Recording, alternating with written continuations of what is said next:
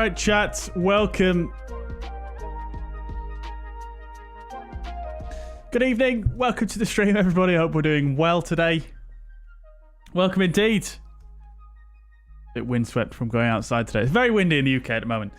Right. Welcome, everybody. Hope we're doing good. Today we're going to be flying in Norway up the west coast. Really excited for this one, actually. It's been a little while since we've flown in Norway on the stream. One of the three sceneries being one of my favourite from Microsoft Flight Simulator, Trondheim by Joe Erland. Very nice scenery indeed.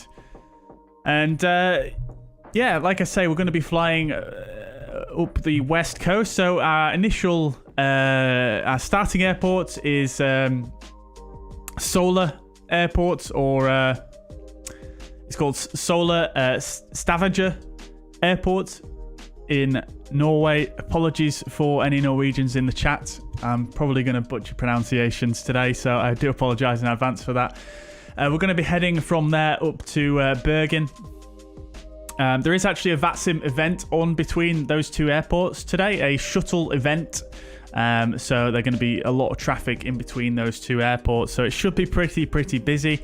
Definitely going to be taking some extra fuel because there's probably going to be some holding coming into Bergen, with there being only the one runway there. The airport itself is quite small as well, so I would probably assume there is going to be some holding in Bergen on our way in, unless we're nice and early. There's no one else here yet at Sola, so yeah, we'll see how we get on. ATC is already online, which is great, and from there we're going to be heading over to Trondheim. Both very short legs, so somewhere between 30 minutes and an hour max for each leg, so very short legs once again on the stream. So really looking forward to it. If any of you guys noticed as well, I put on my Instagram story and on my Facebook story just now, literally just an hour ago, Asobo released the Aircraft and Avionics Update number 1 to the sim, which is pretty cool. Pretty cool, actually, because they're basically taking a lot of the improvements that Working Title have made for the CJ4 and for the G1000, for the G3000, for the GNS 450 and 530, I think it is. I think that's the numbers for them. And the G5000 system, they've all been updated and improved to a very high level, and I'm really impressed with what I've seen so far. I haven't actually looked in the sim at it yet, but from what I've seen on the previews and what the beta testers have been looking at, it does look really good, and yeah, I can't wait to give it a try, to be honest. It's basically bringing a lot of those aircraft up to basically a pay-wear quality, pretty much, which is really cool. I can't wait to give that a try. I might even try and get a cheeky extra stream in tomorrow. I know we don't have one scheduled for tomorrow, but maybe we'll do some flying in the CJ4 or the Longitude. I'll put a poll up, actually. I'll put a poll up. In fact, we'll do a poll. We'll put a poll up now, actually. Cheeky midweek stream, AAU1. Which plane? We'll put a poll up now so you guys can vote through the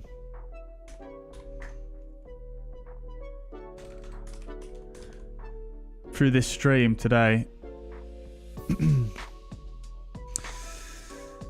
Yeah, so yeah, looking forward to giving that a try. And like I say, CJ4, one of my favourite aircraft in the sim, or has been.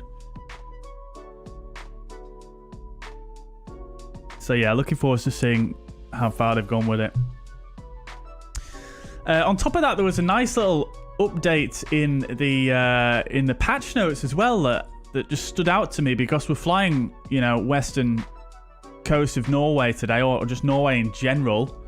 They actually made a little fix in the patch notes so that what does it say actually? It says something to do with snow no longer covering taxiways and runways. So I'm very intrigued to see how that works today.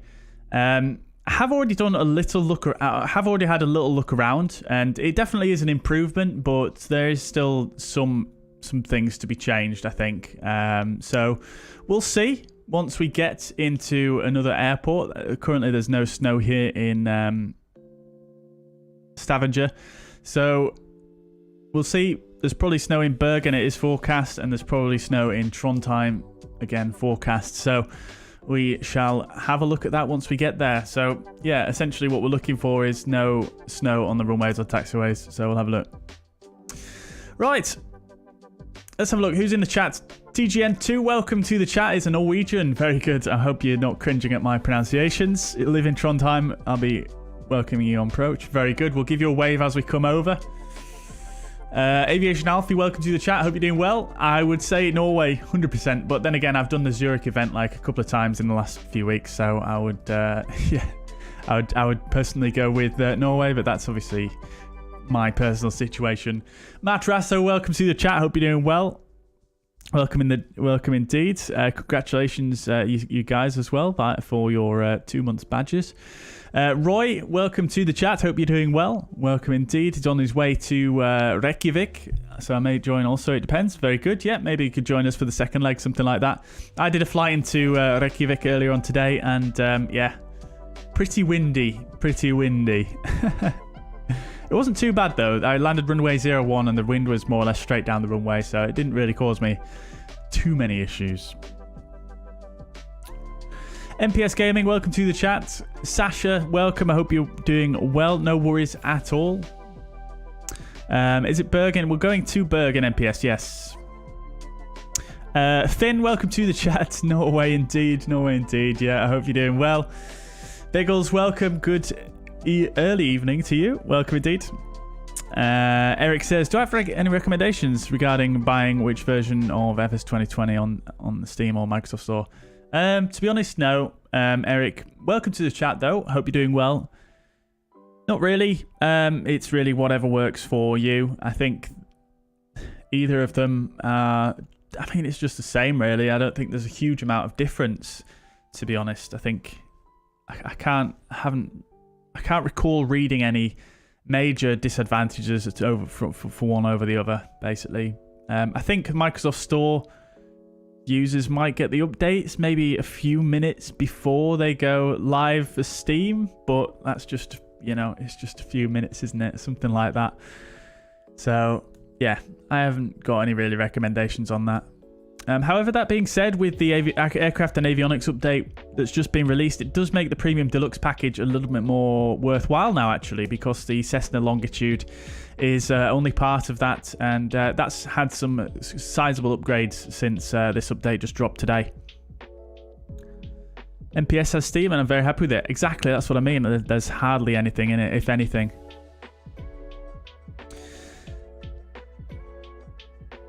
If Microsoft Flight Sim collaborate, I will probably fly with you. Well, maybe Microsoft Flight Sim will collaborate one day. Maybe, we'll see. I don't know. I don't think I'm famous enough for that. Biggles, welcome to the chat. Oh, I've already said welcome, haven't I? I'm repeating myself. But back in the 146, yeah. At some point, I'm thinking about it. It might be when they do the FMS update. I do like the 146, but when you're flying on stream, it's quite a lot to handle without, you know, with such a small amount of automation. And considering how rapid the plane is, it flies very quickly and climbs very quickly. Don't know the difference between the CJ4 and the Longitude. So the Longitude is essentially just, it's a bit bigger, I think, than the CJ4, only by a tiny bit, I think. And essentially the Longitude is, it has a different suite of avionics. It has a G5000, whereas the CJ4 has the ProLine avionics suite, which is, personally, I absolutely love it. I much prefer it to the G5000, but that's just personal preference. MPS got the Premium Deluxe today. But today I should not do it because the default aircraft is poor.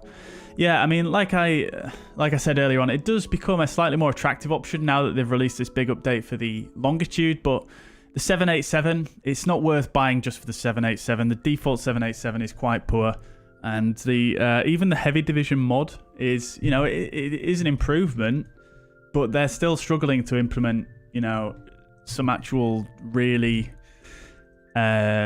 impactful changes from what I've read. So even with the heavy division mod, I still don't think it makes it quite worth it. So yeah, I mean the premium deluxe airports as well, they're not that great. You won't, if you've got any payware airports, you probably won't be impressed with them at all. I think the only good one really is I think the Dubai is quite good. I don't know if that's premium deluxe or deluxe, I can't remember.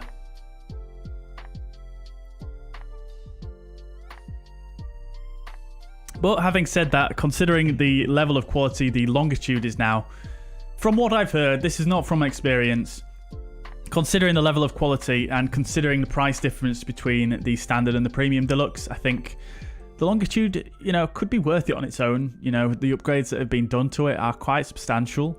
From what I've heard, like I say, I have not tried it, just a disclaimer. It could be worth it for that price difference, because it's, from what I hear, it is almost like payware quality now, if not. Dave, welcome to the chat. Hope you're doing well. Welcome indeed. Oh, Matrasso, you mean... Oh, you mean if Microsoft Flight Simulator cooperates? Oh, I see what you mean. Right, I see. Well, fingers crossed, dude. I hope it works okay for you. Funnily enough, I did the update, didn't remove anything from my community folder, and seemed to be absolutely fine. Pilot Fisk, welcome to the chat. Good to see you. It's been a while. Welcome indeed.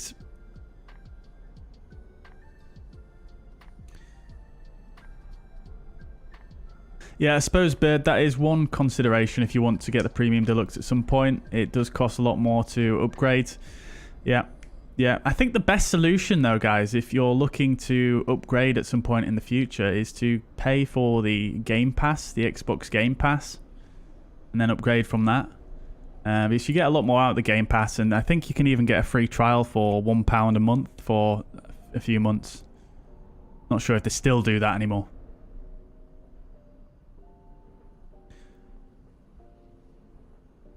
If you see and use the G5000, you don't know what you see and experience. Very nice. Don't know what you see and experience. I'm not interpreting that properly, Roy. Biggle says, I understand, maybe fly over where it was built at the former BAE factory at Woodford, Greater Manchester. Yeah, potentially that could be worth having a look at. Yeah, I'll have a look into it.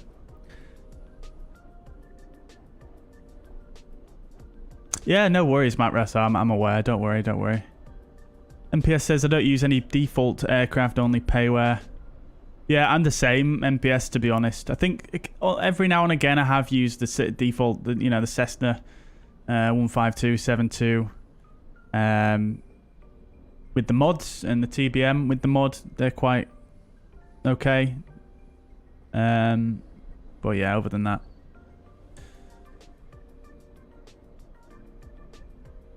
Is much more expensive upgrading than buying premium from the beginning. I can't remember, to be honest, Eric. You'll have to have a look at on the store, etc, etc. Right, guys. So, just a quick shout out to the gold and silver members. Gold and platinum members on the channel. One of the perks for being a platinum or gold member is you get a shout out on each stream. So, Mikael, Roy, MPS Gaming, Matarasso, the commentator, Andy Ivy, Notty, and Schutz. Thank you very much, guys, for your continued support. Thank you so much. I appreciate all of you. And a big shout out, obviously, to my silver members as well. I haven't forgotten about you, of course. Appreciate each and every one of you. Thank you so much for your support. I think we're currently, chat, I think we're actually at an all-time high on memberships on the channel. So, big thank you to everybody who is a member. This is the most members I think we have ever had on the channel. I think we may be able to add some more emotes soon. Let's see, do we have any more slots? We do! We have another slot for an emoji. I'll have to think one up, and we can do a vote on it at some point. Right.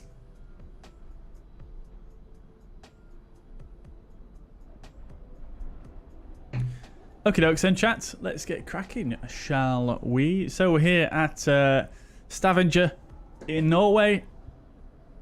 Like I said, ATC is already online, so we'll speak to them momentarily. But as we normally do, let's go ahead and have a quick look at the OFP. We'll brief that. We can also have just a quick look at the ATIS as well here as well. So we've got that's the wrong airport.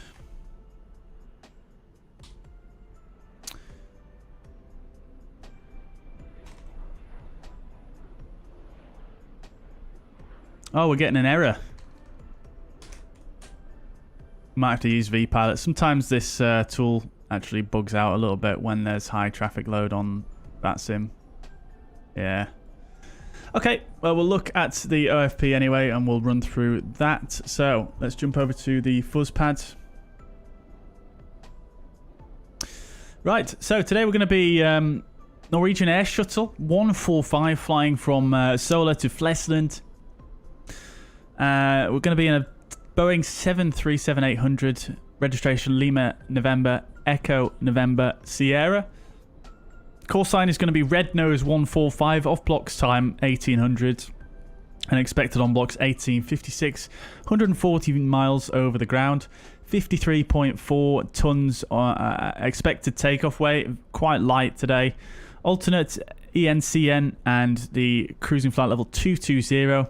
Trip time only 28 minutes, and our alternate time is actually more than our trip time, 40 minutes to divert if we need to. And block fuel is going to be 4,044 kilograms. Now I'm gonna request extra, so we'll actually round that up. So the 738 usually uses slightly more trip fuel than what SimBrief calculates. Although I think I did actually take that into account when I did this. Flight plan. I can't quite remember. Actually, let me just see if I did.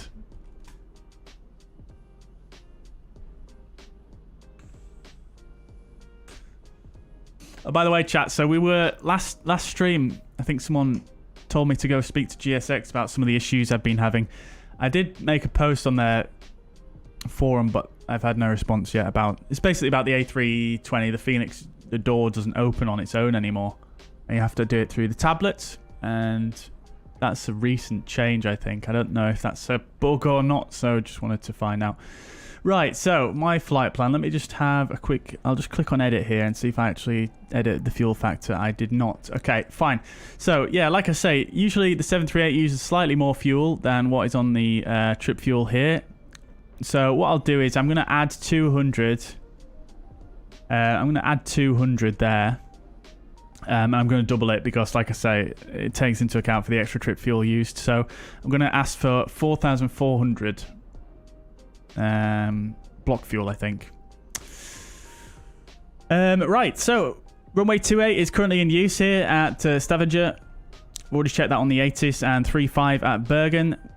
It's going to be the Aluva 1 Foxtrot departure we're expecting, and the Aluva 2 Papa arrival into Bergen, so only one waypoint en route, which is kind of connecting the two airports, really. Expecting runway 35 at Bergen. We've only got 85 passengers on this flight and no cargo, all hand luggage.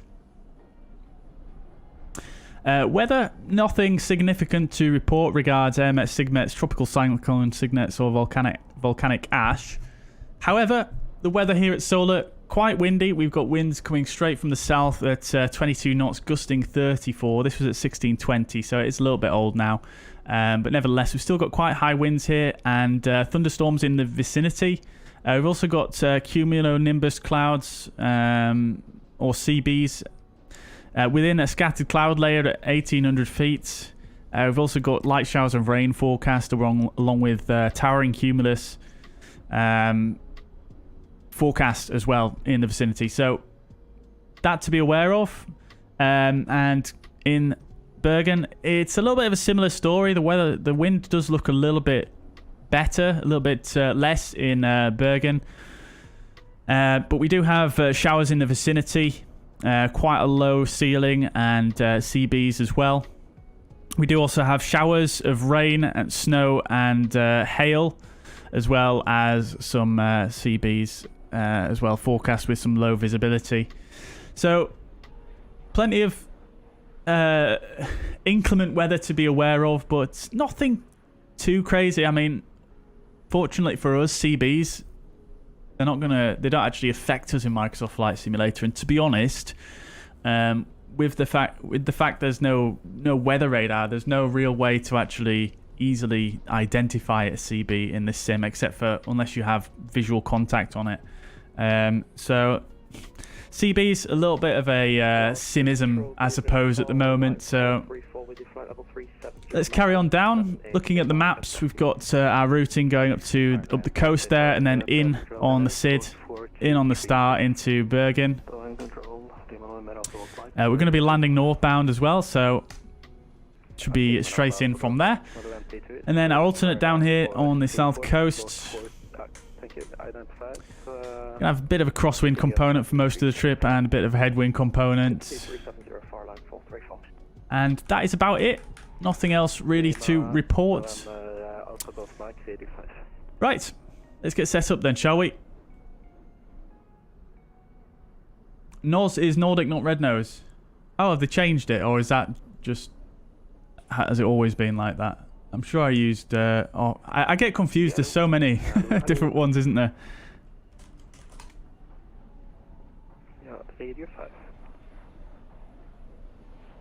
Ah, yes. Yeah, where am I getting Red Nose from? Is that an old one, or is that a completely different one?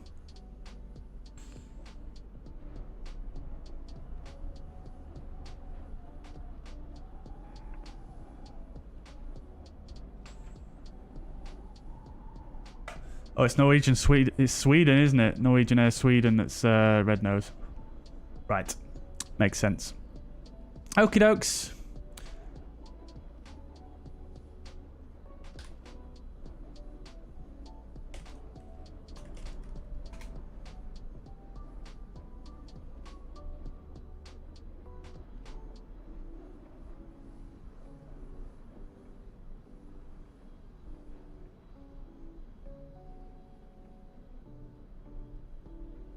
Right, we've got a generic down there. Now, I thought that I put in my VMR file, I'm pretty sure I put in a extra rule for this call sign, the November Oscar Zulu. Let me just check for that. Then we can get cracking. Documents.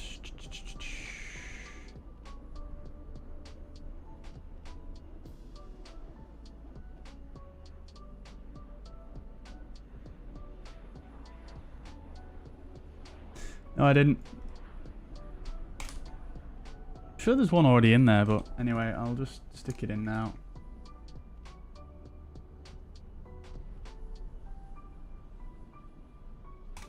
See if that fixes it.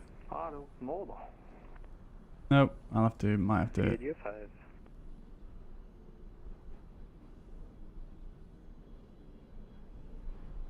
I have to re-add it. There we go. Lovely. Right. Cool. Okie dokes. So then, let's get cracking, shall we? Welcome on board. Oh, they have changed call sign. Oh, I see. Right. Okay. So I'm not just losing my marbles then.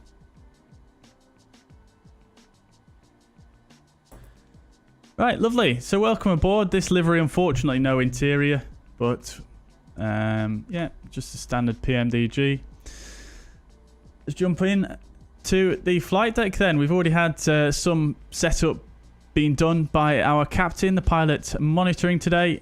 So let's get sat down and get cracking with our setup, shall we? So we'll just have a quick scan, make sure everything is as it should be. Everything looks good there and there. Lovely stuff. We've already got our cruise out set. Something to be aware of with this being a shuttle event, we might actually get a slightly different cruise alt to what we have put on our sim brief, what we've requested. So we'll have to see how that goes. What we'll also do is we'll start we'll start boarding in a minute. We don't actually have that many passengers, do we? So everything is nicely set. The MCP will do in a moment. and we'll request our clearance a little bit later on as well. So we'll get set up. So our routing is going to be ENZV. We'll actually bring up our sim brief panel here as well, and we're going to be going to ENBR. We've actually got the flight plan on ACARS as well, so we'll bring that in.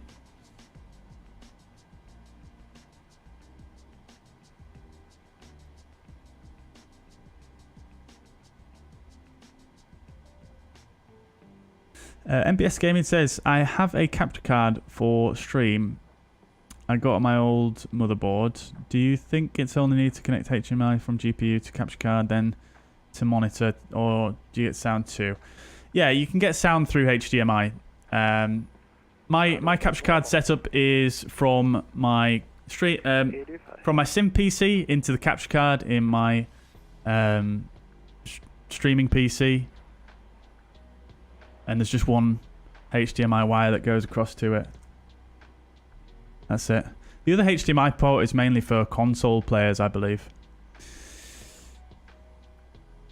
Right, let's load that in.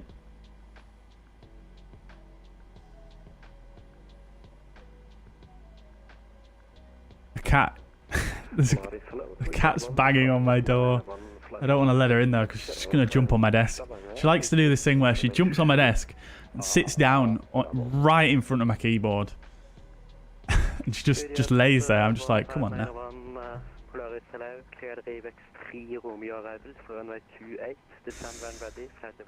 Right, so we've got our flight plan in. We are expecting runway 28. We're going to be Nordic.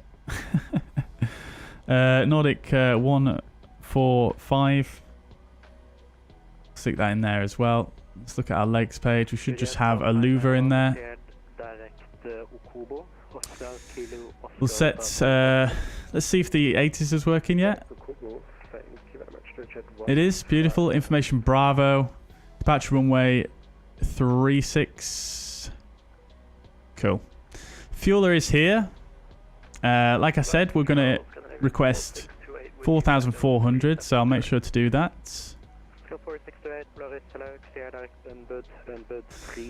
So back here, runway 28, as we said, and it's going to be the... We're expecting the Aluva 1 Foxtrot departure. And for arrival, we're expecting runway ILS Whiskey 35, and it's going to be via Rivip and the Aluva 2 Papa arrival.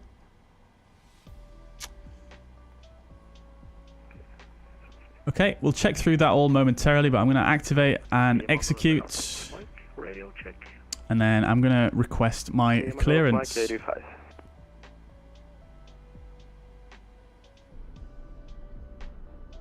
Wait. Has the fueler done already? Is that crikey? That was quick. Rapids. Oh, another generic. God damn it. Still testing out the FS Traffic VMR. That's an AWC. What's AWC? Titan Airways. Right, okay. They're in what?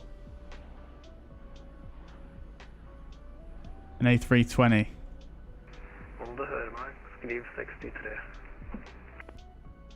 So it could be what? Say again? Jet 2? I'm not sure. No idea who that would be actually. So I might just have to leave that as a generic. Right. Okie dokes. Let's get our clearance anyway. I'm just going to check the 80s again because previously it did say to contact Polaris Control for clearance. Ah, okay. No, it's different now because we've got approach online. We've also got ground on. When did ground come online? Let's just see. Doesn't say. We'll contact ground anyway because that's normally what you would do. So we'll go to 12175.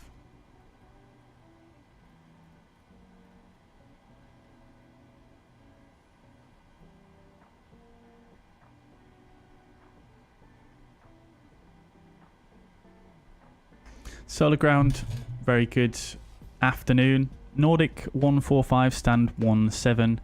Boeing 738, information Bravo, requesting clearance to Bergen.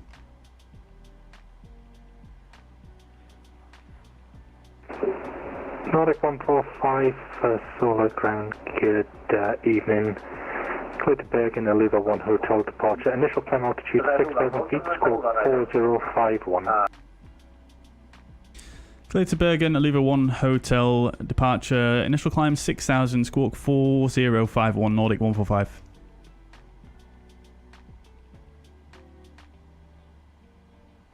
Nordic 145, correct. And you requested flight level is both of the Mugz. We'll just have to give you an even flight level below flight level 195. What would you like? 180, would that be okay? Nordic 145. Nordic 145, FM, flight level 180. Right, okay, as expected, we've got a slightly different cruise, so that's fine, no worries. We've got the departure we expected. Actually, no, we don't. We've got the 1 Hotel rather than the 1 Foxtrot. So that's fine as well. We'll get that changed over here.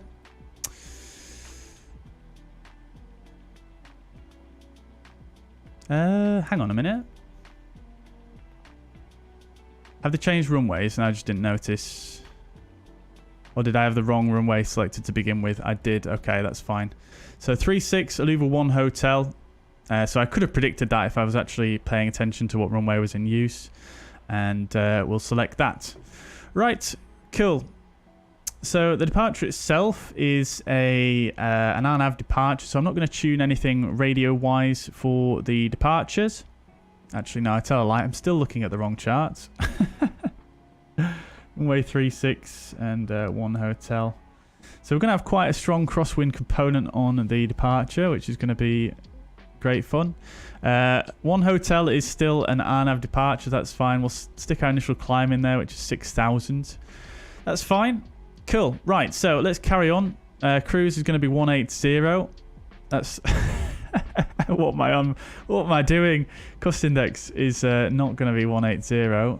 I think I'm... what am I doing? The cruising flight level goes in the bottom left on an Airbus, doesn't it? And that's what we flew last. So cost index 25. If anyone knows the actual cost index that Norwegian Air Shuttle use in the real world, I'd be very interested to know actually, because I couldn't find that information anywhere. Right, so final reserve and alternate is going to be 2.5. Zero fuel weight we're expecting is 49.6. Very, very light today. So we'll stick that in.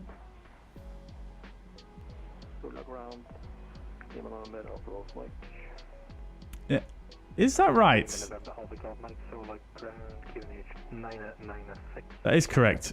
Do we have pounds selected as the... That's the thing. Some of these liveries, despite them being...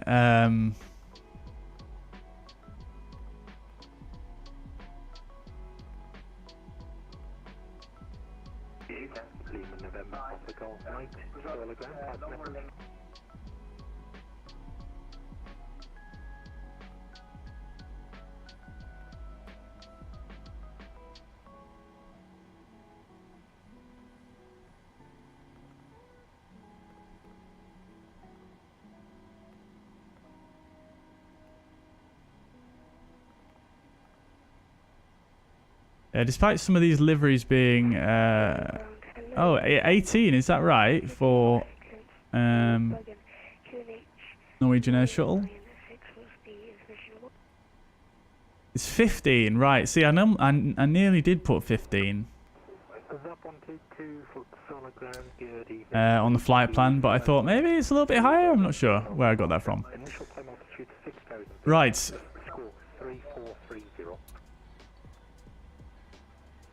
Yes, we are on pounds. Okay, that's rather strange, actually. Yeah, like I say, I'm not sure why some of these liveries are configured to pounds when they're European. It's always throws me that. So fuel, in fact, that's why it took such a small amount of time to fuel up, because we were in kilograms, and that's probably my fault for not paying attention there as well. 49.6 on the 0 fuel weight as well. In fact, no, we won't do that. We'll just stick the passenger number in at 85. Everybody in economy today. It's going to give us 49.6 anyway, so that's all good. Lovely stuff. Right, we'll request a boarding as well. We might as well. We are ready for them.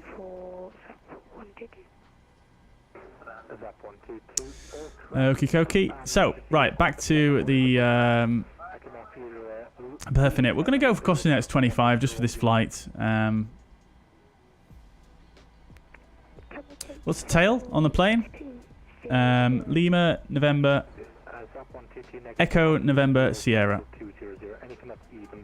Crew are already on board. Right, 2.5, final reserve. And alternate fuel, like we said, 0 fuel weight, 49.6. Fuel on board, 4.5, that's fine. We'll choose 180 as the cruising altitude. And I'm just going to have to go down here and just get the winds up there. So top of climbs, 180, 303 at 41. And minus 36 degrees. Transition altitude is 7,000.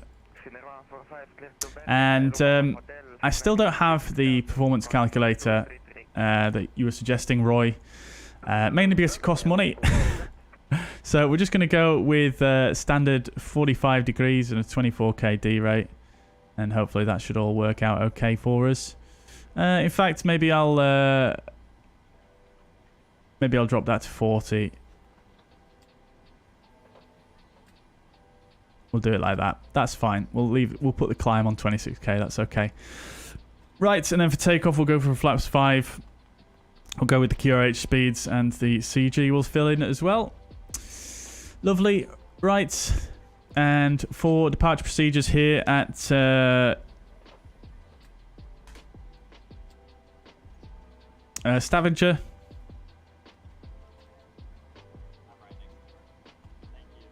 I keep getting the ICAO code wrong. Oh no, I'm getting it right. There's just no note for it on Blackbox's website. Let's just see if it's on the charts anywhere.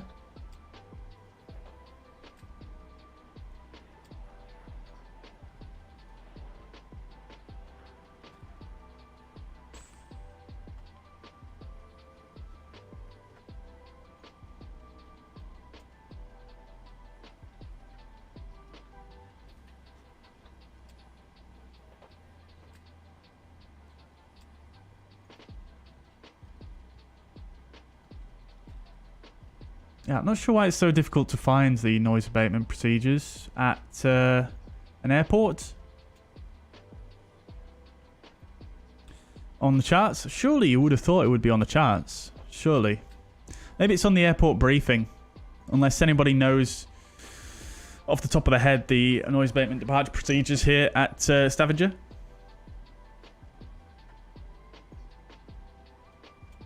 What tail is on the plane? This one doesn't have a person on the tail.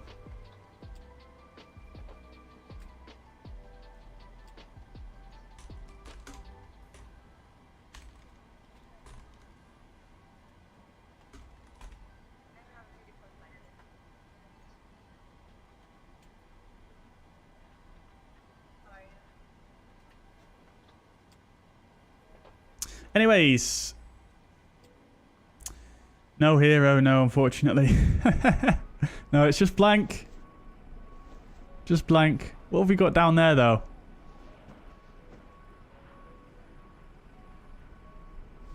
Someone Borge. I can't read the first word from here. Yeah, so I chose this livery because this one is fairly similar to one that recently flew this route in the real world. So that's why I chose this one. Passengers are coming in down the jetway. Love to see it. They're a little bit floaty, but hey ho. This jetway does slope down quite a bit, so maybe it needs to be tweaked a bit in the profile. Right, okay, so let's carry on then. Everything is done in here actually, unless, like I say, someone wants to inform me of the noise abatement departure procedures. We'll set up the MCP.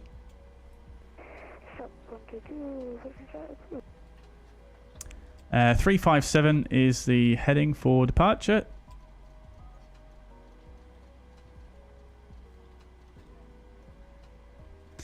.357, and then on the departure taking, it's going to be 357 initially, and then a left turn to 267. So we'll put that in here.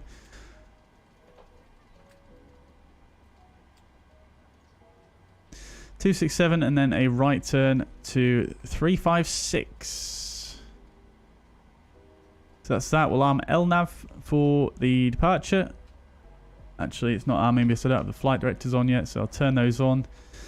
LNAV will arm, and our V2 speed is 134, so we'll set that as well. And we'll go ahead and turn the traffic display on for our captain, as well as the vertical situation display. Terrain and the airports on my side, I'm going to have the same. I've already got the traffic display on. I'm not going to have the vertical, though. I'm going to go terrain and data. And VORs will have off because we're not going to use them or any ground-based nav aids for the departure. And let's see, what else can we set here? So we've got the minimum flight production altitude, which we're going to set to 1,000 feet above aerodrome elevation. Not that we'll have an engine failure, but we'll set it anyway just to be prudent. I think they have increased the speed on that knob a little bit. Not by much, but they have increased it, so that's nice. We'll round it up to 1,100 actually, shall we?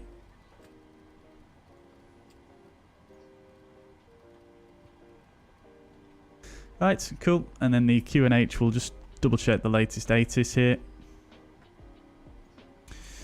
906. Runway condition is damp. Right, lovely. QNH is set currently. That's fine. Okay, so pre-flight checklist. Oxygen is tested 100%. Captain did that. Nav transfer and display switches normal and auto. Window heat is on. Pressurization mode selector is in auto. Flight instruments are saying heading 252. Altitude 21 feet. And QNH 996. Engine start levers are in cutoff. Pre-flight shuttle is complete. And we'll do before start down to the line. Flight deck door is closed and locked. Fuel is 4.4 tons. Pumps are on. Windows and doors are locked. MCP is V2 134. Heading correction 357. Altitude is 6,000 feet. Auto brake is RTO. Takeoff speeds are 2526 and 34. CDU pre-flight is completed. Parking brake will set now. Rudder and aileron trim is 3 and 0. And the taxi and takeoff briefing we are going to go and do now. Right, let's do it then, chat. So, takeoff briefing, taxi and takeoff briefing. So, we're departing from Stavanger, Norway, Sola Airport. Airport elevation 29 feet. And to look at the taxi, we'll have a look at the 10-9 Bravo chart. We're currently here at stand 17. And we're departing on runway 36. So we'll probably get asked to push back facing to the southeast. This way. And then we'll potentially get sent down Romeo. And then from Romeo down Golf. Down Golf, crossing runway 28 all the way down to Echo 1 for the taxi. I think that'll probably be the taxi out. Might be slightly different to that, but I think that's probably going to be a good bet.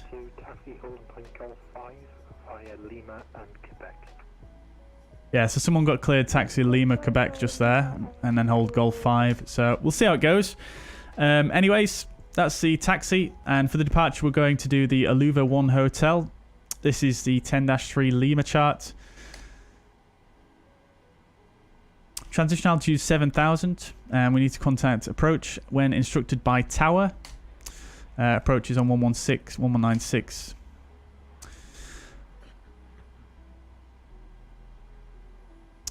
This is an RNAV departure for runway 36.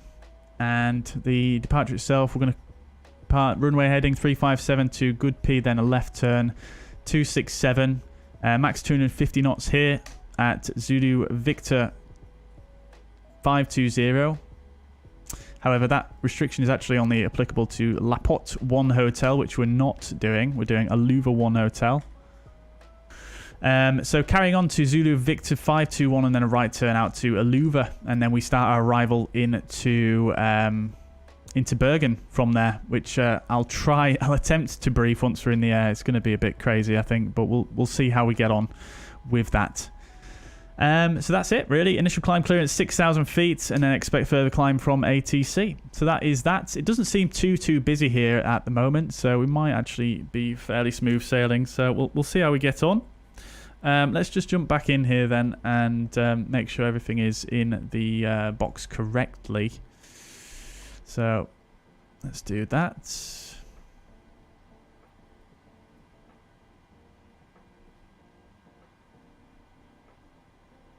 Oops. Right, there we go. Cool. So let's just make sure everything is in correctly here. So good P. Okay. So that actual fix is not there at all for Laporte 1 Hotel. I did wonder if it meant that or not, but yeah, it looks like it's not actually in the nav data at all there. So we'll ignore that one. Now, coming up here, we've got a 10.9 mile leg here, and then quite a sharp left turn. Saying we're going to be at flight level 118 by that point. That's pretty good going. I was going to say we might reduce the speed here potentially, but it doesn't actually look like it's going to be an issue. Usually we'll say bypass here if it's going to be too wide of a turn. So I think we just, I think we're all good to go there with regards to the departure. So that's fine. And yeah, no worries. Not going to bother with the winds because it's a very short flight. Okie dokes. So, taxi and takeoff briefing is complete. Down to the line before start is complete. Lovely stuff. Right, let's get fired up then. So we'll get the APU on. We'll go ahead and get the anti-collision light on as well. We'll get the electric hydraulics. We've still got that forward entry door open, but that's going to get disconnected once we request pushback and departure here. We'll get the tug connected at the very least. We're going to do no de-icing. And parking brake is set. Once we've got the APU online, we'll go ahead and release the chocks and the ground power.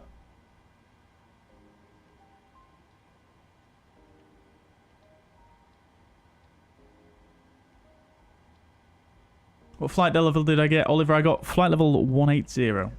Good evening, Nordic 2 Whiskey Mike, clearance to Geneva. Oh no, I've not finished my tea. Nordic 2 Whiskey Mike, good evening, clear to Geneva. Let's get AP on the bus. Initial climb altitude 6,000 feet, squawk 6013. Get the APU bleed on. We'll get a little bit of air conditioning going whilst we are sat here waiting to get finalised. Oh, the door's still open. Okay. Right, we'll come back over here. Oh no, it's not.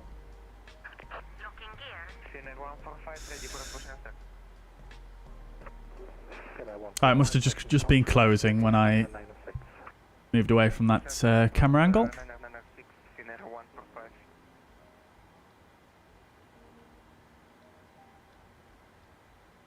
Right on time, chat.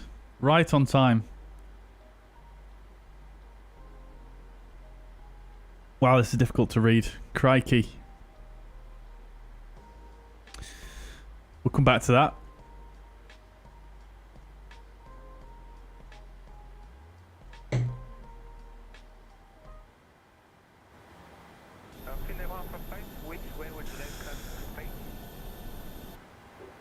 Finnair 145, you can have a straight push or face south.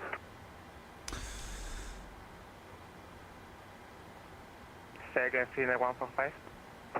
Finnair 145, facing south. Facing south, Finnair 145.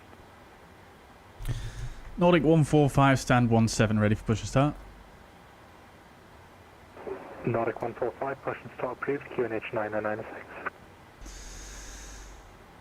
QNH 996, should we face to the south, Nordic 145? Nordic 145, either face south or you can straight push. Roger, thank you. We'll face south, Nordic 145. Right, cool.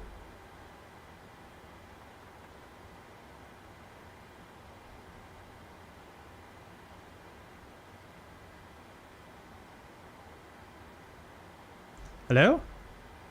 Is it going to give me the pushback options? Have a good trip. Please, GSX. No, don't give me loads of trouble today. God. Are you serious? Every single time. It works fine when I'm off stream, I swear.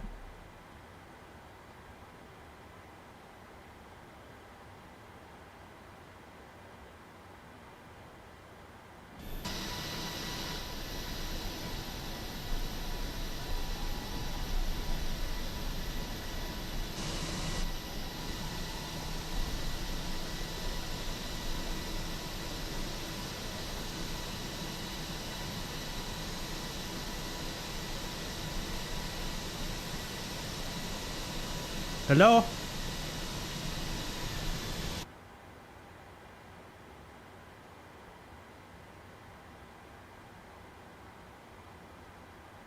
Do I dare press it? I'll do it. This might cause me some issues here, but let's just pray to God it doesn't.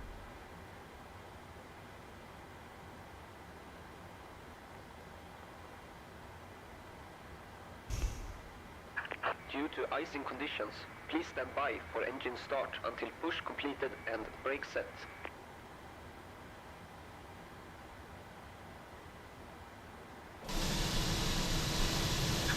Hello, Captain. We are ready for pushback. Hello. Get a move on, lads.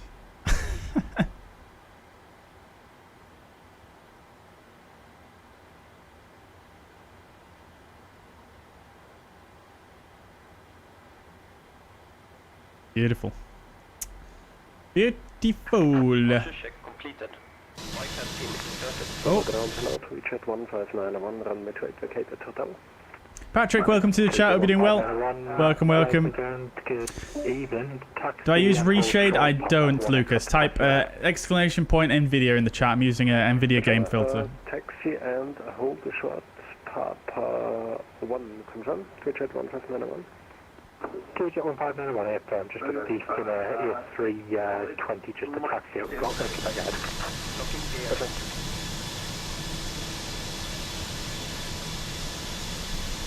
Come on, lads.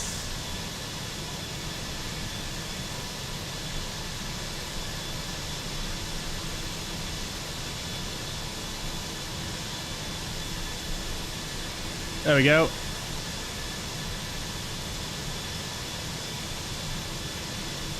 So many different options in this profile. We'll go for standard push facing south. Release parking brakes.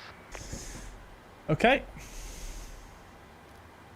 Parking brake is released. Finnair 145, ready Due for to taxi. icing conditions, please Finnair stand by 145 for engine taxi, holding start point until Golf push 5, runway completed and 285 brake set. Quebec and Golf. We're going to ignore that advice. Seatbelt sign should be on. Golf, holding point Golf 5, runway Right, so we'll go for a start on engine 2. 28, Finnair 145. Jet 1591, give way to the Finnair A320, taxiing left on the Golf, continue taxi stand 14 via Lima. Stand 14 via Lima, and we gave way to the Finnair, reach at 1591, thank you very much, bye bye.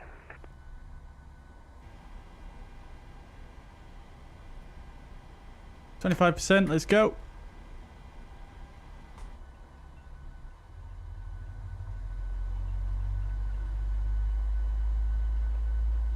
Bye seat.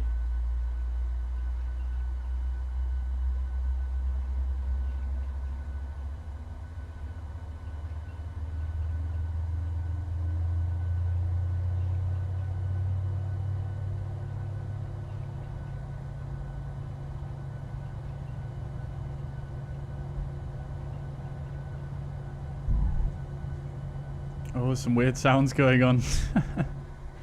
GSX, come on, bruv. We'll get the transponder on now as well. Right, starter has cut out there. Lovely stuff. Great, engine stable. We'll go for a start on number 1. I didn't do below the line, did I? Golf 5, cross runway 28, continue. Oh, we did it. It's fine. Seatbelts, anti-collision, Golf parking 5, brake. cross runway 28, continue holding point runway 36, Finnair 145. Set parking brakes. Cockpit to ground. Parking brake set. Start the fuel flow on engine 1.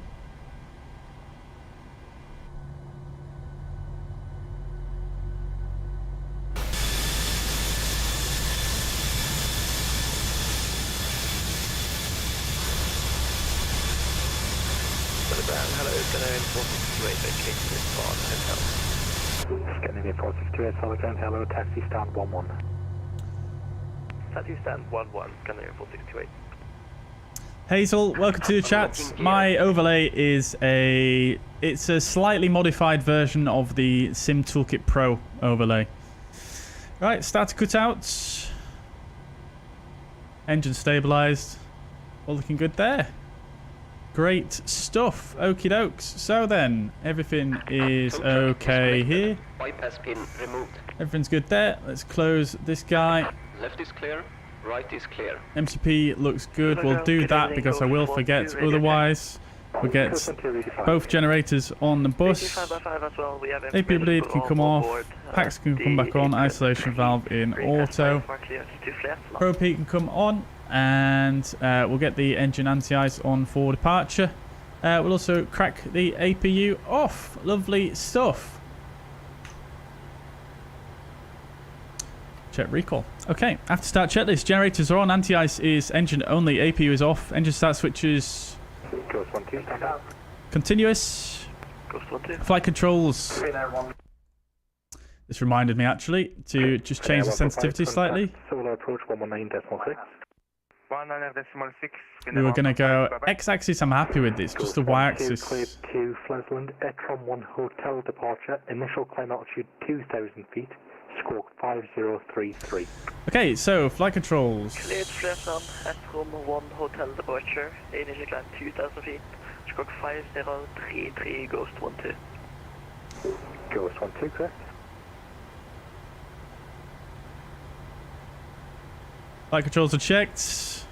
Ground equipment is clear. Before taxi checklist complete, we'll go ahead and set the flaps as well whilst we're here to 5.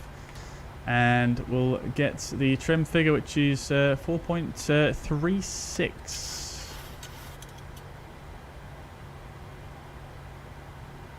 I'm actually going to give it a bit more nose down than what it suggests, just because I find that it always has far too much trim up when you take off in this thing. So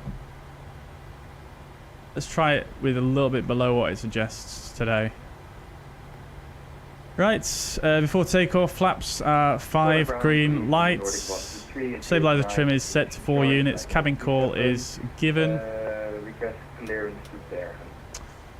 Right, we'll request our taxi clearance in just a moment.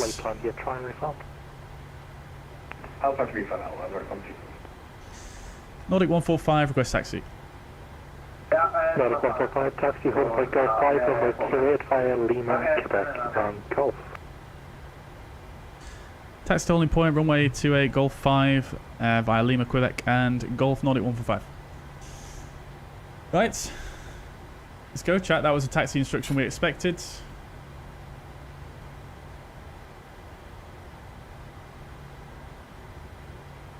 Actually, no, it's not. Quebec is a bit further down. Nordic 123, and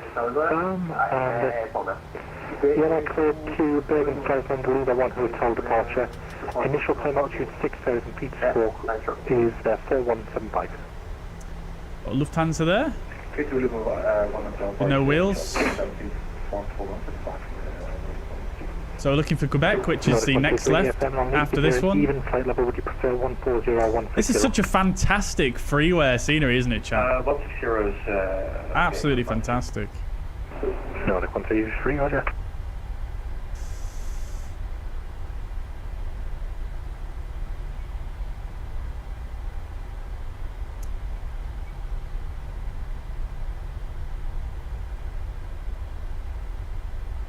Beautiful. Quebec is here. You can see it says on the ground there.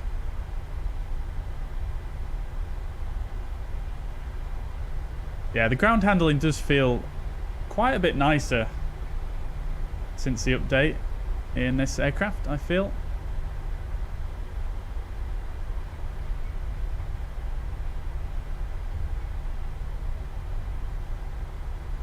Nordic 145 by Golf 5, cross runway 28, continue taxi holding point runway 36.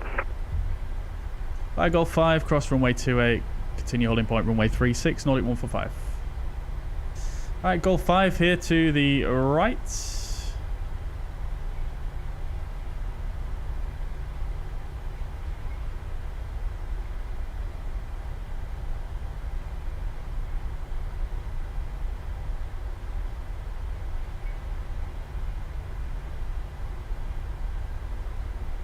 Seems a little bit wobbly on this taxiway though. I can see myself wobbling about a bit, but hey ho.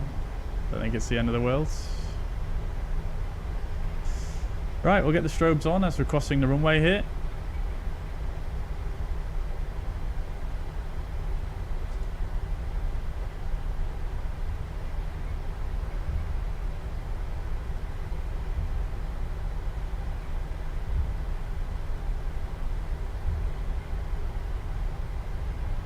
Lovely stuff. Guys, I'll try catch up with your messages once we get in the air.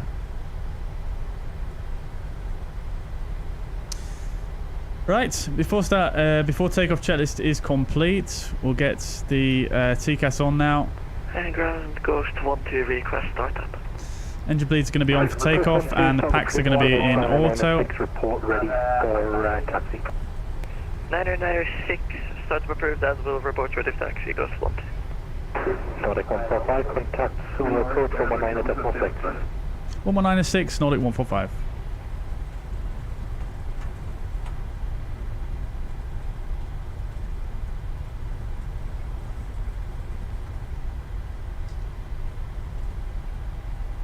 You gotta be kidding me, chat. The TCAS has died on me again. Come on, PMDG. Are you serious? I literally tested this at the start of the stream. It worked absolutely fine. TCAS is broken yet again.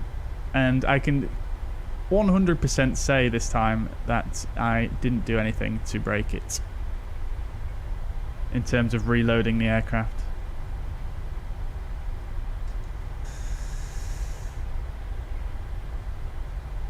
Solar approach, very good afternoon. Nordic 145, we're at holding point Echo 1 from runway 36. Nordic 145, line up from 8, runway cushion actually. Wind 1, cushion 2, 930 is at 2 knots, runway 36, clear for takeoff. 36, clear for takeoff, Nordic 145. Right, lovely. We still got the strobes on anyway. We'll get the landing lights on now as well.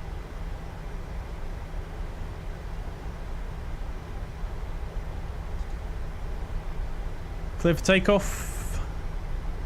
I don't know what's going on with the TCAS. Why does it keep doing that? I'm going to have to make a post in the forum.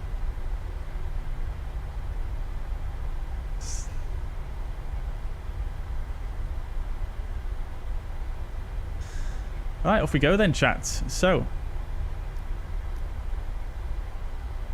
Finnair 154, take off. First Toga's in the chat. Finnair 145. Direct ENVA to join the Luva to Papa. Enter the stable. N1 Toga. Finnair 145. Thrust set, airspeed alive. Yep. 80 knots is checked. 11 2 another 5, wind 2 knots again. Rotates. Runway 28, set now. Clip down 28 and we have fuel intake. Skin event 2 knots. Oof. That was ropey. Gear up.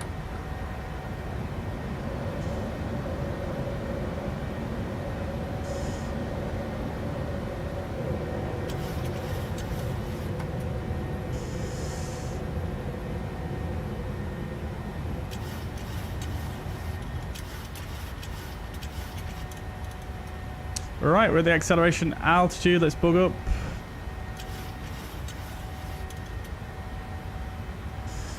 Flap set to 1.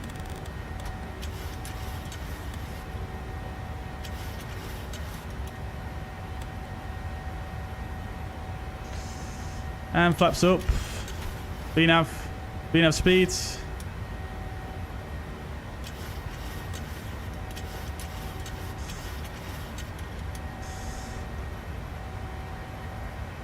Command B.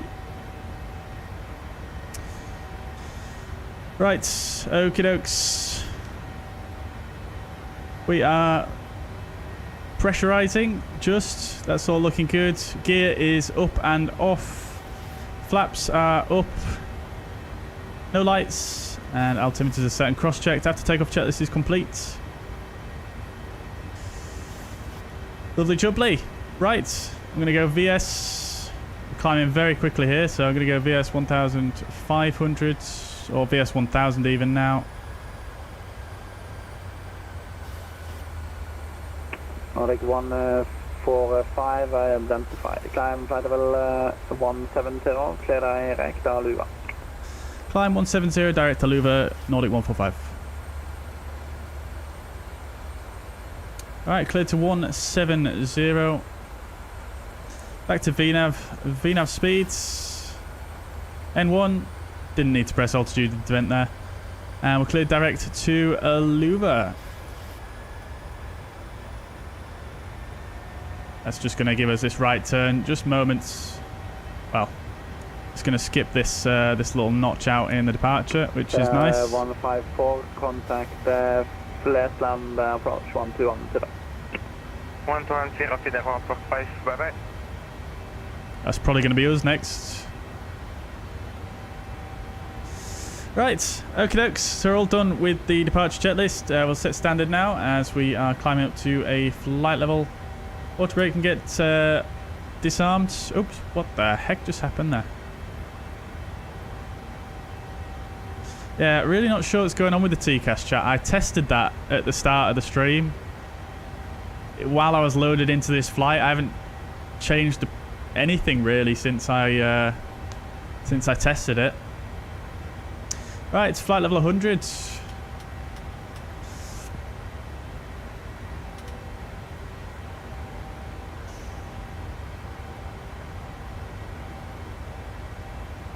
Beautiful.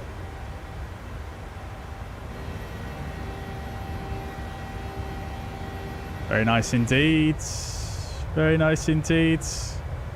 Despite the slight TCAS shortcomings, this is really a very nice aircraft, isn't it, chat? Such a nice add-on.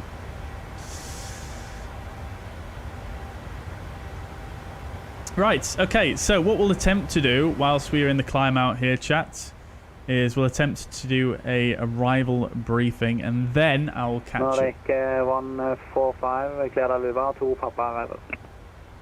Cleared Aluva, 2 Papa arrival, Nordic 145. Great, okay, so that's the one we planned for. And flight level 170 will be your final level. Copied 170, Nordic 145. Right, 170 is going to be our final level. Toolbar. That's the shortest runway I've ever seen somebody use. Ground 12175 solo. Why is that showing as 7,000 flight level? Oh, it's probably because my transition altitude is still 180 there. Okay, that's fine, no worries. So we'll go ahead and just grab the 80s for Bergen real quick. We've got Lima. When we use 3.5 as expected, transition level 90 and the QNH 9901. We'll stick in there and we'll decide the rest once we get underway here.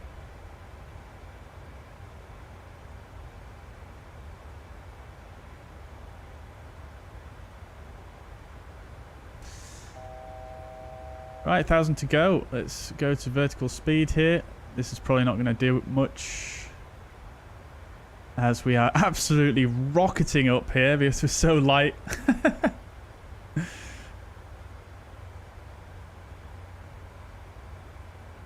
Right, lovely jubbly. Right, okie dokes then, chat. So, let's go ahead and do a arrival briefing. Before I do that, I'm going to just set the pressurization for the arrival airports, which is going to be 166 or 200. Go ahead and turn the engine anti-ice off now. Right, cool. All right, so we'll attempt to do a arrival briefing. I'm going to make it very brief because, like I said, this is a very short flight and we've got ATC and whatnot. So let's have a look then at the arrival. So we're going to be arriving into Bergen, Norway. This is an Airline Star 10-2 Echo charts.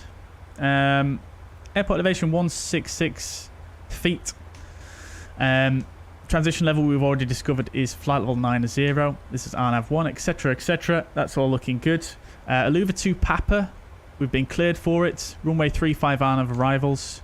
So it's going to take us in via Aluva. Minimum flight level is 90 at Aluva, which we're about to pass over. So that's absolutely fine. We've made that. We're at 170. Then we're going to go Genvu, Auckland, Bravo Romeo 725, right turn to Ibla. Cushion 145, contact Flesland approach, A121, decimal setup. 1210, Nordic 145, thank you, bye. Zap 122, can we go to 3,000 feet for the approach? From descend 3,000 feet. Okay, thank you. Zap 122. Lessened approach, Nordic 145, very good afternoon. Flight level 170 inbound Aluva, we've got Lima. Nordic 145, lessened approach, good evening. When ready, descend flight level 100 and expect ILS Whiskey runway 35. When ready, descend flight level 100, expecting ILS Whiskey 35, Nordic 145. Right, cool, that's fine. That gives us a bit of time to finish the briefing then, because we're not quite at top of descent yet, so we shall just hang fire with that. So carrying on with the briefing, right turn after Bravo Romeo 725, then to Ibla. Minimum 4, maximum 8 at Ibla, max 220 knots. And then we're going to follow this procedure around. We might get a direct, so we'll have to try and keep that in mind. So that's why I'm probably going to start my descent in a second as soon as we finish this briefing, really. And then it's going to be a left turn to Rivip, minimum 4,000 there as well. So essentially minimum 4,000 in this sector. Speedbird 546, and it's not going to work today. We are going to need to divert to Oslo. Right then, chat. Seabird 1 for question 546. So I'll tell you what I'm going to do is we're going to continue the briefing in just a moment. We are going to commence our descent now. We'll go level change. And we'll go speed 280 knots for the descent here. And let's just come to the fixed page and go EN. In fact, we'll go in here and we'll take the runway fix, come to the fixed page, drop it in there, and then we've got a direct length distance to the runway there.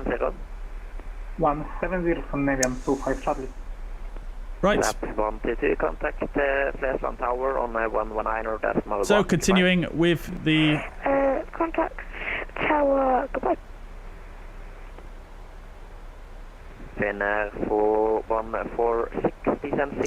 I'm just setting the frequency there as well, 1191, that's going to be our next frequency. Right, so carrying on with the briefing, we're going to fly the ILS Whiskey for runway 35 at Bergen. This is the 11-2 chart. Localizer Bravo Golf 110.5, final approach course 350, final approach fix 2,500 to 7.4 miles from the localizer. Runway elevation 146, MSA highest in the northeast 5,500. Sorry, Heron 688. We're going to come in via the Rivip transition here, max 220 knots, 3 degrees glide slope standard, minimum 364 feet. If we need to go around, we're climbing on 350 to holding at 3,000 feet, expect vectoring for the go around. Once we arrive, we're coming in runway 35 here, so we'll attempt to vacate either Alpha 5 or Alpha 4. And then we'll probably get a right turn via Charlie onto Whiskey down to a stand here. I'm going to request stand 24, which is about there. So that's going to be the taxi in. Right, cool. So let's make sure everything's tuned correctly. So we need to get the ILS tuned, which is 1105.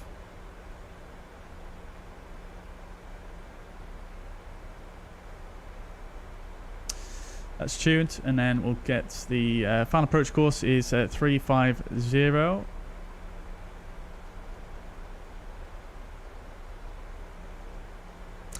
350, and that's all looking good. Lovely stuff.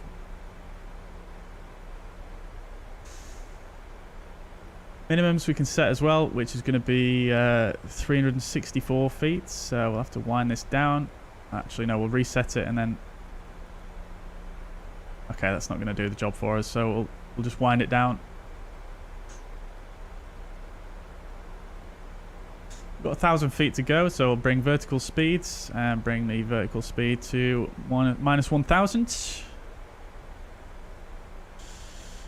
Also go ahead and bring the speed back to 250 knots.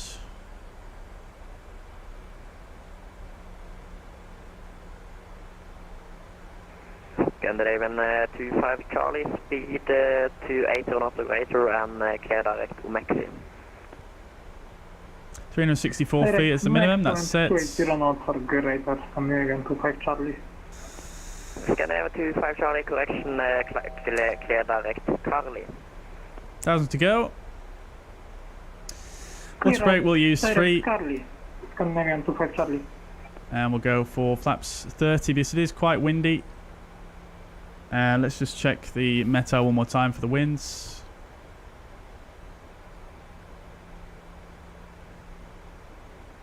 Winds 260 degrees, 10 knots. 145, descend 4,000 feet and continue descent by a transition. Clear ILS, whiskey runway 35.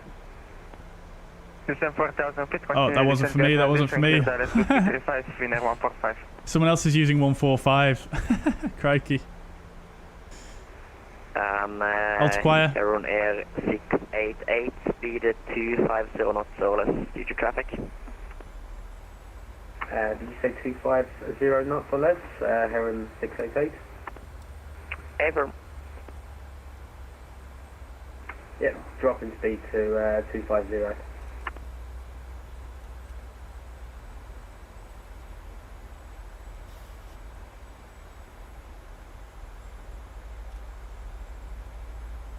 Try to see if I can figure out anything to do with this TCAS issue that we're having chat, but it doesn't seem, 688 and stop climb flight doesn't seem like we can work that out at all. Right. Stop level 150, Heron 688.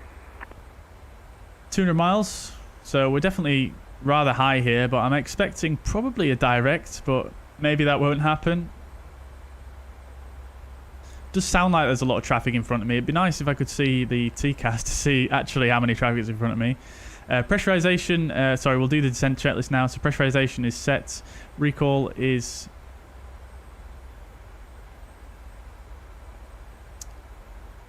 Oh, we've got an air-conned master caution. Scandinavian 25 Charlie, report speed to Off schedule descent. It's because I didn't update the cruising altitude.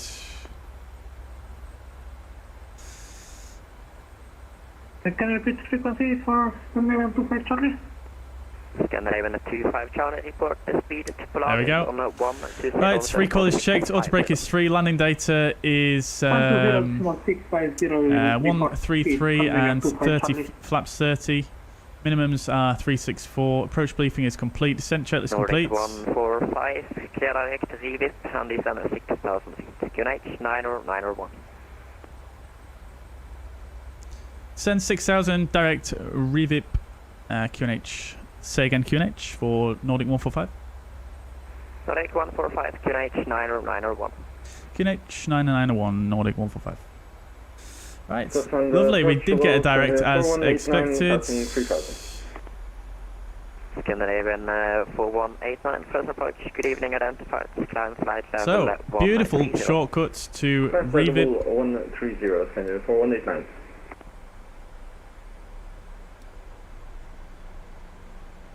So it's a good thing we planned for that, really. And Heron Air What am I? Sorry guys, I've been reading the radial as the distance. It is 26 miles, so 26 miles. We need to ideally be about 7,500 feet. So we're actually a bit high now, as it happens. So let's get some speed brake. Although we do have a little bit of extra track mileage, so that's not that big of a deal. Report to Polaris at 120.650. Report speed. Heron 688. Scenery 145, contact flares on tower 119.1. Goodbye. 119.1, Scenery 145, bye-bye. Polaris, the Leipzig 1 to Echo, flight level 130, descent 100, inbound Dittmar. Leipzig 1 to Echo, pleasant approach, good evening, expect ILS, whiskey runway 35. Expect ILS whiskey 35, Leipzig 1 to Echo. Sorry guys, I'm so busy here. I'm probably not going to be able to read many messages, but I will definitely catch up with what you're asking on the ground, for sure. BS 900. We're only cleared to 6,000 feet. Remember.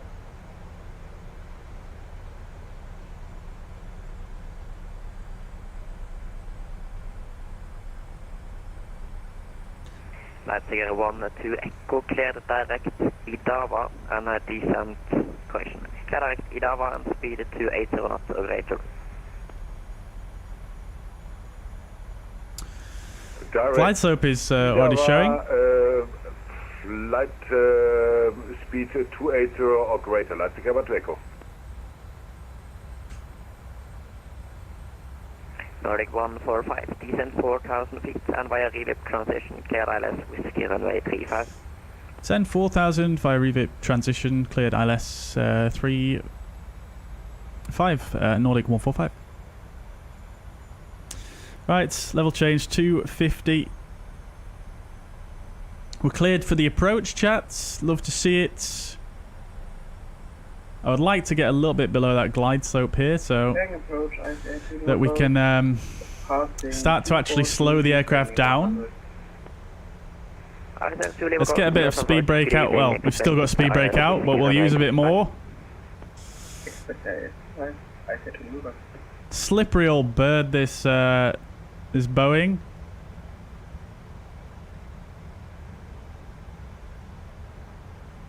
My description says Alaska Airlines. Oh, really? I did not realize. I thought I updated it earlier on today. Right, so we're cleared for the approach. Let's keep on coming down.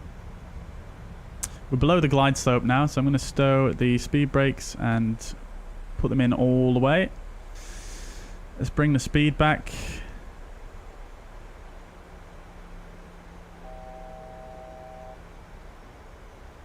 Drag required after Idava.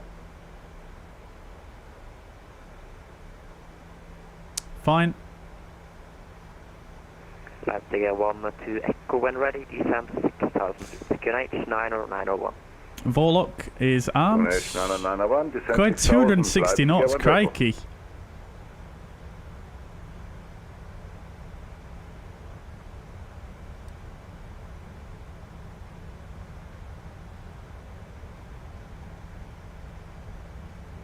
Right, we've got the upspeed bugged. We're below 250 knots. Let's get some flap out. Flap set to 1.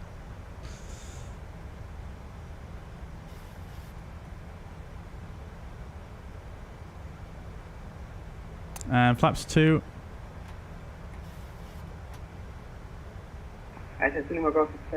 Alarm approach as well. We've got Vorlock. And we'll go to flaps 5. I don't know, problem.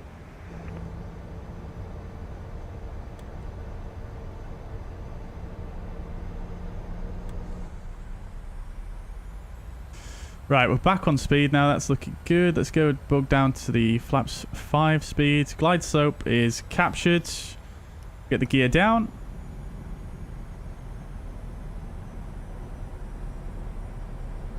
It's quite a high energy approach as it is at the moment. Let's see if we can recover that.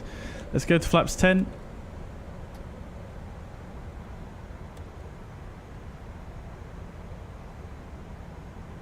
And flaps 15.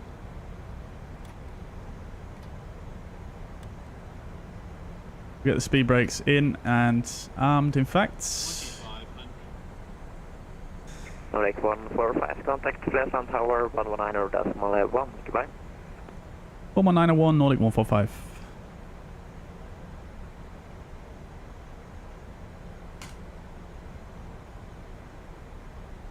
Flesland Tower, very good afternoon, Nordic 145, established ILS 35. Nordic 145, Flesland Tower, hello, continue approach runway 35. Right, lovely. We're continuing on. We've actually recovered the high energy state now. We're actually looking rather good. 6 Nordic miles to go. Flesland Tower, hello, continue approach runway 35. Continue approach runway 35, Nordic 145. Right, let's go to flaps 25. Nordic 19 Tango, contact approach 121.0, so long. And we'll come down to VREF, sorry, VAP. Addon, break, Nordic 145, winds 27 Step flap 30. 10 knots, gusting 21 knots, runway 35, clear to land. 35, clear to land, Nordic 145. Right, lovely stuff. Cleared to land. Let's set the go around altitude to 3000 is already set. I've forgotten all the lights, obviously, chat.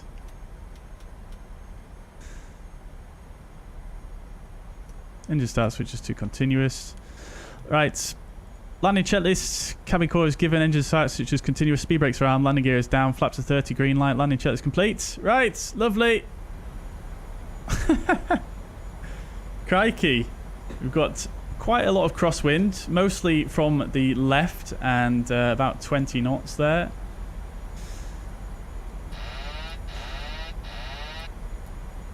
Let's land this sucker, shall we? Flesland Tower, Nordic 645. Nordic 645, Flesland Tower, hello.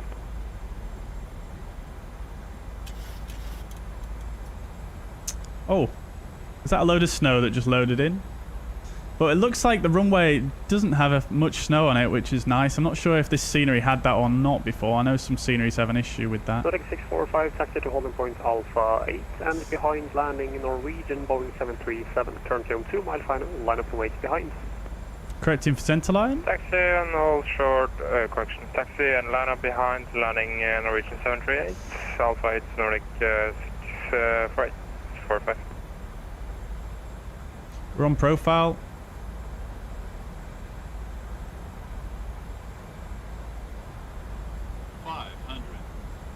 Oh, bit of a gust there. Approaching minimums. Oh, we're looking a bit high now. Don't know if it's the snow. Pappies. I've got 2 whites. Continue. Oh, we've got 4 whites now. Holy moly. That looks like it's a go-around, chats. 50. Toga. 30.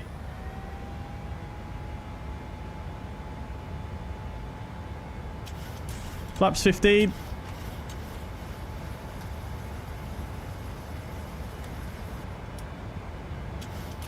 Nordic 145 going around.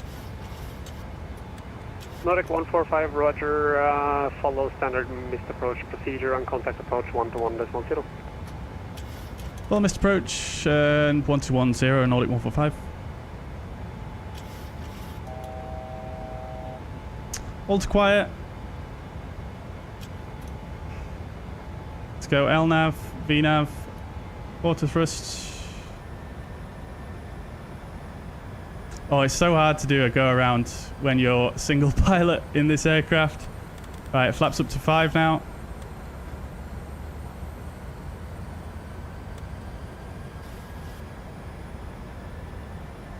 Right, AirDAV. Nordic 645, winds to 70 degrees, 10 knots, gusting 21 knots, runway 35, clear for takeoff.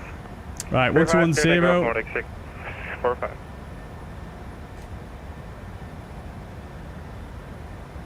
And flaps up.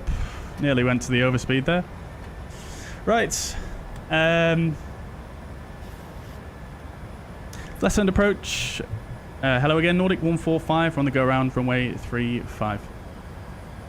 Norway 145, approach Norwegian, turn left heading 270. Left 270, Nordic 145.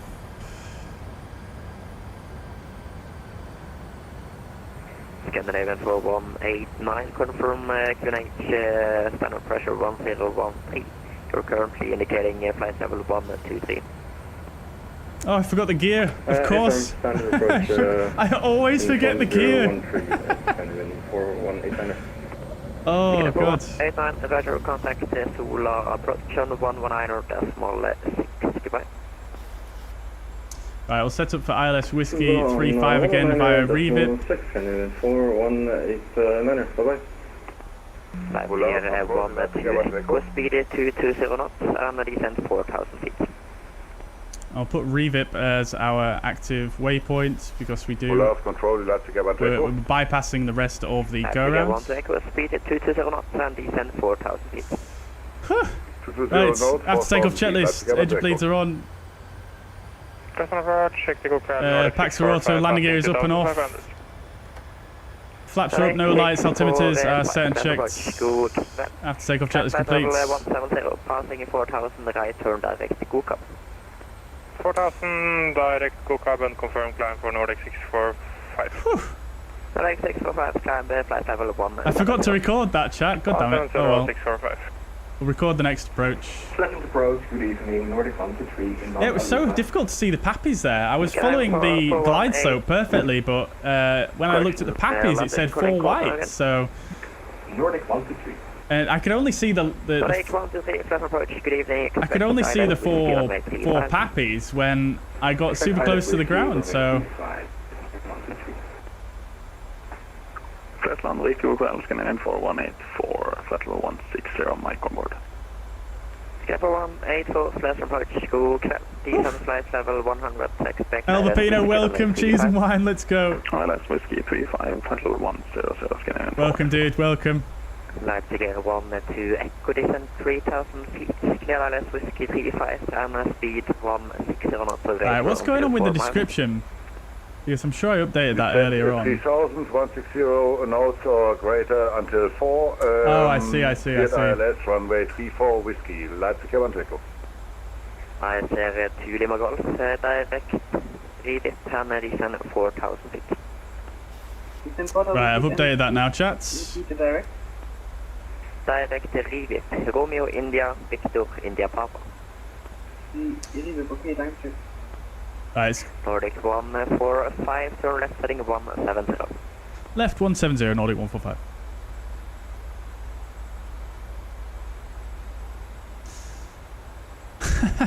Yeah, that go around chat. I mean, this thing climbed so quickly because it was so light. I had to deal with the level off and the flaps up and the gear all at like almost the exact same time. It just the gear just left me. Crikey, right, we'll tune the tower in the standby. It actually already is in the standby, that's fine.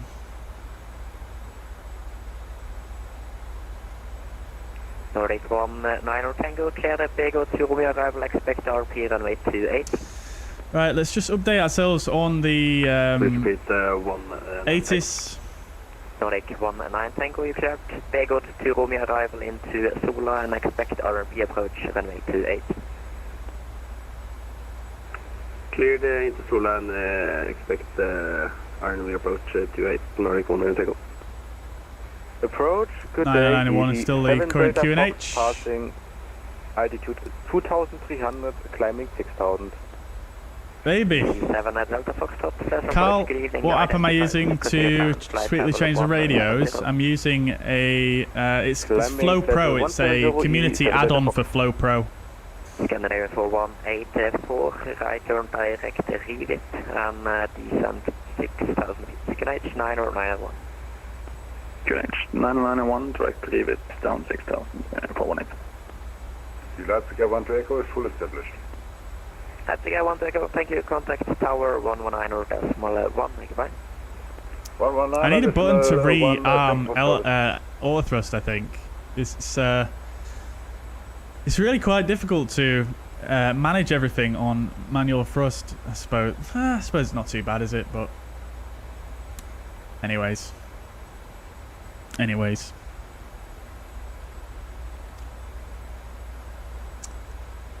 Nordic 128. I'm just waiting for an instruction to turn in. As you can hear, this guy's quite busy. There's probably quite a lot of arriving traffic coming in. Nordic 19 Tango, contact Sula 119. What we'll probably do is we'll probably get put out somewhere over here and then given another left turn into revip and then back on for the approach again. ISF 2 Lima Golf, speed 180 knots until 6 miles and a descent via transition. Clear ILS Whiskey runway 35.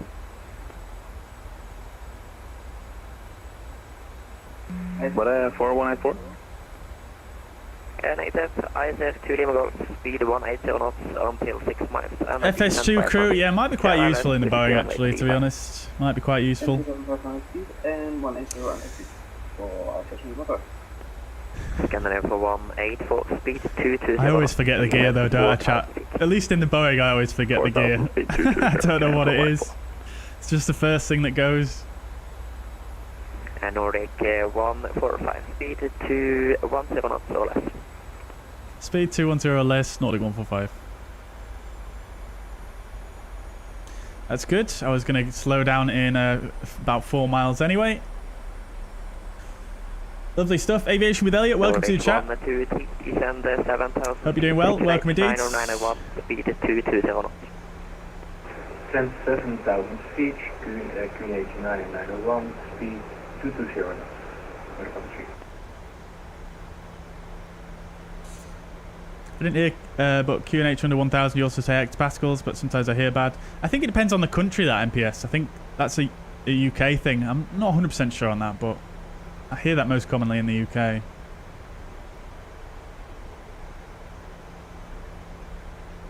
Can you show the fix snacks to NOS to VMR in the VPilot? Yeah, so basically all I did was I went into the traffic control center and then copied the current model that is assigned to Norwegian Air Shuttle for NOS, and I put that on. I think it's on NOS. I can't remember off the top of my head, but I basically just copied what is currently assigned, basically the same livery, to the new call sign, and added that in at the bottom under the aircraft manager and model matching. But yeah, I will show that once we get on the ground. Descend with transition, clear ILS, Whiskey 35, 4184. Scanning for 184, speed 180 knots until 6 miles. 180 until 6, 484.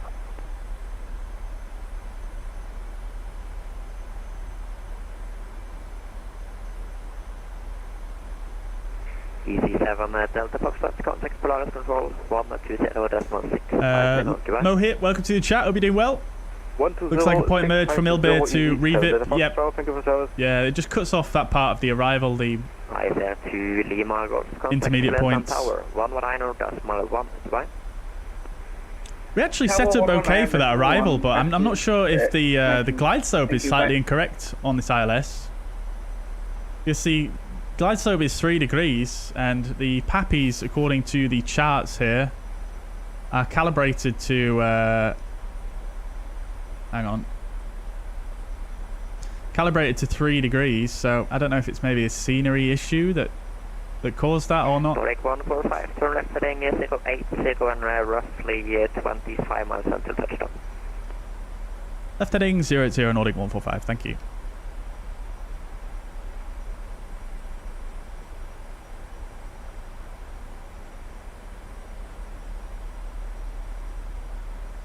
I love this approach into Bergen. It's just so scenic with all the little islands. Absolutely lovely. And Nordic 123, right turn direct Revit, descend 5,000 feet.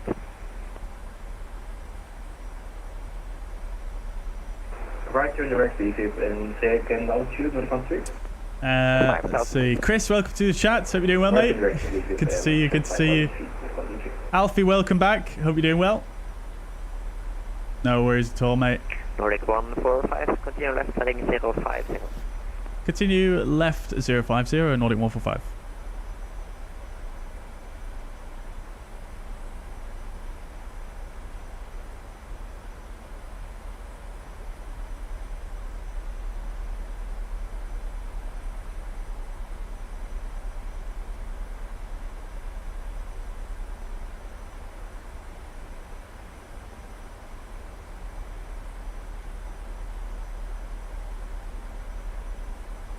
Right, we've got 7 miles to establish on the localizer. It starts slowing down a bit earlier now, to give us a little bit of extra leeway to try and work out this this glide slope situation. Completely forgot about anti-ice as well, by the way, on the descent, guys. Cheer, oh dear me.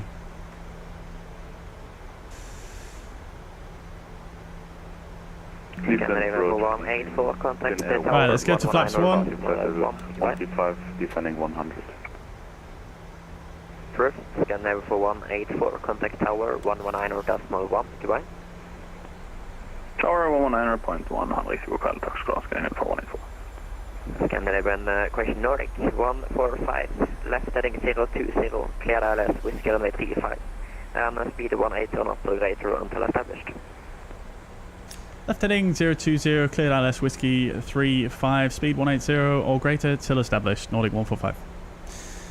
Right, okay, so got to keep our speed 180 or greater. Question speed 180. So we'll keep the speed up, but we will still get some more flap out, so go flap 2.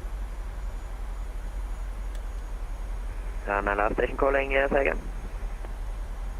Leafland approach, good evening. Cine 1 to Lima is passing flight level. Oh, we don't want to change that yet. And then we'll go flap 5. Cine 1 to Lima, flash approach, good evening. Arm approach, Vorlock and glide slope armed. Alt hold and MCP speeds. Cine 1 to Lima.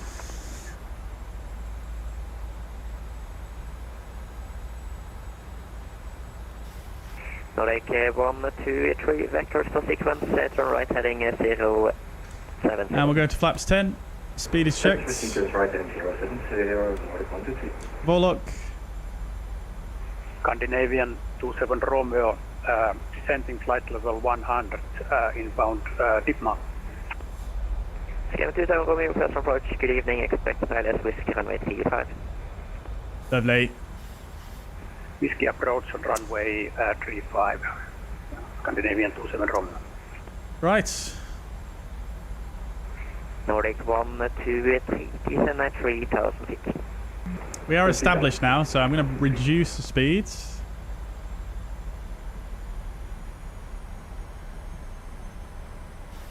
Glide slope is alive. We'll go gear down.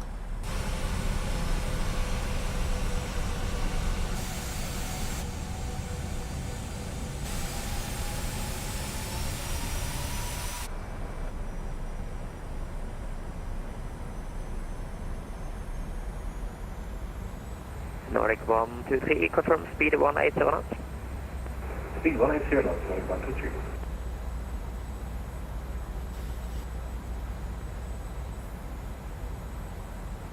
$10 miles to go.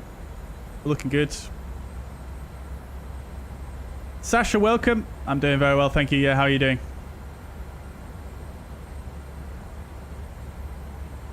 The ground speed is 210, need to stay with Nordic 1, 2. Nordic 1, 2, 3, turn left heading glide slope 20, clear ILS, whiskey runway 35. Flap set to 25. Left heading 020, clear ILS, whiskey, Nordic 1, 2. It's a bit wet. Nordic 1, 2, 3, speed 160 knots until 4 miles. Wait, my flaps bugs has disappeared. Oh, I've not selected a VREF again. Alright, that's fine. Lovely. Okay, let's bug 15 speeds.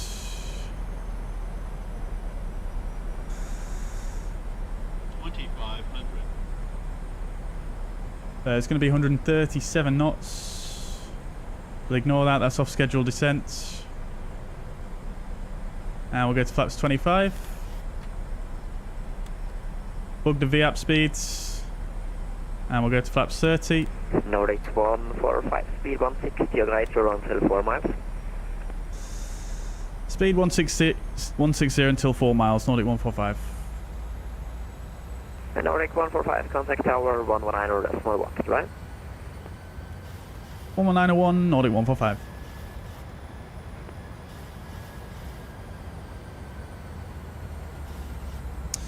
Cleveland Tower, Ryanair 31 Mike Bravo with you at Alpha 8. Ryanair 3, 1 Mike Bravo, Cleveland Tower, hello. using reserve fuel. Pleasant Tower, Nordic 145, ILS 35. Nordic 145, winds 270 degrees, 17 knots, gusting 2 knots, runway 35, you're clear to land. Clear to land, 35, Nordic 145. Alright, lovely stuff. Scandinavian 705, contact approach 121.0, follow. Right, coming up to 4 miles, let's come back to VAP speeds. Scandinavian 4184. Landing checklist, cabin call given, engine start switches, continuous speed brakes, armed, landing gear is down, flaps are 30, green light, landing checklist complete. Right, take 2. 410, See, that picture looks better than it did last time, but still very difficult to see the pappies. Pappies are just almost non-existent there. Anyways, we continue. In fact, I think what I'll do is I'll just fly it visually, chat. We'll recycle the flight directives. Nordic 123, pleasant shower, hello, continue approaching number 2. Number 2, Nordic 123. And disarm the auto thrust. 2 arrivals ahead.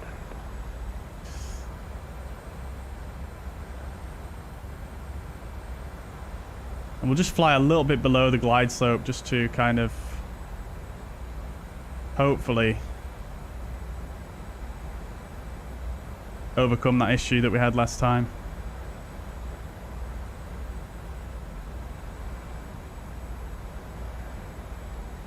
Correcting for centerline, we are a little bit to the left, but we do have a left crosswind, so I'm not going to go too far. Nordic 144. 400. Nordic 144, pleasant shower, hello. 300. Looking a bit high again, but I think I'm going to be able to recover it. Continue. 100. 50. 30. 20. 10. Oh!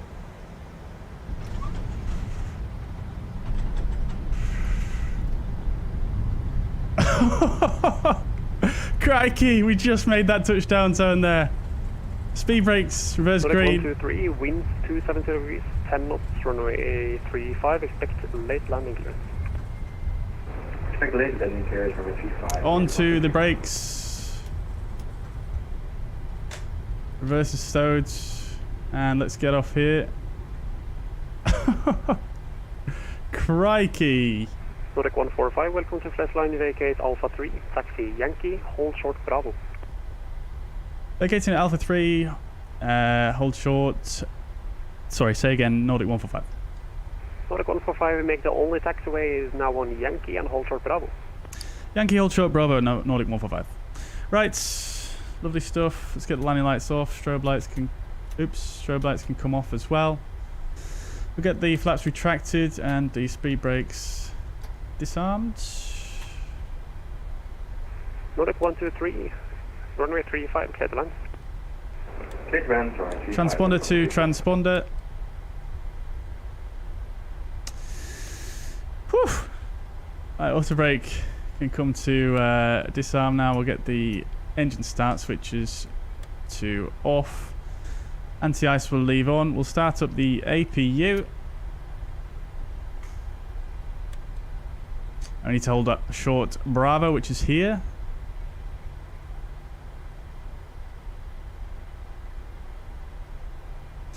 Ryanair 31, Mike Bravo, behind landing Norwegian Boeing 737, line up and wait behind. I'm intrigued to see what that looks like on the replay. That was a little bit messy there, but I think I just about made it. Landing rate predictions, though, in the chat.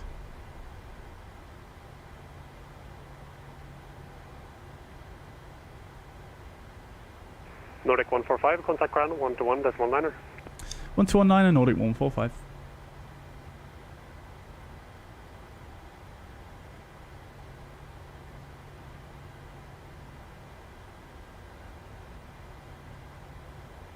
And I'm ready for pushing start, Scandinavian 4127. Station calling for push course only. Scandinavian 4137.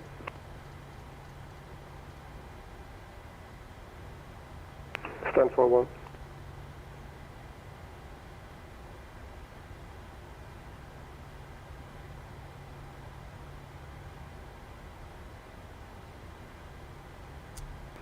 Nordic 145, hello, taxi Yankee, hold short Delta.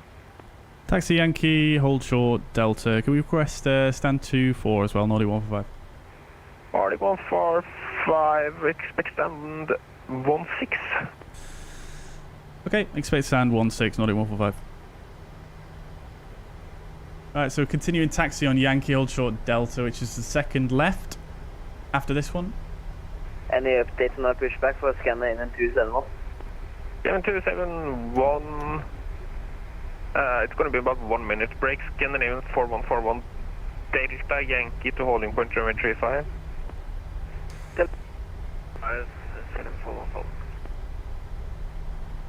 Crikey chat, that was spicy, wasn't it? Nordic 123, Those pappies just threw me immensely. Oh, there we go, Nordic Ryanair. 123, less on ground, hello, taxi, question follow, company, actually taxi Yankee, hold short Delta for now. Taxi Yankee, hold short Delta, Nordic 123.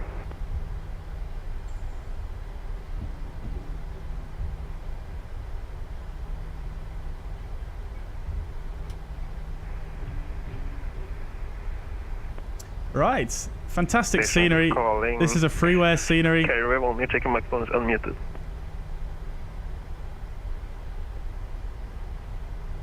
By wombiiactual, the same person who did the Stavager scenery as well. Scandinavian 2. Actually, disregard. I'm going to have to wait till the company behind us start moving. Actually, Scandinavian 27. This is Are you able to Delta push here. northbound on Whiskey, so Foxtrot declares the station that pushed from facing south on Whiskey can use Foxtrot. Wow, it's getting very difficult to see. Say again, Scandinavian 271? Scandinavian 271, are you able to push facing north on Whiskey, so Foxtrot is clear? Yes, should be able to Scandinavian 271. Scandinavian 271, push and start approved north on Whiskey to stay clear of Foxtrot, QNH 991. Push start approved to face north on Whiskey to stay clear of Foxtrot. Here's a hold short for Delta. Scandinavian 271, QNH 991. QNH 991, Scandinavian 271. Nordic 145, taxi Yankee Golf November stand 16. Yankee Golf November stand 16, Nordic 145. Nordic 123, taxi Yankee Golf November stand 17. Right, so straight ahead, second left, and onto November stand 16.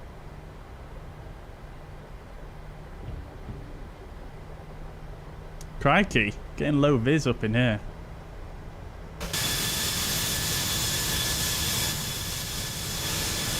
Then 4141, contact tower on 11 minor, decimal 1 calls and only expect about 3 minutes. Oh, crikey, we got someone right behind us.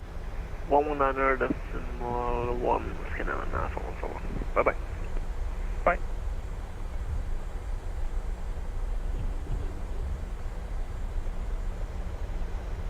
Canadian 4137, stand 41, ready for push and start. The sim looks great in the wet, doesn't it? Station calling for push, calls on there. Alright, so going next left onto golf. Sorry, not this left, not this left. 4137, Roger, The next one. position, your number This 3 is for push Foxtrot. Sola, report stand number again. Stand number 41. We've got golf. Thank you.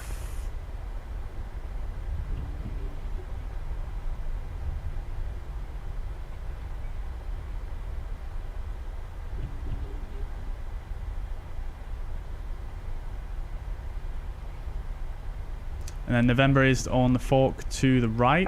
Ground, Stand 16 is there in front of us. We can see Scandinavian it. 456. Correction.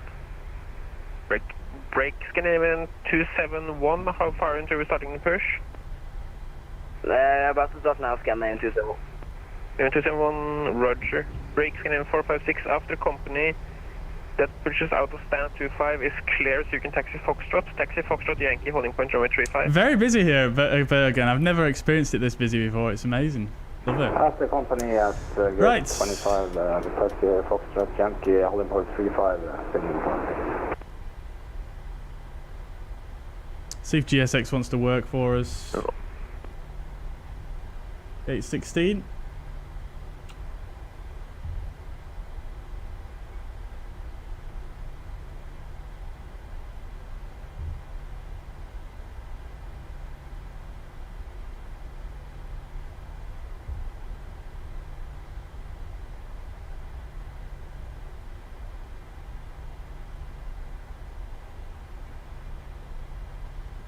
We have a APIS system here as well to bring us in.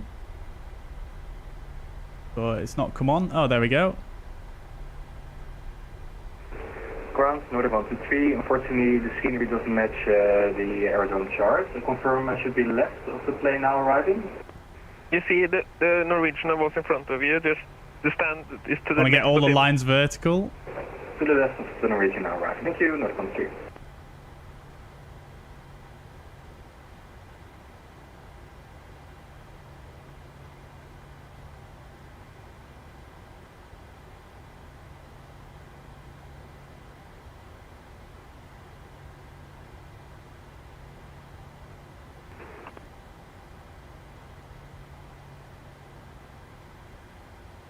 Oh, it's bringing us in very close. Holy moly.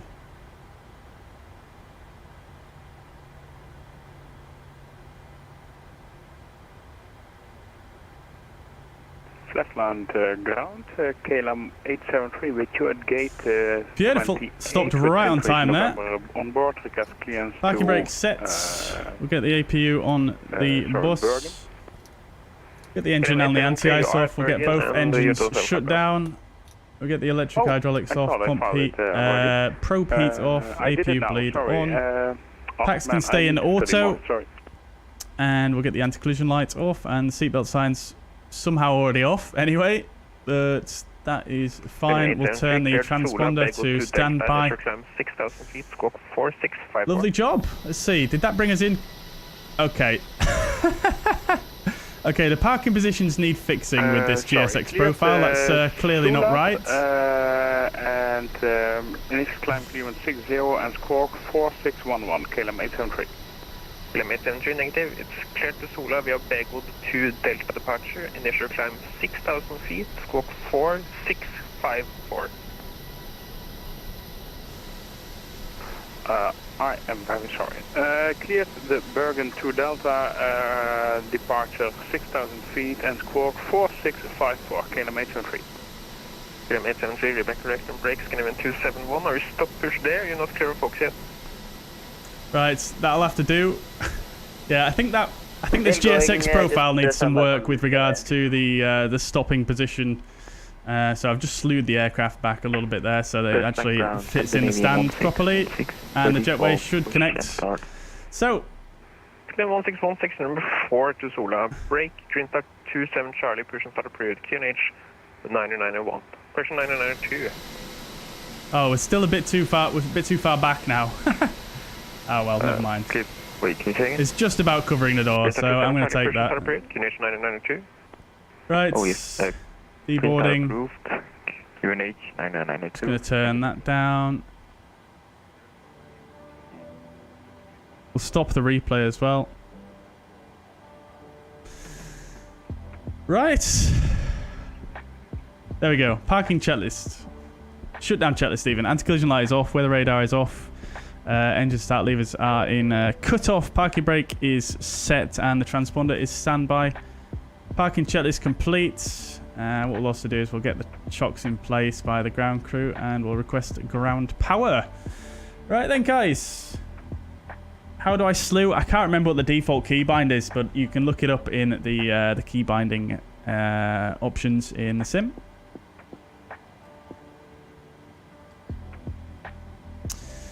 Right, ground power is connected.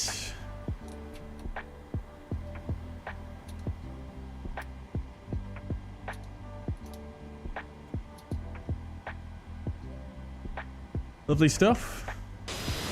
Welcome to Bergen, guys. Oh, what's happened? Why is the jetway disconnected? What is going on? Oh my days. Oh my god.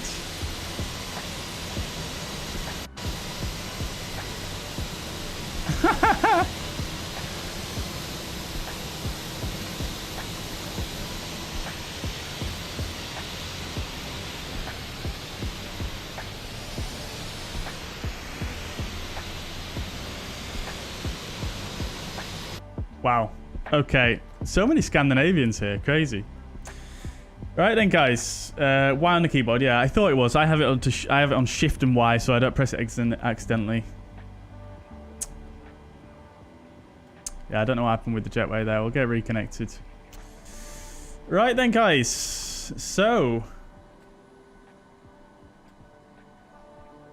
did we have some landing rate predictions? Let's have a look at the landing report then, shall we? Let's have a look.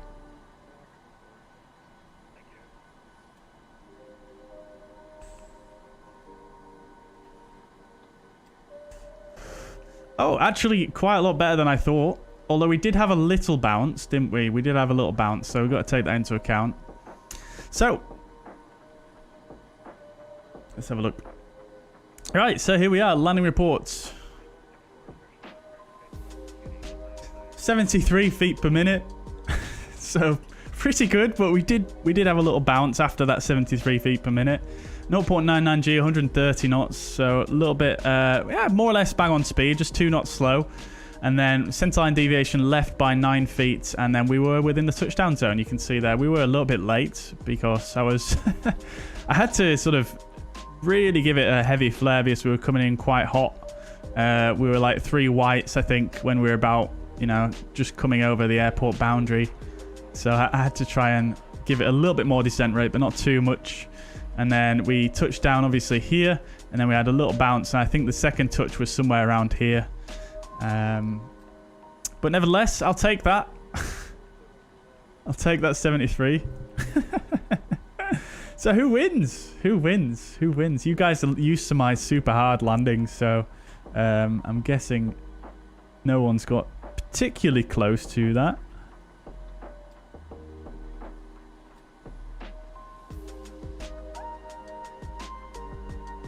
I think the winner then is going to be MPS Gaming with 178. Very big congratulations there, MPS Gaming. We'll have a look at the replay once we arrive into Trondheim. But for now, we'll obviously get configured for the next flight. That was pretty hectic, wasn't it, chat? I'm not sure if there's something wrong with the pappies here, or whether it was an optical illusion that threw me off, or whether there's something wrong with the glide slope. I'm pretty sure I did as much as I could do there, really. I think what happened though is I was flying it visually, and then I kind of got a bit distracted by the glide slope, and I started to come onto the glide slope again. And then I ended up high, like we did on the first approach. But I realized a lot quicker that time, so I compensated for it. I more or less pulled the throttles nearly to idle so that the nose would drop, and we descended at probably about 900 feet per minute, or somewhere around that figure, I think. So not too terrible, but not super stable, but still within the 1,000 feet per minute limit. So I think we just about wrangled that, and then we had that quite large amount of crab to take off as well. And I put some rudder in, and then I put the aileron correction in to counteract the rudder, and nothing really seemed to happen. So then I took the rudder off, and then I put it back in again, and then it came in like double as hard, and then that's what gave us the sort of swaying side to side. Maybe I should have gone around then as well, but I think we were just about fine, to be honest. I think that first approach definitely go around, but that was a bit borderline, I think.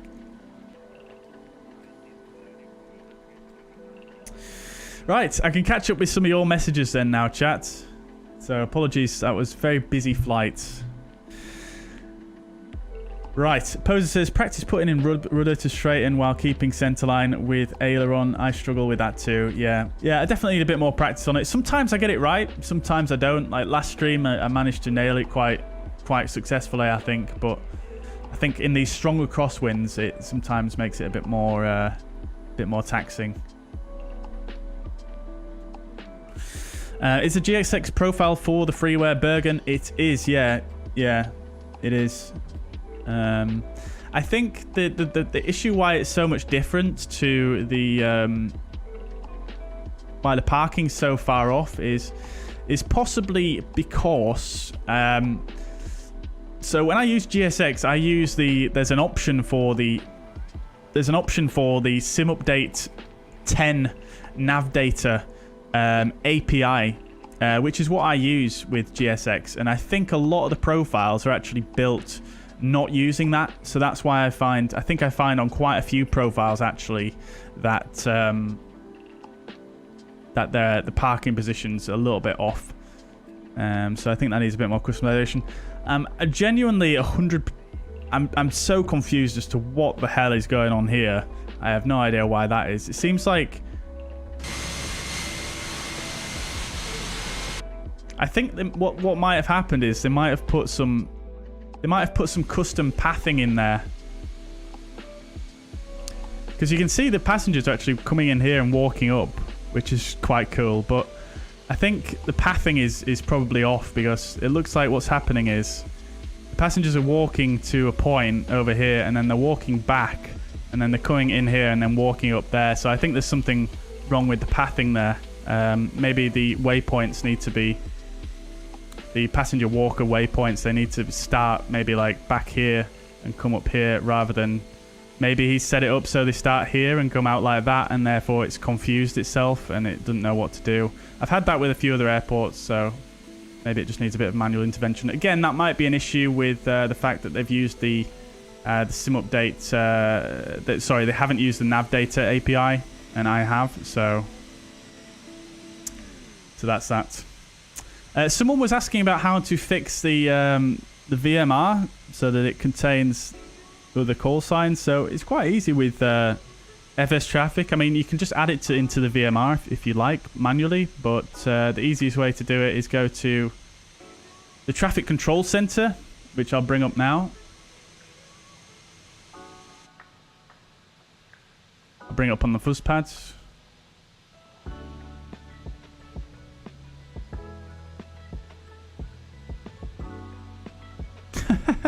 Why does everything go wrong on stream? The traffic control center is not launching. I was using it just before the flight. What in the world?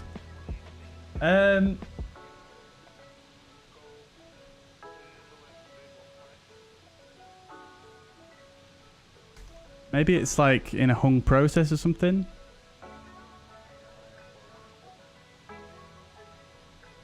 Yeah, I think it is. Oh, it's just disappeared. Hopefully I didn't just end the process that I needed. That's interesting. Right, so it's gone now.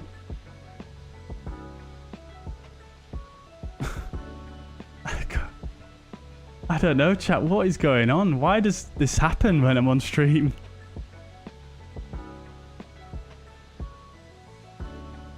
I mean, it doesn't use SimConnect, so I can't see it being an issue with SimConnect.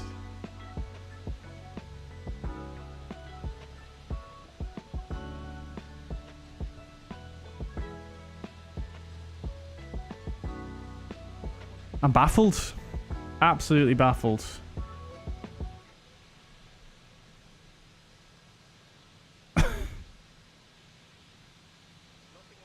Absolutely baffled.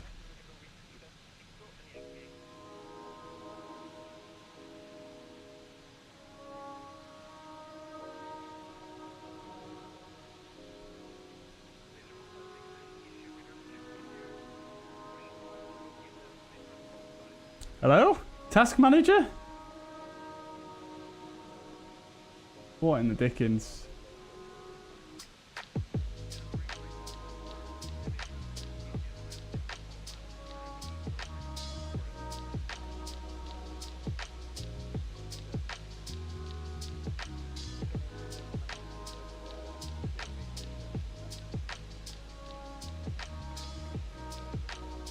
Not a sausage, guys. Not a sausage.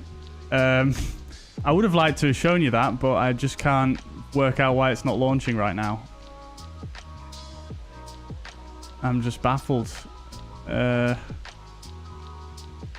try closing some programs. Maybe that'll help. I have no idea.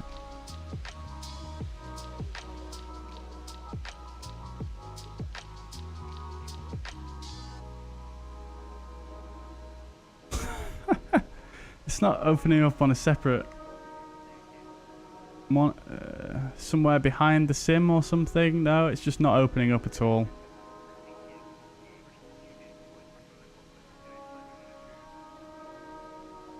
Christ, I just don't know, chat.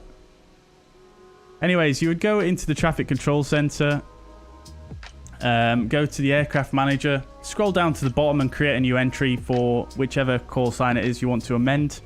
And you can also go ahead then and copy from one of the other Norwegian entries. Copy the model and livery that you want, and then copy that onto the new call sign that you created. And then click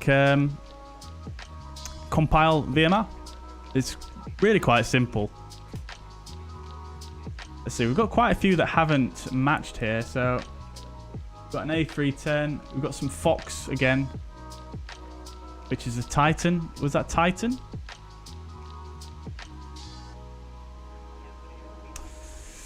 Right then, guys. So I'll catch up with some more messages, and I'm going to take a couple of minutes to finish up with the preparation for the next flight, and then we'll move forward from there.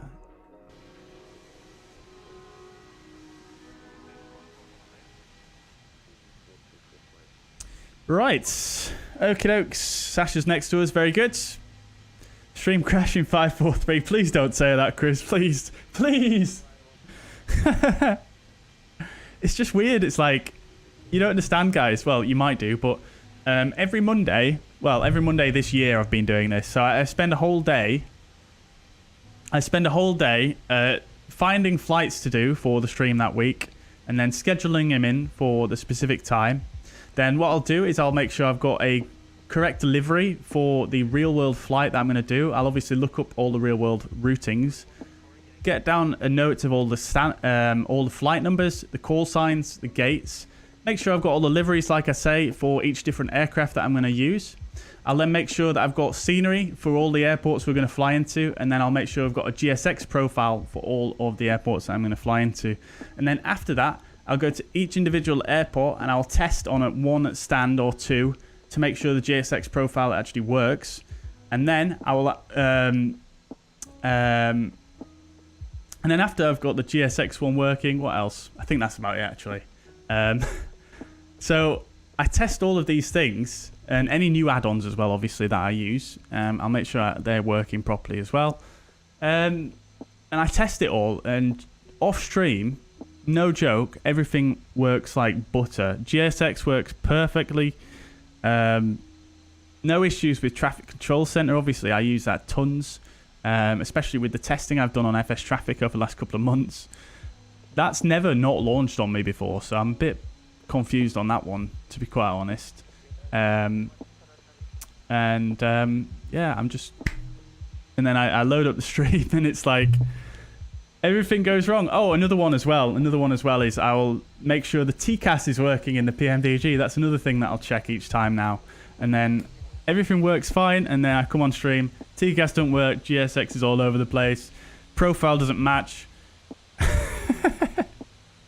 Dear oh dear. It's a process. It's such a process, guys. But hey ho, it's all a good laugh in the end, isn't it? Biggles is watching on the big telly. Very good. Amazing. Amazing. I'll try not to make my face any bigger then, shall we?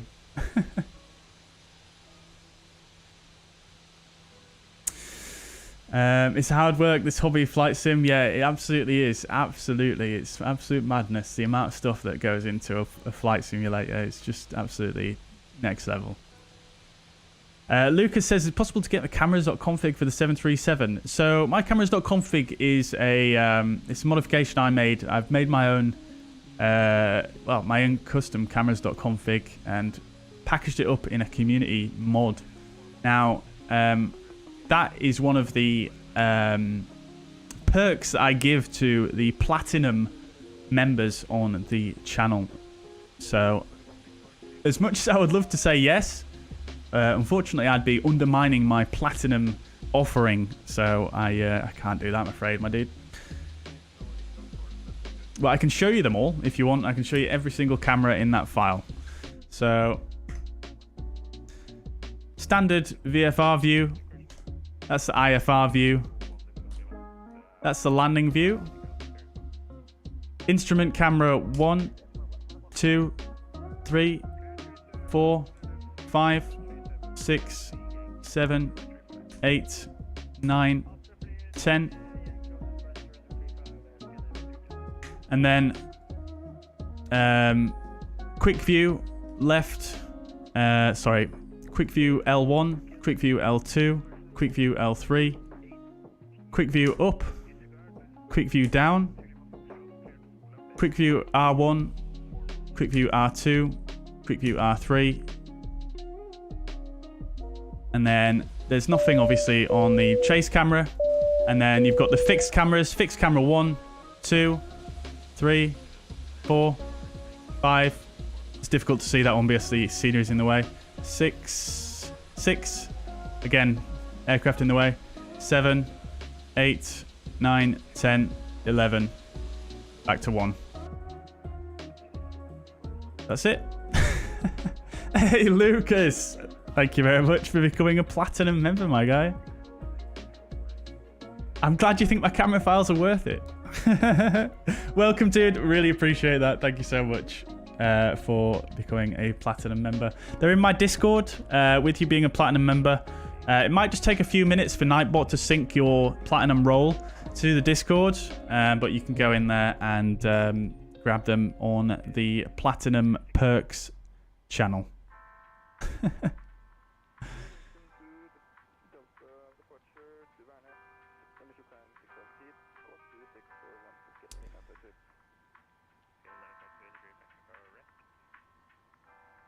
The instructions are also in, if you go to my channel page and then click on memberships, the instructions are also on there. It's just what I've told you there.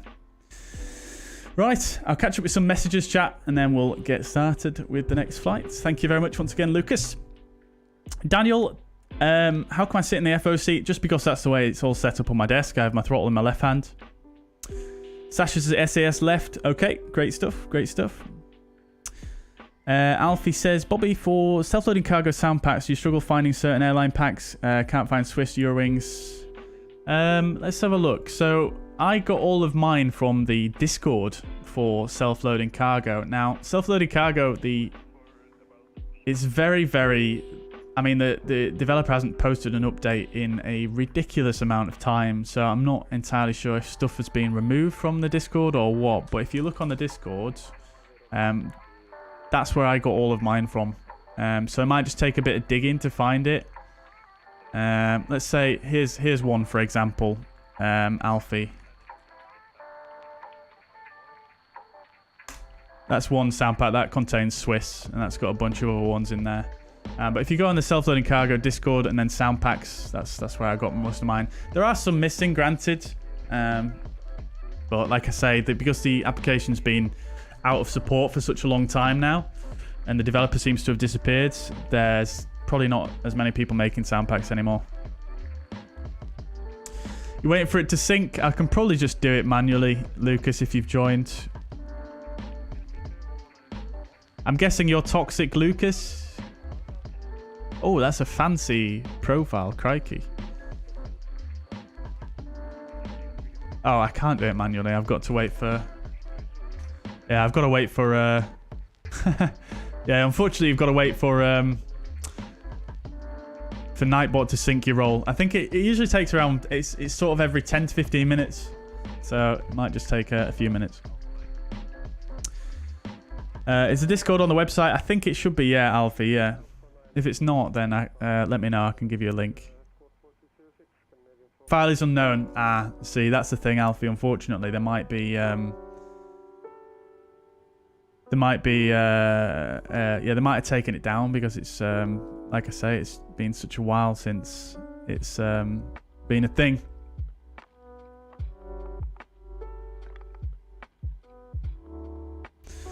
Right, let's see. MPS Gaming, I just finished install AI, all airlines who begins with letter A, and now only about 111 1100 airlines left to install. Are you installing AIG MPS?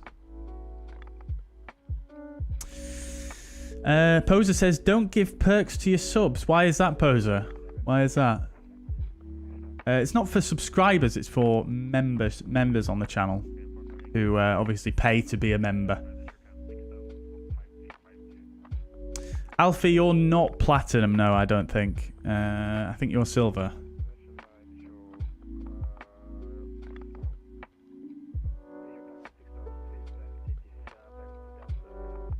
I can tell you, actually.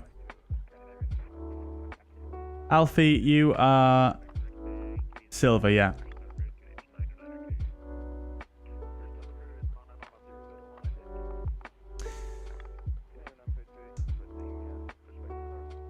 Could it be something to do with my streaming app? Unlikely, Roy. Unlikely, because my streaming, everything to do with the stream is actually running on a completely separate PC.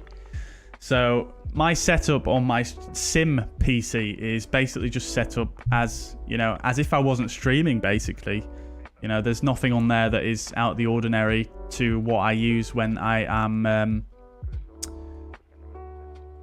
when I'm flying offline, when I'm not streaming. Because like I say, everything, OBS and all of my game capture is happening on a completely different PC. So no, it can't be.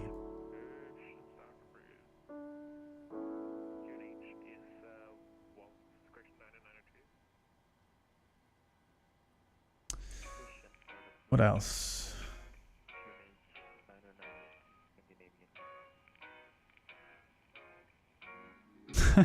I'm glad you're enjoying your sandwich, Poser. What's in your sandwich, my guy?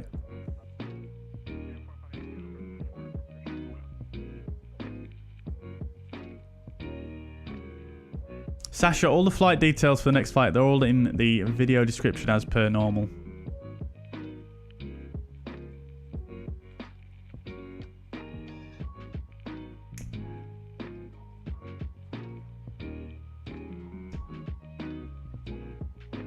I think using a stick and rudder and use of play makes it a lot more difficult to master. Yeah, potentially, yeah. Yeah, I mean, it's just because mainly I fly on the most frequent flights I do are obviously in an Airbus. So obviously when you put in rudder, you don't have to worry about putting aileron in. You don't have the pitch power couple that you have in a Boeing. So yeah, I suppose it's just a matter of practice to get used to it again. If I flew with a Boeing in place of my Airbus flights, it'd probably come in short order. Hopefully, I say that now. Just a stop in Bergen, it is indeed. Stian, welcome to the chat. Hope you're doing well. Good to see you. Yep. Just landing in Bergen, as you saw. Very spicy indeed. The VDGS is by Newell Aerosystems, which wombiiactual owns. It's not actually, Stephen. No, this is actually a VDGS by GSX. So there is obviously an option to have the Newell Aerosystems VDGS, but this one is in actual fact a GSX VDGS. Because I don't have the Newell module currently in my community folder. If I actually go ahead and if I close GSX using the Coatl sys tray, you'll see the VDGS disappear, and there you go. So it's gone, and you can see the Newell model behind. And then if I relaunch GSX, then you'll see it reappear. There you go. So yeah, I like the Newell one, but you don't get any departure info on it, which is a bit of a unfortunate shortcoming. So I tend to use the GSX one when it's a Newell airport. Right, let's see.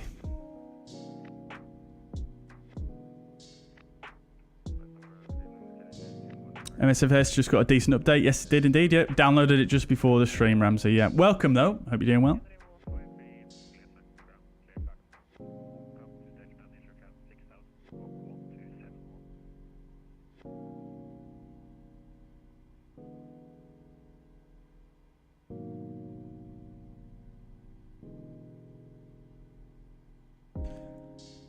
It was a pretty busy airport, and then they had updated payware. I got late to clear to land. One had problem vacating runway up to Bug Hills. Yeah. Well, hopefully. Yeah, I don't know if the payware is like this one in terms of the glide slope and the pappies, but yeah, hopefully there's some updates. It sounds like there's a few issues with this area in the world, maybe. Jordan Williams, welcome to the chat. V Lee, welcome to the chat. It's a very, very unoptimistic landing rate prediction there. Right. Someone did ask a question earlier on regarding... oh no, I answered that one to Carl about the quickly tuning the radios.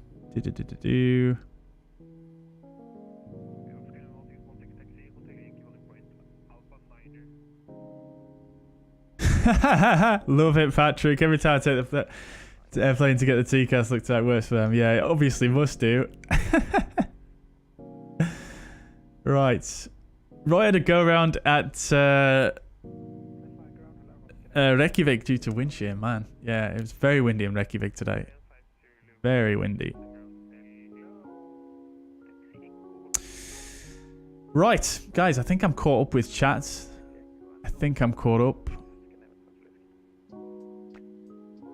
Do I have a mods list, says Lucas. They're all in the video description.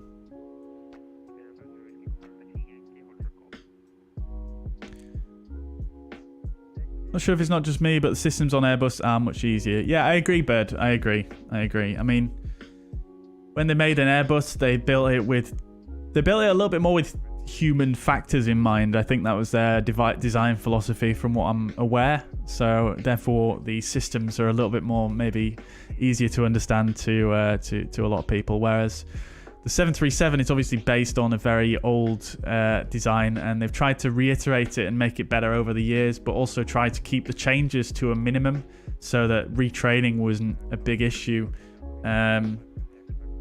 So it's kind of a little bit old-fashioned in the way it kind of treats the systems, and obviously back in the day they didn't really consider human factors quite as much as they do these days. That's my theory anyway. Speedbird, welcome to the chat. Hope you're doing well. Welcome indeed. Does GSX eat FPS? Not really, no. Daniel, pretty much no FPS actually, to be fair. Maybe 1 or 2 or 3, but I don't really know. I've used it consistently for such a long time now. I don't really know exactly the figures. Alfie's going to the Zurich event. Very good. Well, enjoy. Yeah, you might get some holding. Last 2 times we've done it, it has been holding there. How many laps did we do in the holding last time? I think it was 6. Yeah, it was 5 or 6. Juraj, welcome to the chat. I'm doing very well, thank you. Yeah, how are you doing? Nightbot taking forever. Oh, Lucas, do you have your YouTube account connected to your Discord account? You will also need that as well in order to have the role synced.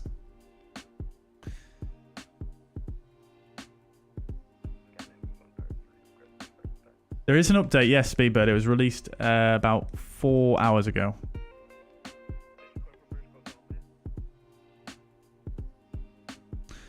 There's a wait list for pushback. Crikey. I'm not surprised. It is very busy here.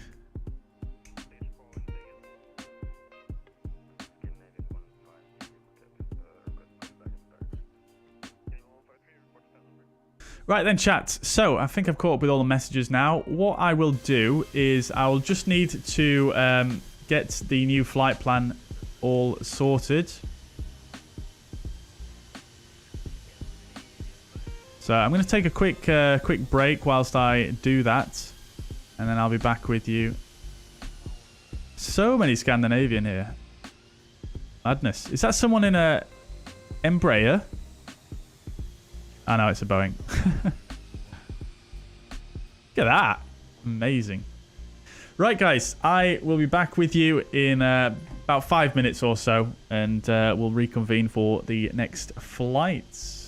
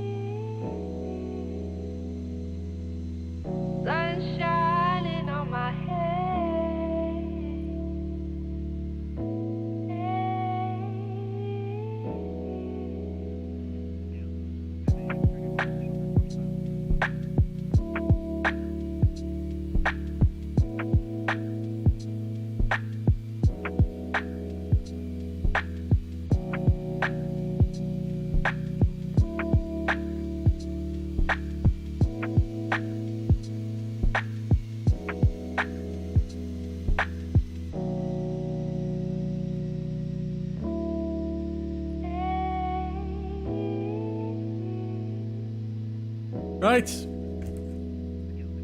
We're back.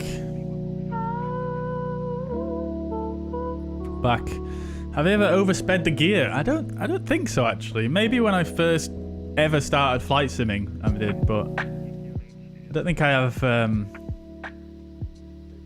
in recent times.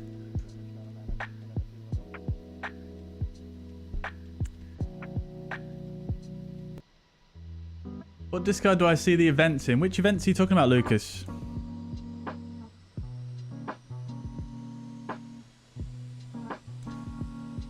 You shouldn't have to do any resubscribing or anything. It should just sync your profile once you've got your profile thing. Oh, there we go. It's actually worked. There we go. So have you found the platinum perks section now?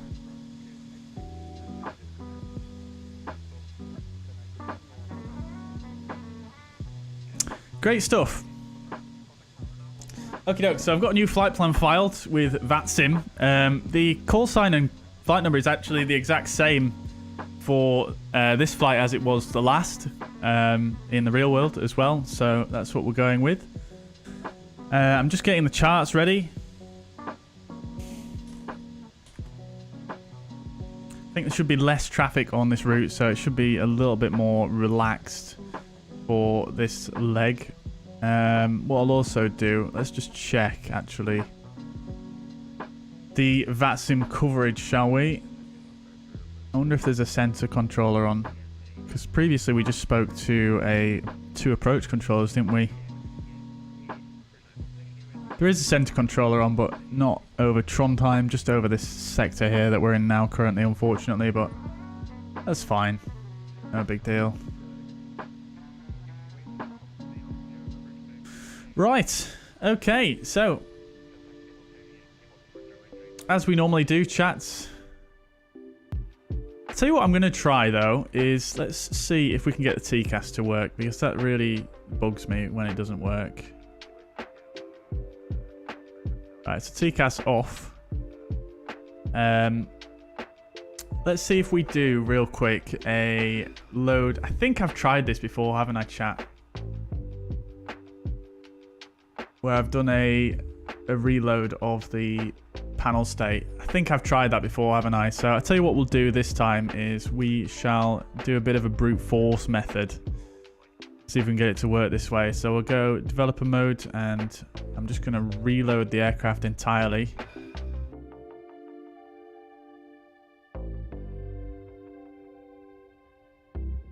It should load in a moment. It should load properly.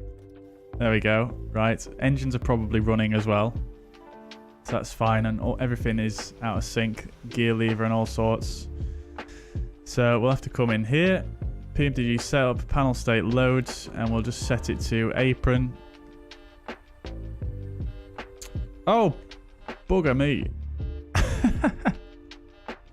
What in the world? Stop.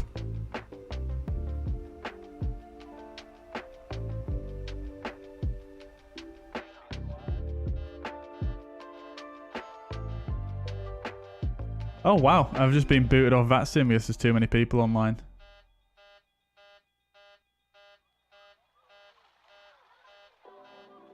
Crikey. Let's go with a different server then.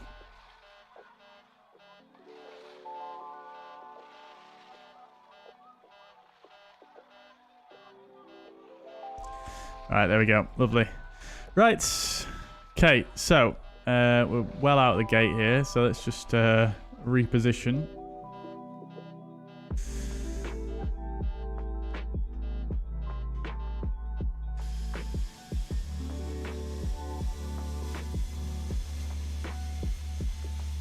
Right.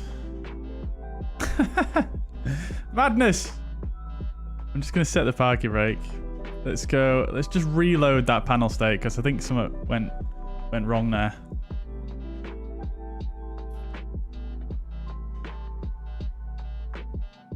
What's happened to the thrust levers? They're just stuck in that position. I can't move them with my hardware.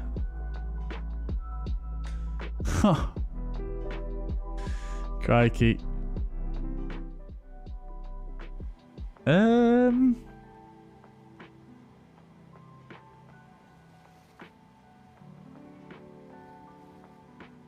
Hello? I swear this stuff only happens to me, chat. I swear down. Has it fixed the TCAS though? That is a question.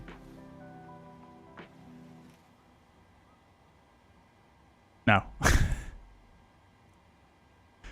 No, it did not. And the throttles are broken.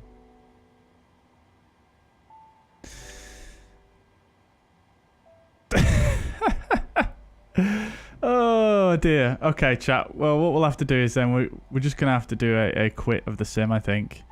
So we'll just do it like that, and I'll relaunch the sim. In fact, I'll tell you what I'll do is I'll show you guys what my fix is for this TCAS issue. So if you come into your packages, app data local packages folder, then you come into local state packages there, PMDG 738, and then delete these files that begin with an M. Delete those, and then relaunch the sim from there. So hopefully that should work. It'll take a few minutes for it to load up, but hopefully it should fix it for us. Might have to reload SPAD. Yeah, I tried that one. Yeah, that's what I am using for the throttles, but it's strange that, because normally when I do a reload of the aircraft like that, it doesn't seem to break in that way. Like I said, only this stuff happens to me on stream. It's not a big deal though. It's not a big deal. We should be able to get cracking fairly easily. What I'll do is I'll just load up to an apron panel state, so we're in the same state as what we were just in, and then we'll move forward from there. Daniel's getting a Ryzen 5 3600 tomorrow. Very good, very good. Lovely, lovely, lovely. Are you currently limited by CPU? Is that what the issue is? Well, that should be a nice upgrade. I certainly enjoyed my Ryzen 5 3600 when I had it in my sim PC. Now it's in my streaming PC. Do they make Cessna aircraft, SAS, and Norwegian airplane? I don't know, to be honest. I don't know. Maybe they do have for training. I'm not sure. I don't know. I'm not sure. Yes, I'm on Windows 11, Dan. I'm on Windows 11, and my specs are in the video description, or you can type !specs in the chat.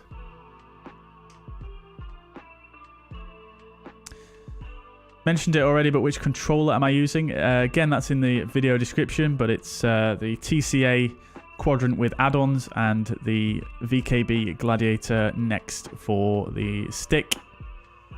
August, welcome to the chat. Hope you're doing well. Yes, I do. I use an NVIDIA filter. If you type !NVIDIA, my settings are there. I have to make a short clip of landing in Zurich. Yeah, do it, Alfie. Do it, by all means. By all means. Let us know how many times you had to hold as well. How many loops you did. MPS Gaming says, I'm on Windows 11, but I am not so sure this is better than Windows 10. Some things I don't like. Windows 11 start menu, right click. Yeah. Yeah, the right click menu thing is a bit annoying, but you can press shift and right click and it goes back to the old menu, but it is a bit of a pain. Not a huge fan of that. Start menu, the start menu I can get along with. I quite like it. But yeah, I agree with the right click for sure. Stian says this won't be my first delay at Bergen due to technical issues. Once we got delayed by 7 hours. Crikey. Crikey. Well, as long as you enjoyed it in the airport, that's the most important thing. I wouldn't personally mind a delay. I would go wandering around the airport. What monitor do I have? Again, Dan, that should be all down in the video description with all the other specs of my PC. But I'm using a Dell U2518D. I basically chose it for photo editing primarily. It's not a great gaming monitor, but it does have absolutely fantastic colour. And it does need VSync, otherwise its screen tears like an absolute bitch, to put it one way. Airbus A380, no idea, Sasha. No idea. ATC Swede, welcome to the chat from Gothenburg. Hope you're doing well. Good to see you as ever. Welcome indeed. No problem at all. August, no problem. I hope you enjoy. Get so many comments about my NVIDIA settings, actually. I didn't realize they were that noticeable, to be honest.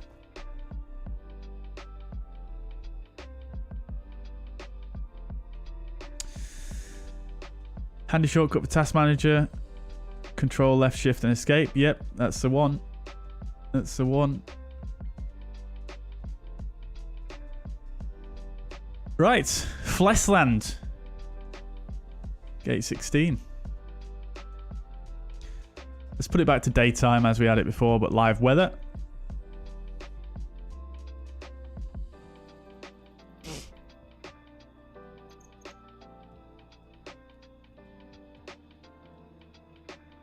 You know what I think it might be that's causing this T-cache issue, you know, chat? I wonder if it's something to do with GSX, you know, because sometimes I do in between streams, I will edit GSX profiles, and obviously when you edit a GSX profiles, it kind of puts the aircraft into like this hovering kind of state, doesn't it? So I wonder if it's actually GSX that's causing the issues with the T-cache thing.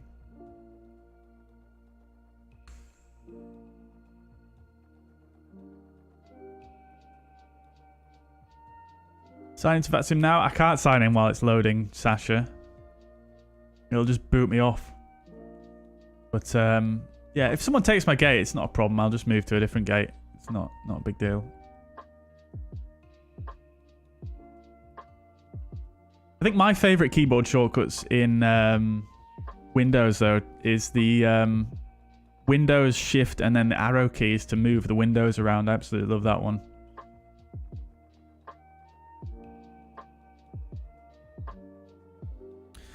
If it's broke, blame GSX method.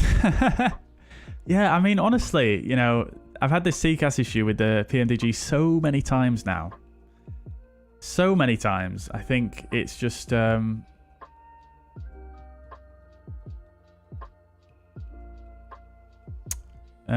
was I going to say? Yeah.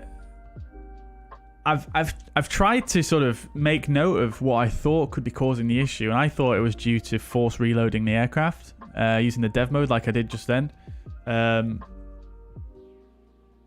I don't think it is that. I think now, like, the only thing I've done since I last flew the PMDG was only a couple of days ago, and in fact the TCAS actually worked. Actually, no, it can't be that, because at the very start of the stream today, I tested the TCAS and it worked fine, and I haven't edited that parking.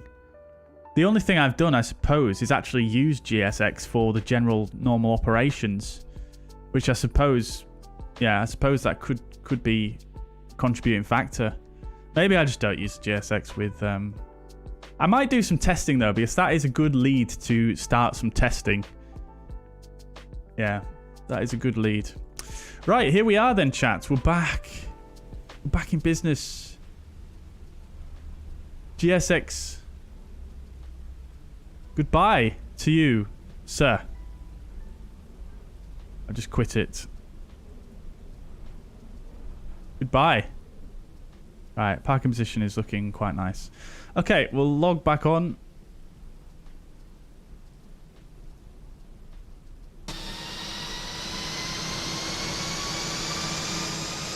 Lovely jubbly. Right then, chat. So, let's get fired up. First of all, usual check is to make sure I don't have any icing on the aircraft. I do.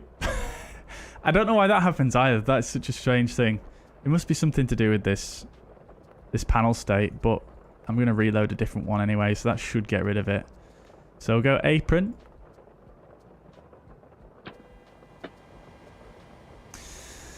And then we'll check it again. Icing none. Great. Just going to go ahead and zero out all of the payload stations. In fact, I can just click set empty, can't I? And we'll do the same with the fuel. In fact, we'll just set it to a very low number. Oh, I'm sure I just put 100 in there. Oh, I put 100%, didn't I? My bad. Hello? Right, okay, cool. That's fine. Right, so I've loaded the apron panel states. Payload, no icing. Right, we're rocking and rolling now, chat, I think. We're rocking and rolling. Chocks are set. I'm going to just set the parking brake as well. Oh. Ah. My controller's still not working. Ah, that's because spad.next closed itself. That's fine. We'll get FS Realistic on the go again.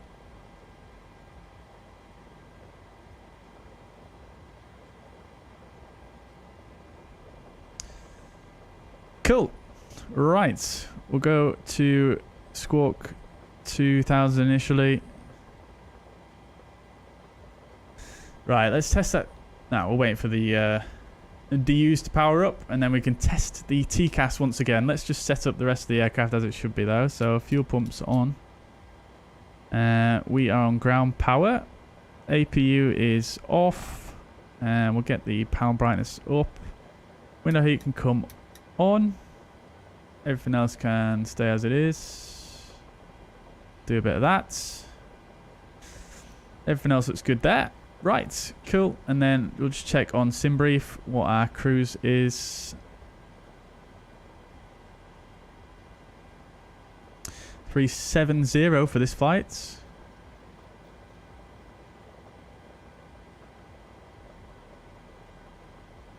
And then landing altitude there, 200 should do it. That's fine. Right, lovely. IRSs should be aligned, which they are. That's all good. Right, cool, cool, cool. Everything looks good there. We'll set auto brake to RTO. And we'll get the main panel brightness up. Right, here we go, chat. Let's test TCAS. There we go. Look at that. It's beautiful. It's beautiful. Right, hopefully we'll see if that holds itself there. Anyways, right, let's carry on. Get a bit more lighting in here. It's quite dull. Okie dokes. Right, let's get rocking and rolling then, chat. So we'll start with the loading because the CDU setup is probably not going to take us all that long. So we'll request a fuel truck. And we don't want stairs.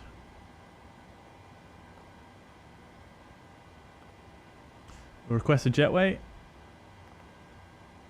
Passengers is going to be... Does it say the passenger number on this? I don't think it does it? It doesn't, so we'll come here. Passengers 156 this time, so much heavier. And cargo is going to be 0.3, so not much cargo. What we'll also do is we'll request... We've got the loaders there. We'll request the carts as well. Not that there's much baggage to load, but we'll put 0.2. Sorry, we'll put 200 in the back and 100 in the front. Aft can't load yet because it's being held by the fuel truck, I believe. Still waiting on the jetway situation. Jetway is connected.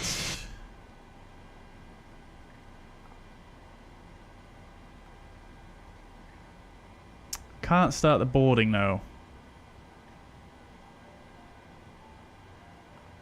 Maybe I'll just do that. Oh, look at that. It's got animated doors as well on the jetway. I didn't notice that before. That's absolutely incredible. Oh, it's probably because I didn't open the door, right? That's probably my fault. Yeah, that's probably my fault. I forgot you have to open all the doors yourself. Cool. Right. There we go. Lovely stuff. Okay, we'll start with the boarding. We'll start with the loading at the front. And for the fueling, we are going to require a block fuel of 5967. We'll just round that up to 6,000. I did make sure on this flight plan to do a positive 5% on the fuel burn. So hopefully it should work out a little bit better this time. So we're done with the ground services for now. We've got all the lovely PMDG ground services working away. Lovely jubbly. Bandabidozy. Okie dokes. Only thing I need to do though is disable the tug for the PMDG, because you don't really need it, do you? You can use the inbuilt one. There is actually a file you can edit to remove that, but hey ho. Needs must. Right, so we've done the pos in it. Obviously that was a thing when we set the panel states. So ENBR to ENVA. We're going to be at the same call sign again. So November Oscar Zulu 145.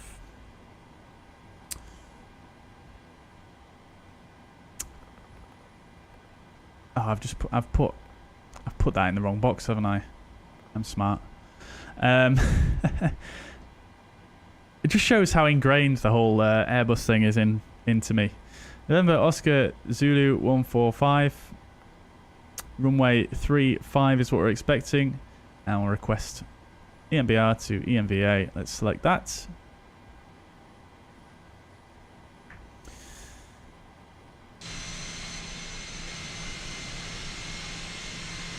Oh, what's the back door doing open? Did I open that?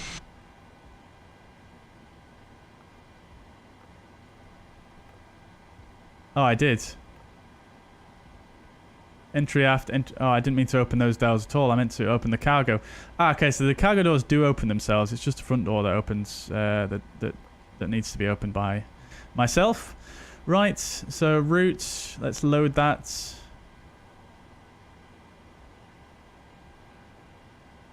I've got a question on the PMDG Operations Center. I've got a blank blue screen. Difficult one, that one. I'm not that well versed on the PMDG Operations Center in terms of troubleshooting. I've never really had any issues with it.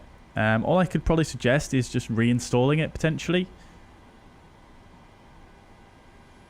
Right, it's actually wiped out all my flight number and stuff anyway, so we'll go NOS 145 again.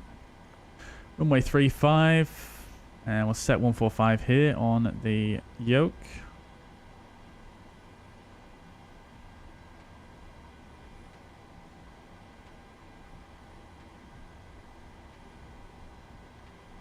Right, there we go, 145.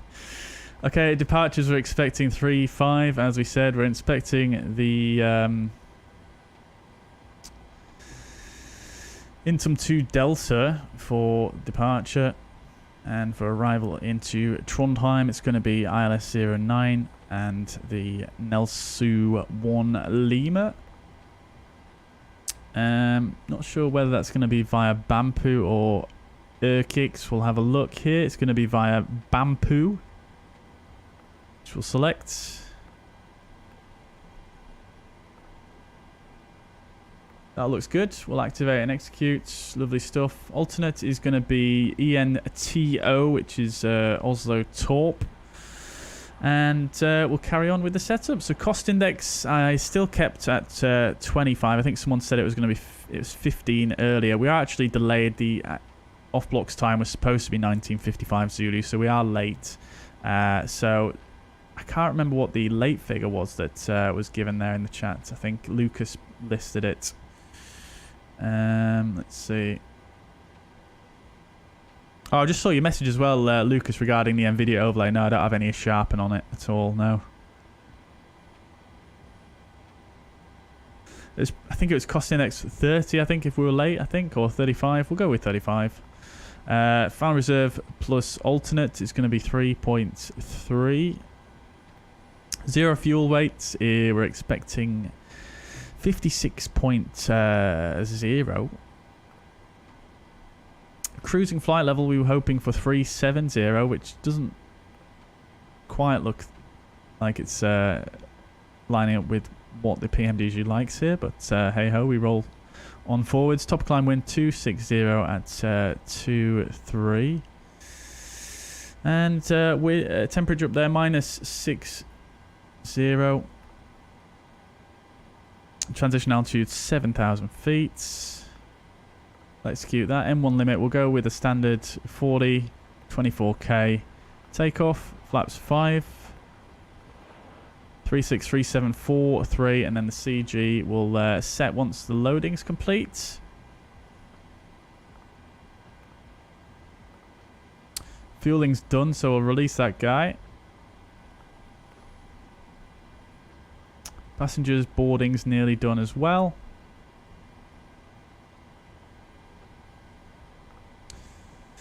And the rear loader is now connected, so we'll the bags are here for the rear, should I say. So we'll start the loading now and we'll release this guy.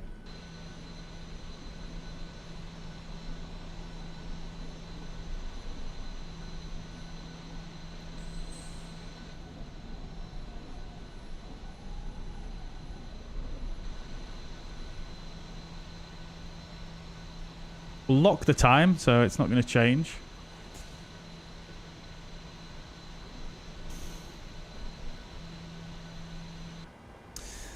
Okie dokie, that's all done. Baggage is done in the rear as well. So just waiting on the passengers now. Lovely stuff. Right, okay, so that's that all about done. We'll request our clearance as well. So ground is online, I believe 1219er.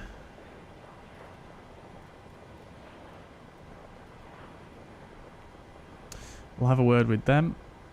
All dust to Delta departure. Initial climb 6,000 feet, squawk 5553. That's it. We don't have anyone else online other than the center controller. Information Mike, clear to Trondheim by all dust to Delta departure. Initial climb. This is going to be 12065, which we'll pre-tune here as well. Scandinavian 92 Romeo. Scandinavian 92 Romeo, read that correct. Right, lovely. We'll get the 80s. We've got Mike.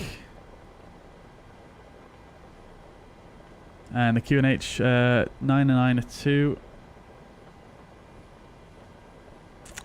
Okay.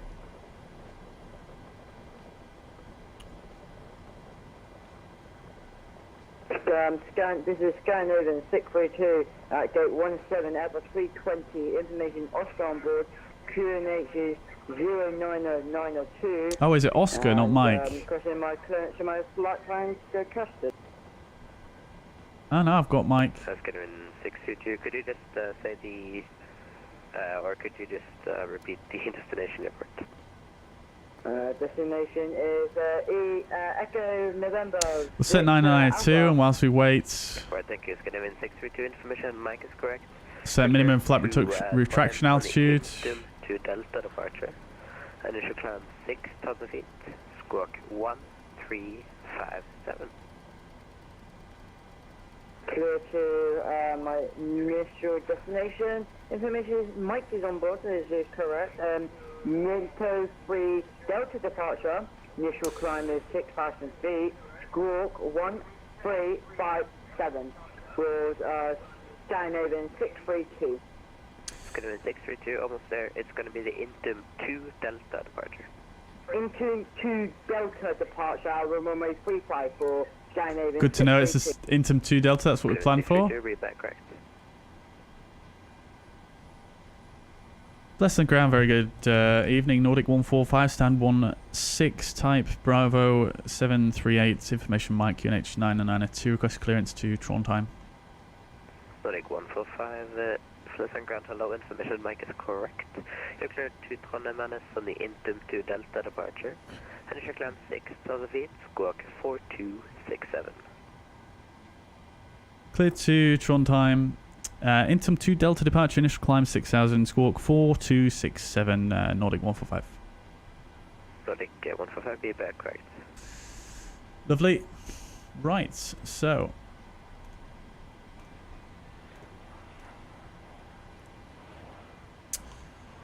squawk 4267.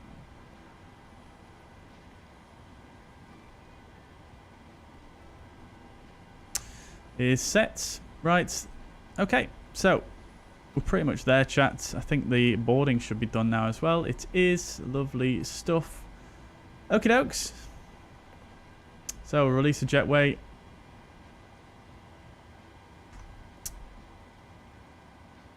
Lovely. Great work by wombiiactual on this. Okie dokes. Not sure why these Gen 1 and 2 lights are lit up saying that they're available because the engines aren't running. Are they always like that? I don't know. Oops. There you go. Reset the fuel flow. Let's start the APU now.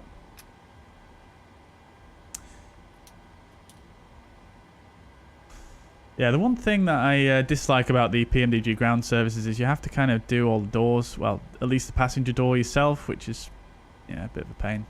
I think when they advertised this aircraft, I'm sure they advertised it to be sort of a an automatic ground service thing, but it doesn't seem to do that. So hopefully that comes when the flight tablet comes. Trim 4.96. Actually, we'll set the trim once we get underway, as we normally do. Right. Okay. So, cockpit prep checklist. Or pre-flight checklist. Oxygen tested 100%. Nav tangent display switches normal and auto. Window heat is on. Pressurization mode selector is in auto. Flight instruments. Heading 079er. And altitude 161. QNH 992. Engine start levers are in cutoff. Before start checklist down to the line. Flight deck door is closed and locked. Fuel is 6 tons. Pumps are on. Windows and doors are locked. MCP is V2143. Heading 350. We'll set now. And initial climb 6,000 feet. We'll get both flight directors on and LNAV armed. The departure itself is RNAV, so I'm going to leave the course knobs as they are. Auto brake is in RTO. Takeoff speeds are 36, 37 and 43. CDU pre-flight is completed. Parking brake is set and the rudder and aileron trim 3 and 0. Taxi and takeoff briefing will do now. Right. Let's do it, chat. So, we're departing Bergen, Flesland, Norway. This is the 10-9, airport elevation 166 feet. So we're currently at stand 16 just here, as you can see. And for the taxi, we are going to push. We'll probably be asked to push, well, there's only one way, really. We'll be asked to push facing north. And then the taxi we can probably expect is down November and then Whiskey. Potentially, we might get thrown onto Yankee, either or, Whiskey or Yankee. And then following those down, if we go Whiskey, we'll probably have to make a turn onto Yankee here. And then to Alpha 9.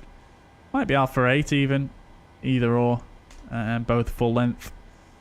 For the taxi, so a fairly short taxi, nice and easy. And then the departure itself for flying is the Intum 2 Delta departure. It's a runway 35 RNAV departure. This is a 10-3 Alpha charts. Transition is 7,000 feet. Looking at the departure itself, we're departing runway heading 350 to Adido, and then taking a right turn out to Intum. No restrictions on the departure. The only thing to bear in mind is the initial climb clearance of 6,000 feet. So that's it for the departure. Quite straightforward. And obviously we'll need to switch to the center controller after departure, which is this one right here. ENSV, which Polaris control after departure. So that is the briefing done. Did we fire the APU up? We did. It's all ready to rock and roll. We'll get it on the bus. Lovely stuff. We'll go ahead and get the chocks and ground power removed. We'll get a pushback tug connected. I think I'm gonna control it myself this time. How do I do that? Self-drive, there we go. Select tug. Right, cool.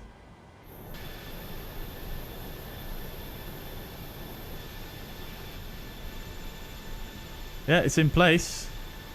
I can't really see that well where to go, but we could probably use this camera angle. Right, lovely stuff. So, before start, checklist down to the line is completed, and below the line, fasten seatbelt switch is on, anti-collision light is on, and parking brake is currently set. Before start, checklist complete. Right, Nordic 145, ready for push and start.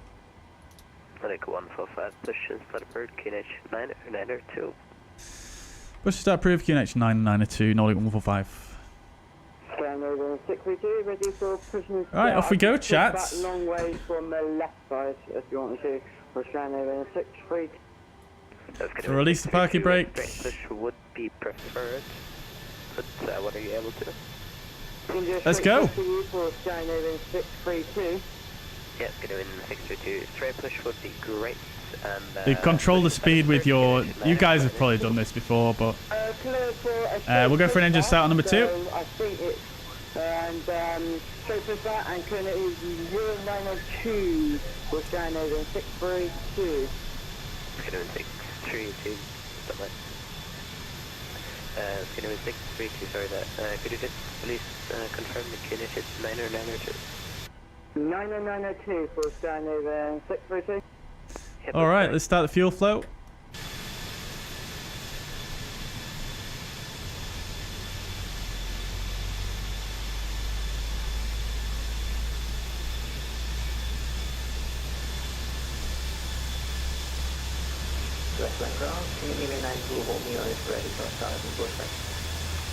Oh, look at the detail there. I've never noticed that before.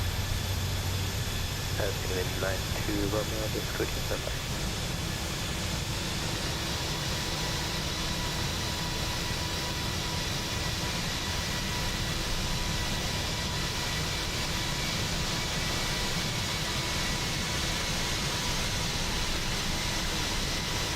Oh, what is going on here? It's going to be 92 Romeo, Fenix.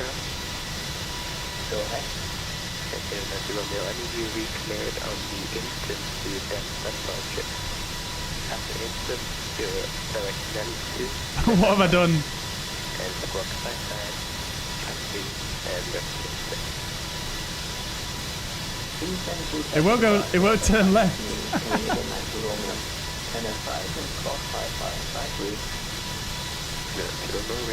I think I've only ever done this once before, chat. So I apologise if this is not the way you're supposed to do it.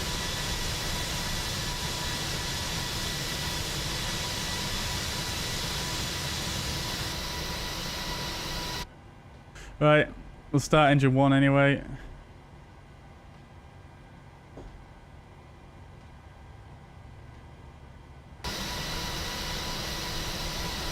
Yeah, I'm not sure what's happened there, chat. We'll just go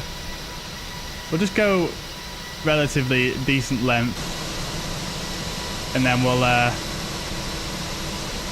just do a we'll just turn to the left. Start the fuel flow there. Right, let's set the parking brake, and we shall get rid of the tug.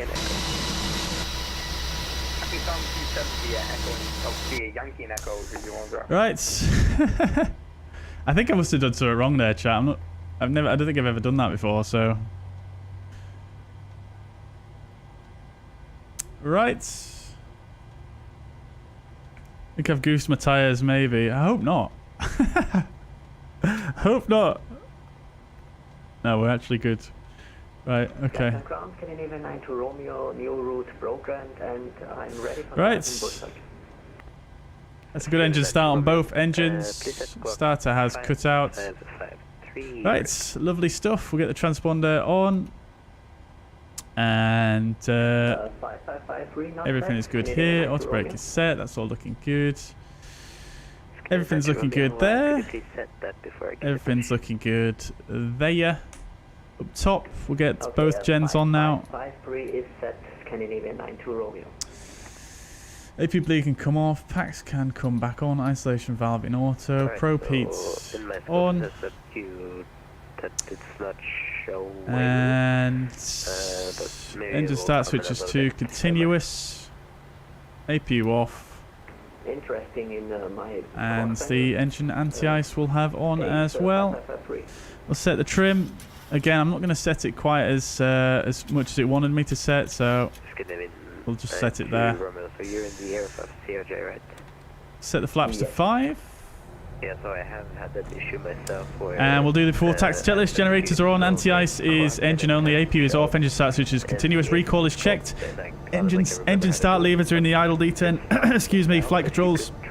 We'll check in a sec. And ground equipment is clear. Before taxi checklist complete.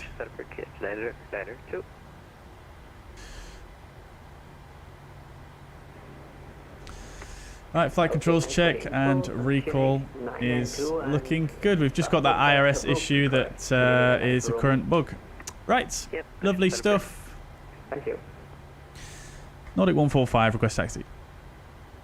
Nordic 145, I see that the A320 Neo on your left side is blocking a little bit, but maybe you can get past them.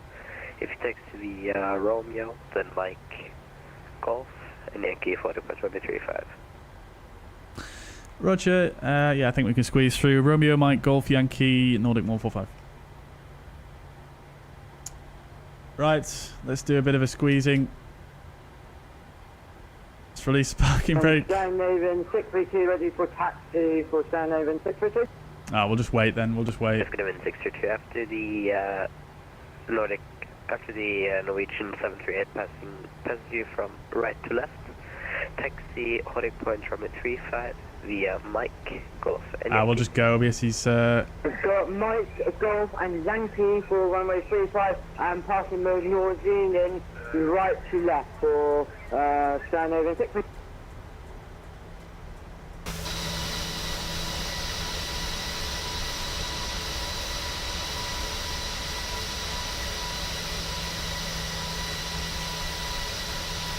On Bergen ground, 1 got the stand. Thank you very much, the ATC.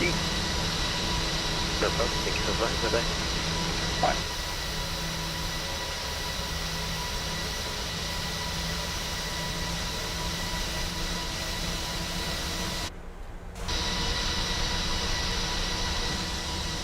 Oh, easy game, chat. Easy game.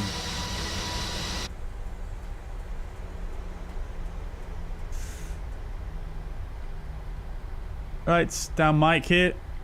Now left onto Golf and Yankee as briefed. It's the second left.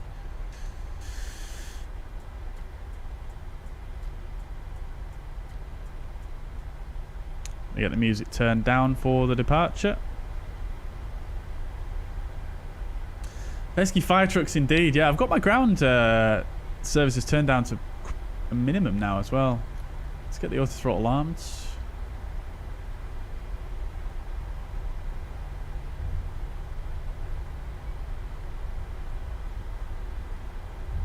Left onto Yankee. Sorry, this is Golf straight forwards, and then a left onto Yankee here.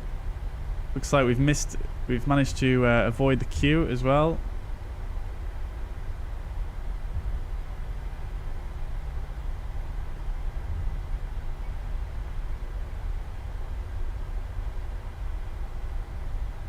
Lovely job. Say goodbye to beautiful Bergen, chat. Goodbye, Bergen. CRJ over there, love to see it. Very nice. Right, TCAS test time. Oh my days, chat. Are you for real? It's not working again. What? Is it the time thing? Is it the time? Oh, it is the time. Oh my days, chat. Oh my days. The amount of times that's plagued me, and I just did not think of that. Like 145 contact tower now on frequency 119.1. So long. 119.1 Nordic 145. Thank you. Bye. Same for you. Scandinavian 632 contact tower 119.1. Oh my god, chat. I can't believe it. I'm so sorry, GSX. I'm so sorry. At least we figured it out though, chat. That's the problem with Flight Sim. It's an absolute minefield. I just had a sudden brainwave. Then I was like, is that what's causing it? Flesland Tower, very good evening. Nordic 145 at Alpha 9 for stand, runway 35. Nordic 145, Flesland Tower, Hadley, runway 35, get take off to this 280 to the 35, clear to take off, Nordic 145. Skyhaven 602 is behind the Norway. Alright, chat, so we're going to have a pretty gnarly crosswind for the takeoff. We'll get the strobe lights on. Landing lights on. Flaps are set, green lights. Takeoff trim is set, and cabin call is given before takeoff checklist completes.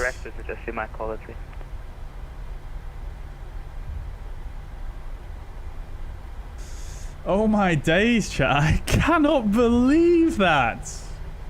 Is that more better for Skyhaven 602? This is a disregard. Right, Fuzz Toga's in the chat and Fuzz checks for working out that issue. Let's go, chat. Take off. Skyhaven 602 mic check. We're both fine. It sounds like you're shouting into your mic, but me just your microphone. Alright. Toga. N1 Toga. Oh, doors. What? 602, did you say we clear for line up, runway 35? Alright, thrust set, airspeed alive. Hold position for Skyhaven 632.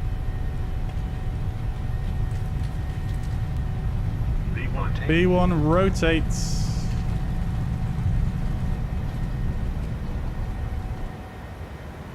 Positive rate of climb.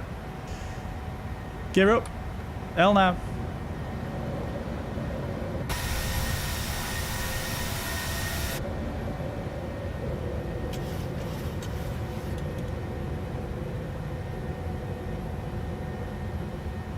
Nordic 145, contact S126, Christian 120, that's my 650. 12065, Nordic 145. Alright, acceleration altitude, let's bug up. N1. Flaps to 1. Runway 35. No, away 354, Skyhaven 632. We'll get the gear off.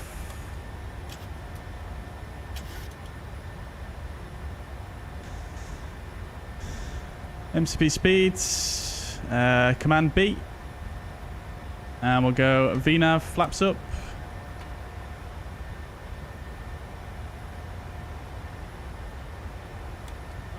Polaris control, very good evening, Nordic 145, passing 3,100 for 6,000, Intum to Delta. Nordic 145, Polaris, the climb flight level 370, okay, direct Nelsu. Climb 370 direct, Nelsu, Nordic 145. Giant 2247, fly heading 090. Fly heading 090, Giant. Wow, cleared everywhere. Due to Goran. Okie dokes. Direct to Nelsu. Screaming 4142, descend 4,000 feet, continue to descend via the transition. Via Godid, clear ILS, Whiskey, runway 35. 4,000. We'll set standards. After takeoff checklist, engine bleeds are on, packs are auto, landing gear is up and off, flaps are up, no lights. Altimeters are set and cross-checked. After takeoff checklist completes.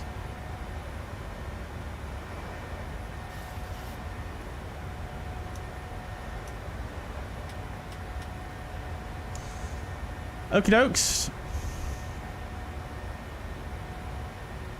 I'm not sure why we got the door.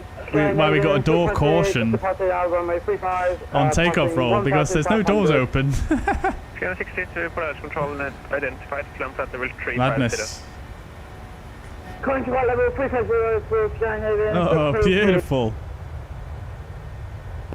Giant 10747, conclusion 2247, confirm pressure set 9092. 9092, flat Giant 2247. And it's not 2992 on Hector, it's Hector, beautiful. also still 992. Yeah, 992, but this sim has a bit of an issue with altitude. Okay, roger. Videre 547, climb to 3,000 feet.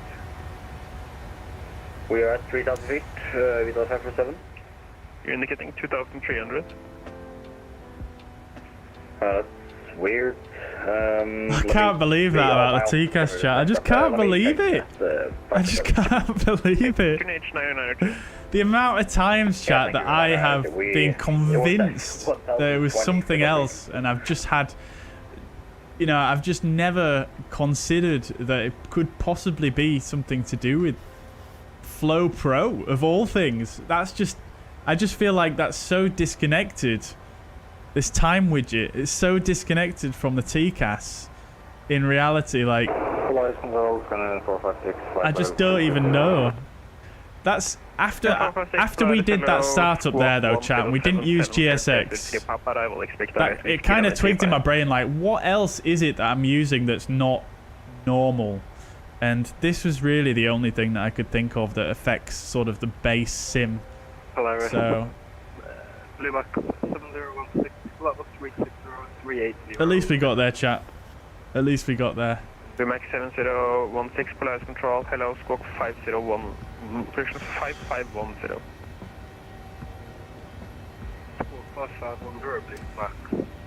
Oh, it's such a beautiful country, agreed. 100%. I would love to go there myself. I've never been there, but would love to go, absolutely. First game 54, Christian Videre 547, left heading 070. Left heading 070 for Videre 547. Sash is behind us, yep, I hear you on the radios. Scandinavian 456, squawk 1077. Squawk 1077. Massive direct to the approach of the next airport.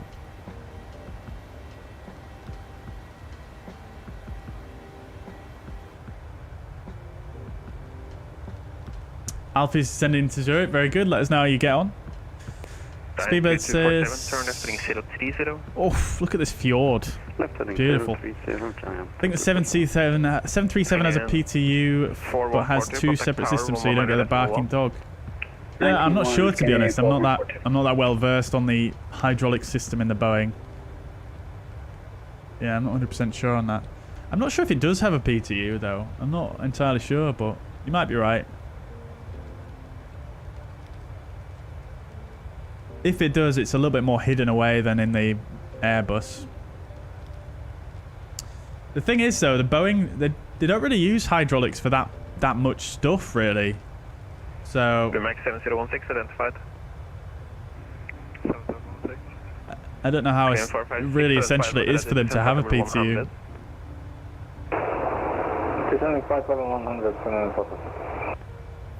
I might be wrong, I might be just chatting. Videre 547, turn left heading 050. Left heading 050, Videre 547. TCAS system must use a time and position to check versus other planes, maybe. Maybe, Stian, maybe, yeah. But that, again, it's strange because all I was doing was locking the time. But obviously my time currently, it isn't live time, so I don't know. It's just baffled. But hey ho, I'm so pleased we worked that out. I have to apologize to anyone and anything that I've blamed for that in the past. I feel so bad, but at the same time, it's just a process, isn't it? Eventually we got there, but it's just one of those things. Can you fly multiplayer as co-pilot? I am not sure. No, sorry, no. I am sure you can't. You can use separate applications, like I forget the name, but there are some shared flight deck applications that you can get. 547, what's the best Can't remember Can't remember the names of them though, unfortunately. I think the best speed is about 160 knots. I think on the final. Yeah, Boeing 737 definitely doesn't have the barking dog sound at least. 547, Roger. Maintain best speed until 4-mile final. Is my mic USB or XLR? It's an XLR microphone. Aviation with Elliot. And for Videre 547.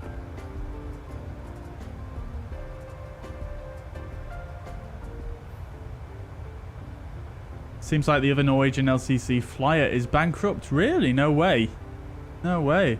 Is that just come out today? Giant 2247, turn left heading 270.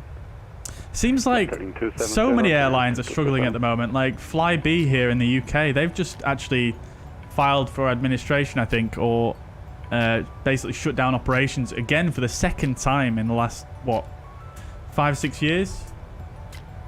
Absolute madness. Why is there so much VATSIM ATC this evening? Because there's an event here in Norway.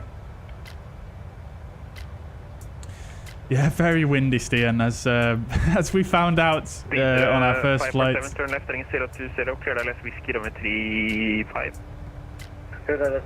35. Difference between A320 and 737, it looks far more involved. Yeah, it definitely is. Yeah, it definitely is. There's a lot less automatics that change the different electrical systems and the window heat and stuff like that. Yeah, there's so much that doesn't happen automatically in a Boeing. There's a city in town north of Trondheim called Hell. No way. That is quite the unfortunate name, isn't it, really? Do they have a sign on the way in saying welcome to hell?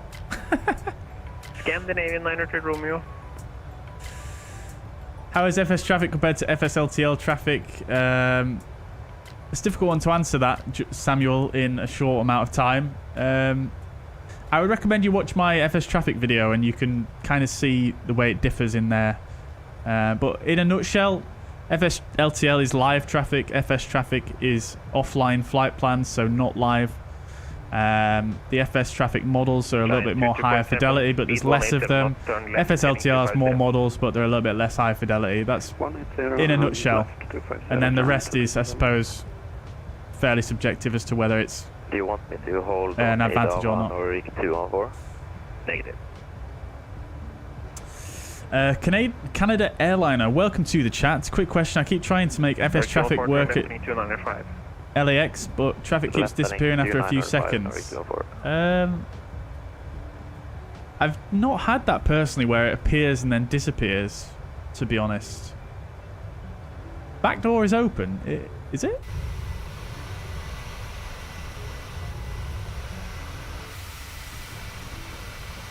Oh, look at the contrail up there. How nice is this livery though? It's so clean.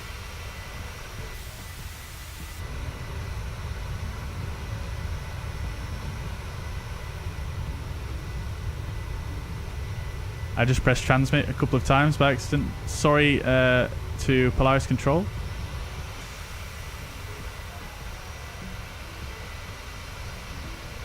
With 547 is on final runway 35.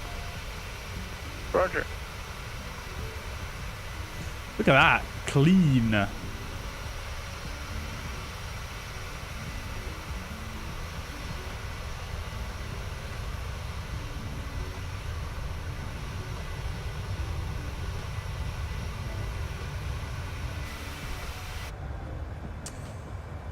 But yes, Canada Airliner. Sorry to finish answering your question. I've not actually come across that one, but what I would suggest is maybe removing all your other add-ons temporarily, except for your Los Angeles scenery, and then try again. You might also need to reduce your ground services in the FS Traffic Control Center app. Because it might be something to do with you might be hitting the upper object limit in Microsoft Flight Sim. So it might be worth reducing your ground services as well to see if that helps. I do explain that in my video. It's kind of difficult to explain right now in the chat, but if you go to my FS Traffic video, I do explain about that object limit. It's about midway into the video. And then 2247 to send 3000 to establish one ready. Right, still climbing out here, chat. We're going to have pretty much no cruise. 35 clear to land, wind 2801 knots. Okay, clear to land, runway 35, below 547. This controller will probably be going outside of their jurisdiction as well for the descent. Christian 1, turn right heading 020. Christian 214, turn right heading 020. Naughty, welcome to the chat. Hope you're doing well. No worries at all. Do I have the IRS issue? Yes, I do. Yeah, I do. Yeah. 5,000 feet, no repair for.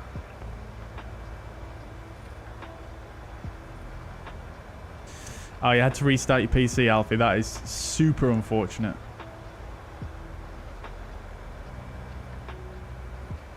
Oh, crikey. Nordic I've still got 145, Unicom 122.8.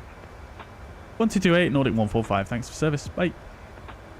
Scandinavian 632, Unicom 122.8. Oops. Unicom 122, just mate. Thank you much for all of the agency for Scandinavian 632. Yeah, so yeah, I've still got Nightbot doing the competition thing, so I best get that turned off because we're not doing a giveaway today, chat. So I do apologise if you've seen that.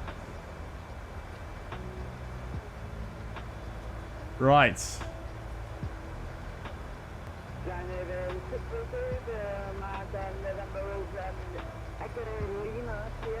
Uniform 114 miles away for Scandinavian 632.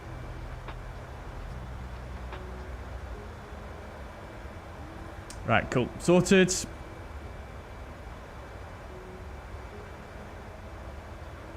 Bankrupt just now. Oh, crazy. That's crazy, man. Wild.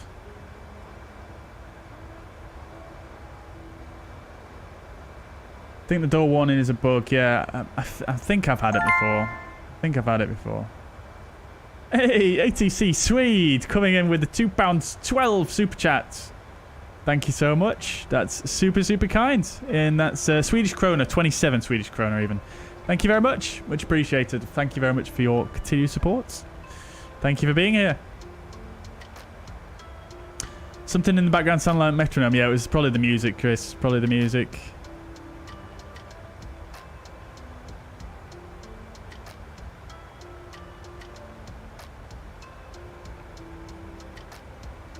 I can look at VATSIM map. I will do momentarily, Sasha, yeah. Lots of turbulence. Yeah, it is very bumpy, isn't it, Biggles? Where's the famous person on the tail? This registration doesn't have one. Look how buttery smooth the frames are up here, though. Shall we see what the frame rate is? 52. That is lovely, isn't it, chat?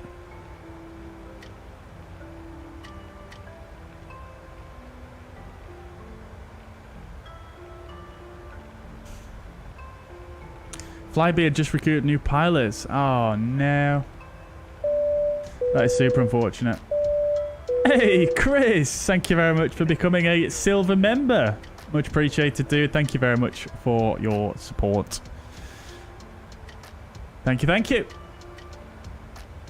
Yeah, I did see that, Biggles. But I think Ryanair have actually said that they are basically offering to take on as many of the Flybe staff as possible in various different positions.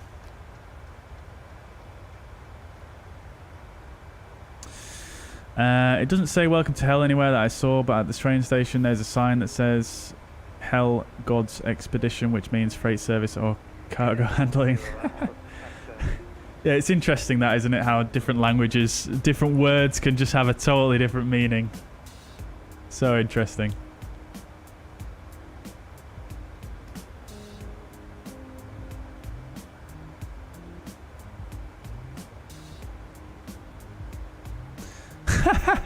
There's a place called fucking in Australia and in Austria. No way.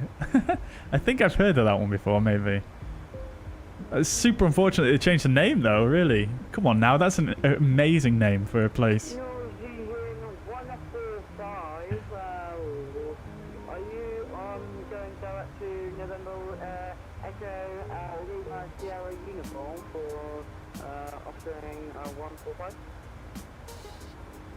Yes, we are. We're direct to Nelsu and 103 miles out, Nordic 145.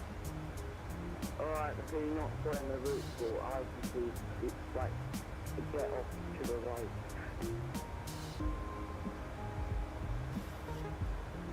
Finet 210 radio check. Readability 5. Thank you.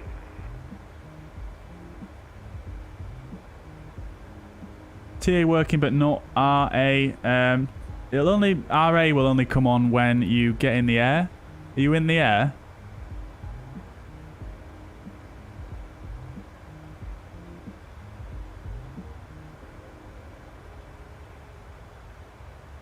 Can I update my speed and taxi out? I'm not sure what you mean by that, Sash. Do you want me to just speed up? Well, it looks like you've overtaken me there. So that's fine.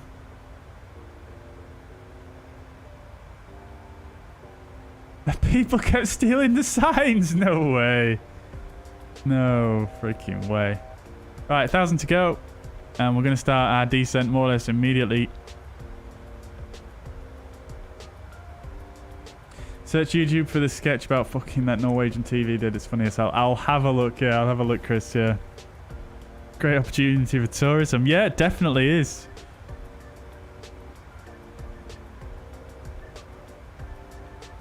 No top thing on. Oh, I see what you mean. I see what you mean, Sasha. Yeah, the overlay. Yeah, apologies. I think that's probably because I relaunched the sim. It just sometimes needs a reconnect.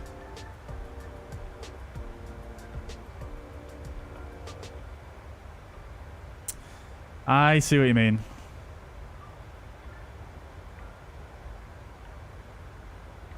There we go. Vertical speed is looking a bit wild, but it should settle down. Alright, lovely job.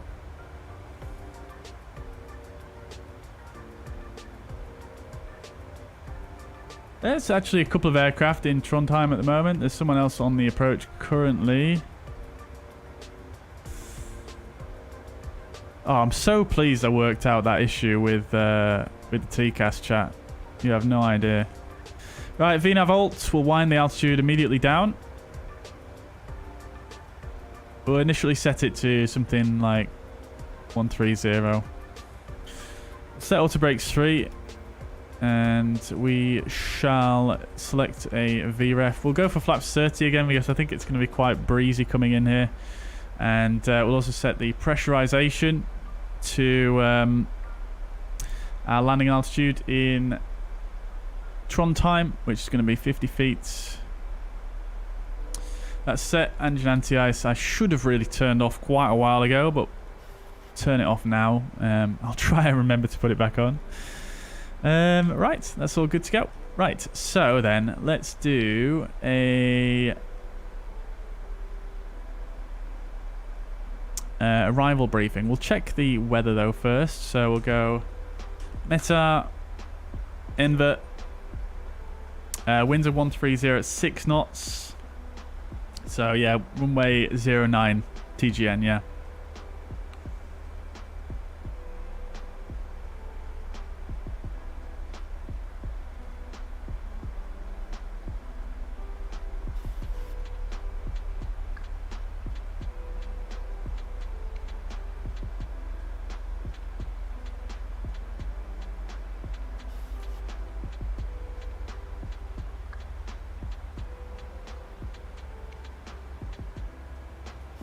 Oh, I've not pressed altitude intervent, have I? I'm smart. Why has the speed come back so far? What in the world?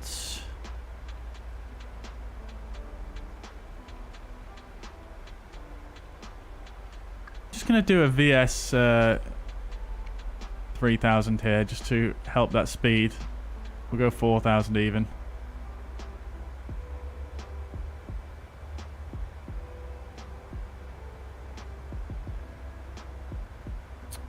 That is interesting.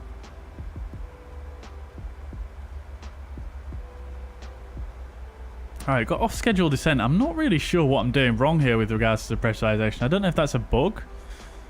But we were at 370, we're descending. Really not sure on that one. Really not sure. Anyways, speed's okay now. We're descending to pick up the VNAV path. We're 2,300 feet high and gaining on it. Descent checklist pressurization landing altitude is set. Recall is... This is probably going to show something here. IRS. Recall is checked. Auto brake is 3. Landing data is going to be 135 VREF. Minimums are going to be for runway 09 ILS 235 feet, which will set now.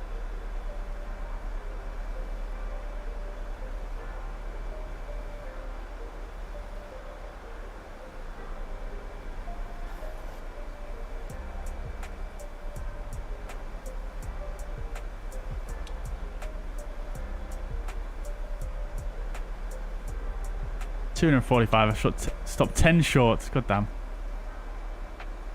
Right, 235 is set, and approach briefing we're about to do. What we'll also do as well is I'm just going to actually increase the speed a bit here, just to help it with that VNav, with that vertical profile.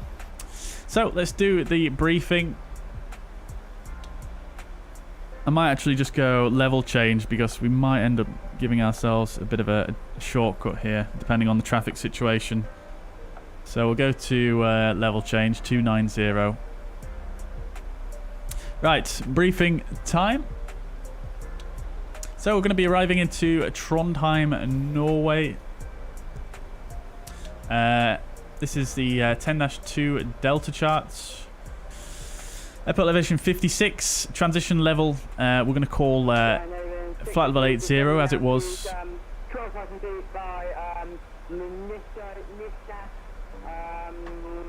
As it was on the arrival into Bergen.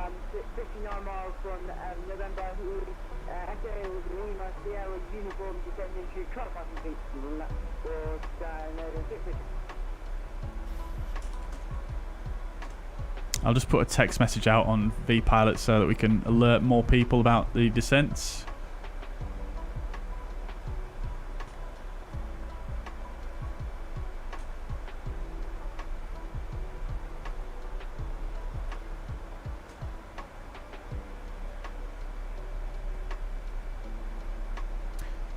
Right, okie dokes. So, we're going to be flying the Nelsu 1 Lima. This is a RNAV arrival for runway 09.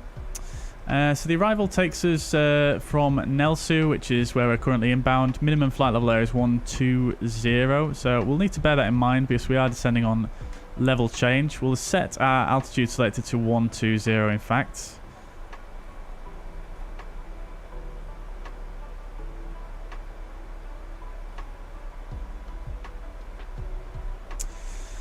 So from Nelsu, we're going to go to Victor Alpha 415. Passing altitude? Passing altitude is flight level 250. We're 41 miles from Nelsu, Nordic 145. Thank you very much for North 145. I'm passing 3,500. 35,000 feet and 47 miles from Nisso for the Scandinavian 652. I was slowed down by descending quite slowly.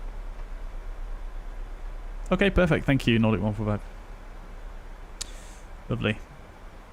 Right, so we're catching on that profile now. And we might as well continue on VNav at least until we reach Nelsu. Just so we don't break that... just so we don't break that restriction. Hey, ATC Swede coming in with another 27 Swedish krona. Thank you very much, my friends. I will try and get a nice replay for you for the approach coming in.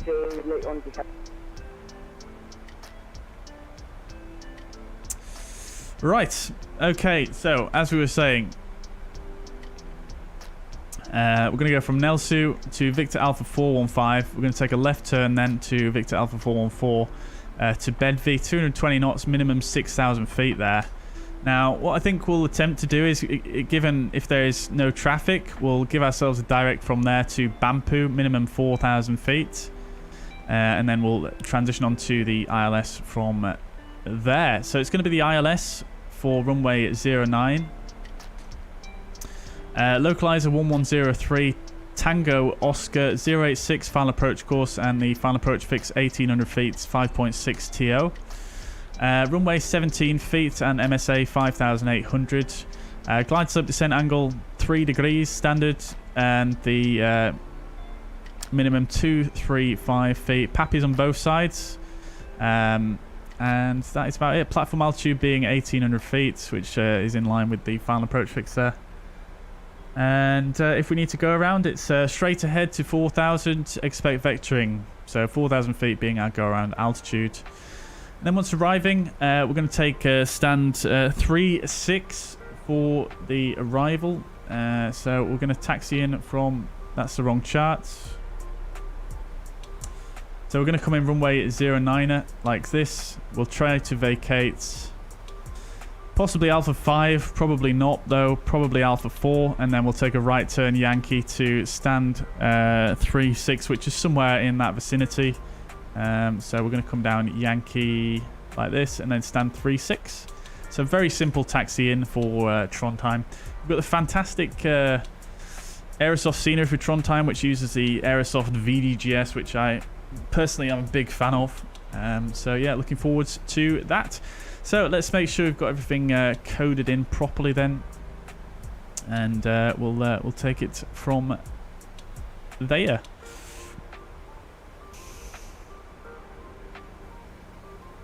Also, I'm intrigued to know whether the traffic control center is going to work now that I've fixed that other issue. No, it's not. I don't know what's going on there. Right, anyways, let's go to our recent flights.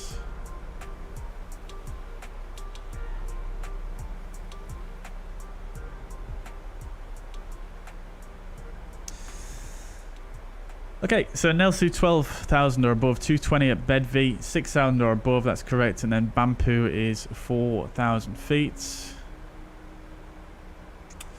That's all looking good. Great stuff. Everything else is in correctly. Let's just go ahead and just change this to 80 and the current QNH at our destination 990. And are we going to use anti-ice? Let's see. Cavo K. No clouds here on the Meta. Let's have a look out the window here. Oh, we're in clouds. Okay. Minus 16 degrees is attacked at the moment. Let's get the anti-ice on just in case I forget about it. And we'll put engine start switches to continuous now. Just again because I will forget that. So we'll probably have the anti-ice on from, let's say, 160 to... I mean, there's no clouds reported above the field, so... I don't know, let's say... Bring the chart back up. Let's say 4,000 feet for the anti-ice to be on. Now we'll execute that. Right. So that's all looking good. For the ILS, inbound course is 086, so we'll get that set.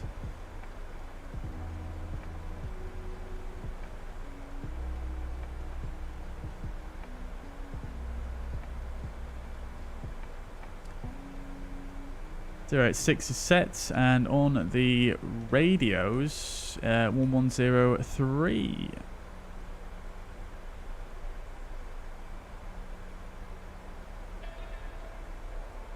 Switch that into the active. Lovely job. Right, cool. Breaking through the clouds here, actually. Looks like the cloud base is fairly high.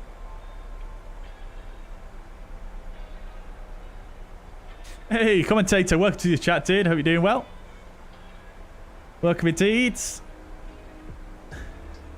Troy says briefing flow is so smooth, especially the markups, best I've seen of any flight sim streamer. Thank you so much, Troy. Thank you very much. I'm very flattered you think so. Much appreciated. Thanks for the reminder, Biggles. Thank you. I'll try not to forget. I'll get it done in a few minutes. Right, so inbound Nelsu. Flight level 120. Right, we'll carry on down. Let's set 6,000 initially. I'm just going to check the traffic situation here. Okay, we've got no other aircraft inbound except for obviously Sasha, who's behind us.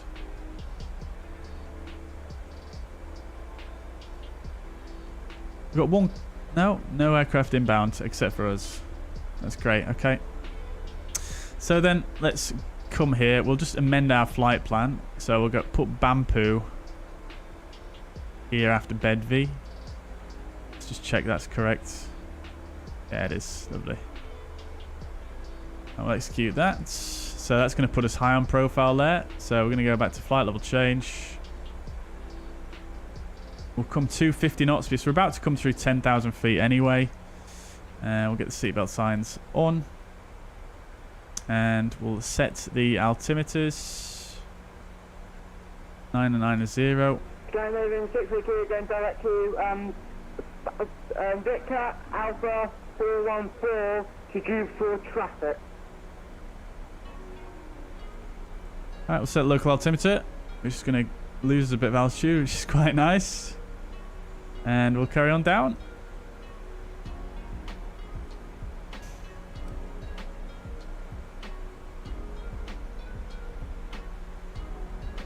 Right, approach checklist, altimeters set and cross-checked.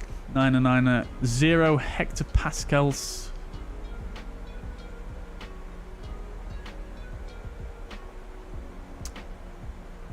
And we may as well set 4,000 even.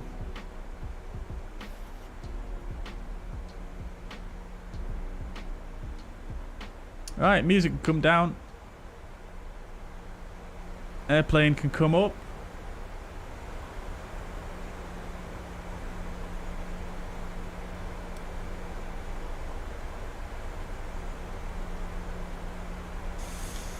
Right, let's grab the runway, stick it in the fixed page. 37 miles to go. We should be about 9,000 feet. We just over, so we're actually quite nicely on profile. We do have a bit of distance to slow down as well, so we'll need to factor that. At Bedby there is a 220 knots speed restriction as well, so again we need to factor that in. Oh baby, look at that.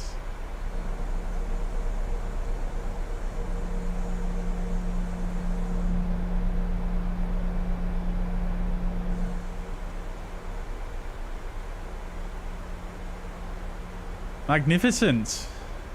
Magnificent Norway.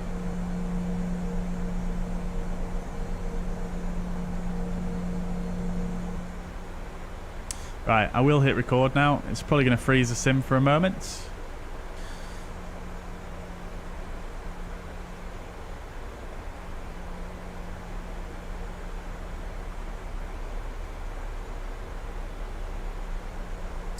Alright, lovely. Oh, we've got another aircraft coming in as a conflict here, potentially. And 4, turn over in 632.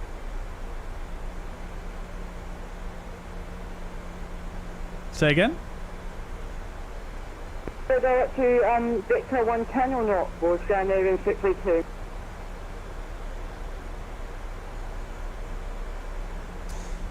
Yeah, I think that would probably be best. Yeah, Nordic 145. AM up for turn over in 632. Yeah, thank you, Sasha. You've actually sped in front of us there. But he's going to turn out to the left here, so it shouldn't cause us any issues, hopefully.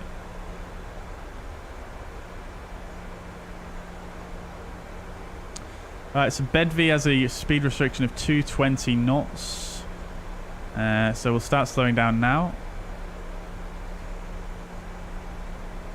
As we're at 250 knots, takes about 3 miles to lose 30 knots. Left heading for 330 to do 2 traffic for stand over 6. No wind. Wait a minute. Wind to 120 at 7 knots. Wind at 670 feet, 140 at 8 knots. Pretty tame winds here at Trondheim.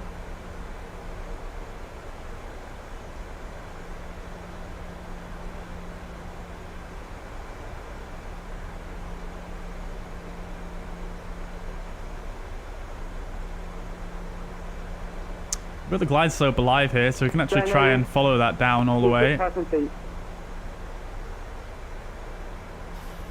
We'll use vertical speeds. Come in with at least 1,200 feet per minute. Let's try 1,400. And we might need to get a bit of drag out to keep the speed back. Let's see. Probably, yeah. Let's get some drag out. So flaps 1, speed is checked.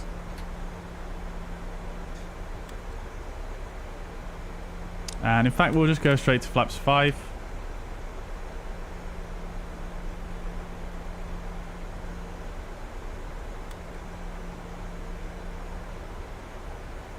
And we'll get a bit of speed brake as well.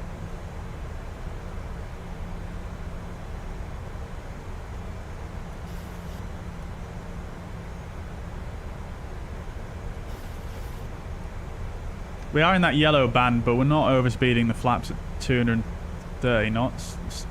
Max speed for flaps 5 is 250.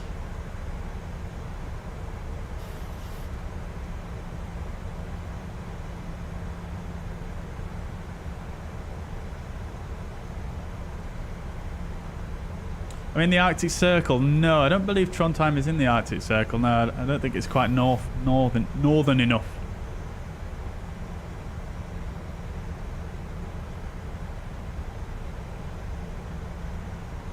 Really struggling to slow down here.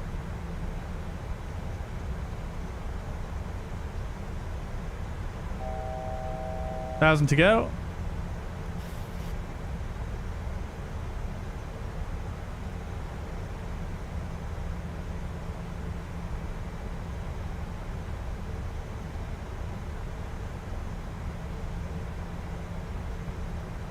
We'll set lower because we're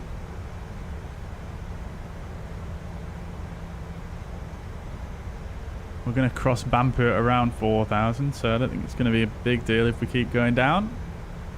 There is someone actually on the ILS. Interesting. 2,500. 2,500 is checked.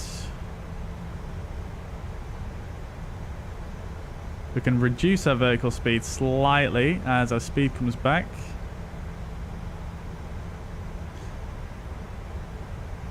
Drag required after Lambo.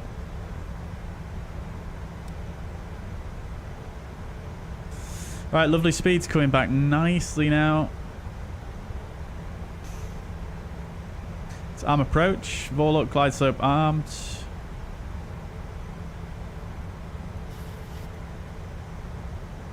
We'll get those speed brakes stowed now. We go for flaps 10. Speed is checked. Flaps set to 10.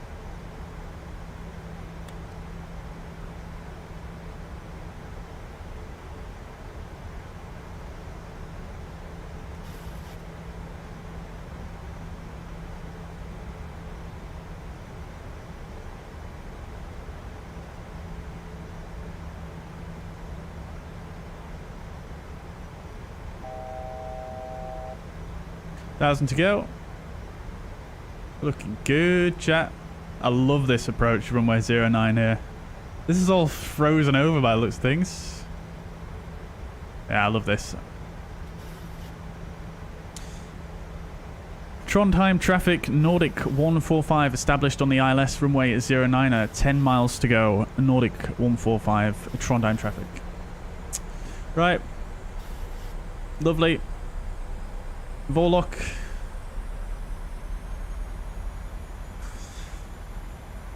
Lovely jubbly.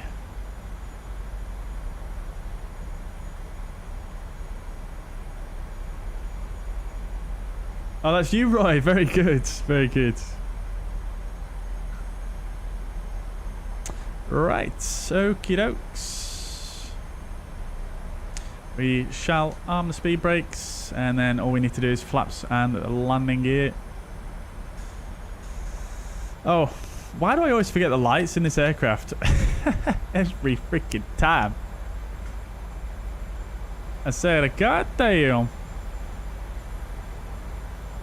Right, glide slope is alive. Gear down. 30 mile final for ILS 09. Laps 15.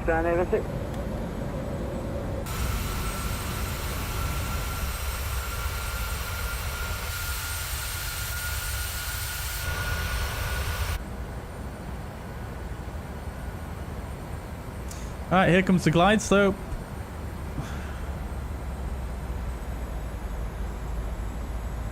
Flaps 25.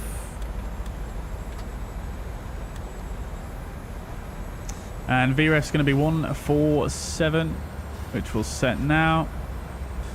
And we'll go to flaps 30.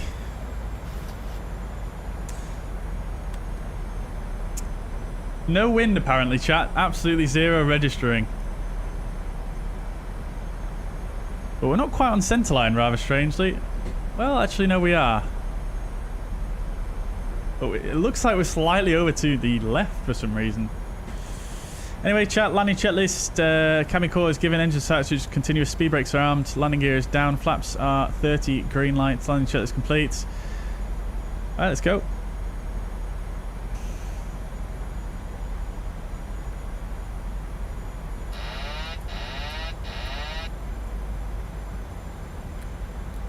Auto thrust disconnected. Autopilot disconnected. 1000 is checked. We're stabilized. Just a little bit slow on the speed, so just adding a bit more thrust. Bit of trim down to allow the speed to come up.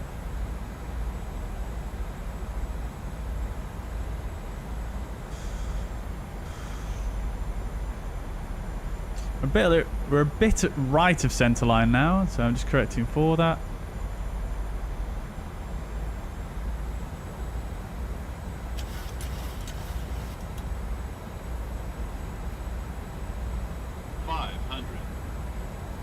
Ground feet is checked. I'm going to recycle the flight directors here. 400. I feel like we're sinking really fast, but I don't know if it's just an optical illusion. 300. Approaching minimums. Getting a bit high here. Minimums. Continue. 100. 50. 30. 20. 10.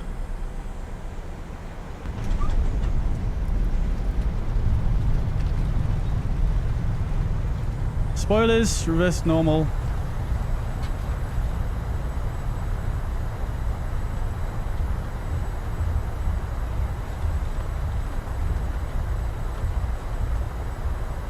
This auto brake does nothing. Manual brakes, auto brake disarm. Oh, that's no entry. Wait, where am I? Where's the terminal? I thought it was on to my right. Right, lovely stuff. We get the flaps retracted and the speed brakes stowed. TCAS to off. We'll put the transponder. Sorry, we'll put transponder to transponder. We'll get the landing lights off. Strobe lights can come off as well. Engine start switches can come to off.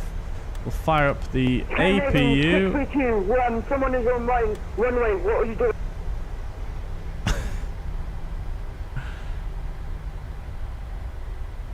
Runway vacated, Trondheim traffic. Thank you very much for Norwegian 145. Thank you very much. Bit fast for that turn there. However, the snow does seem to cover the taxiways in this one despite the update today, but never mind. Crikey, you didn't leave much spacing behind us there, did you, Sasha? Dear, oh dear.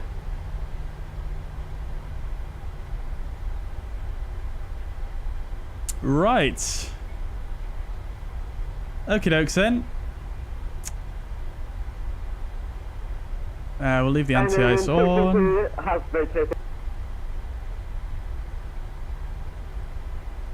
Right, what stand do we want? We stand 3-6, don't we?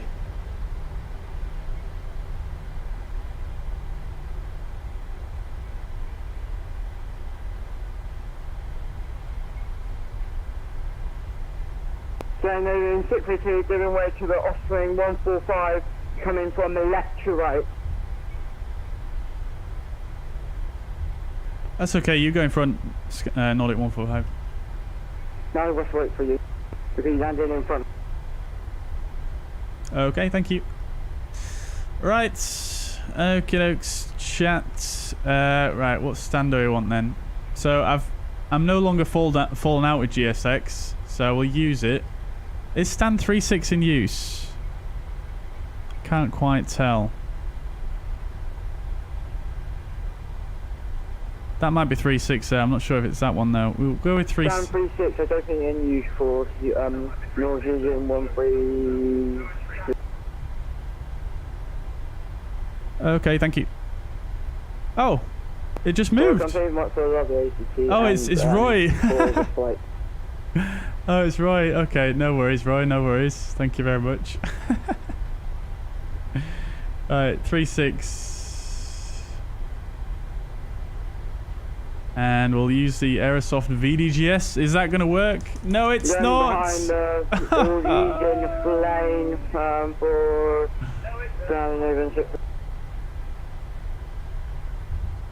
Right, I've just done a manual launch of it. Let's see. Oh, it does work. Right, lovely. Okay, fantastic.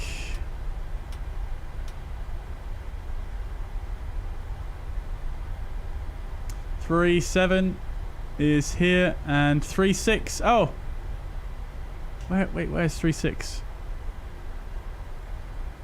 Oh, the line is. I thought this was. I didn't think that said 3.6 then. Right, in we go. Got the beautiful Aerosoft VDGS on this scenery. Absolutely love it. Works so well.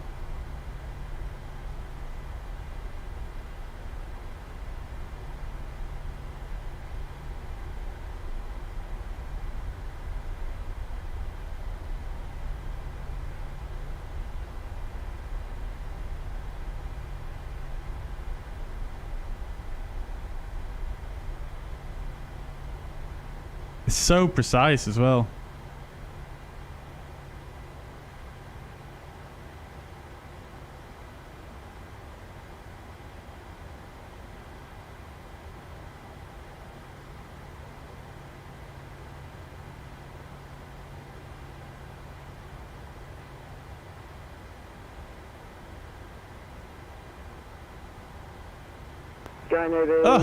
Oh, you're kidding me.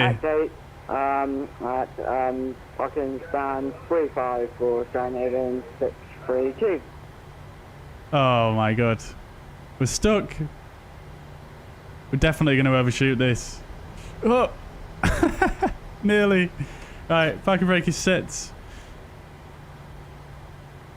Okie doke. APU gen on the bus. APU bleed on. Mine's gone blank.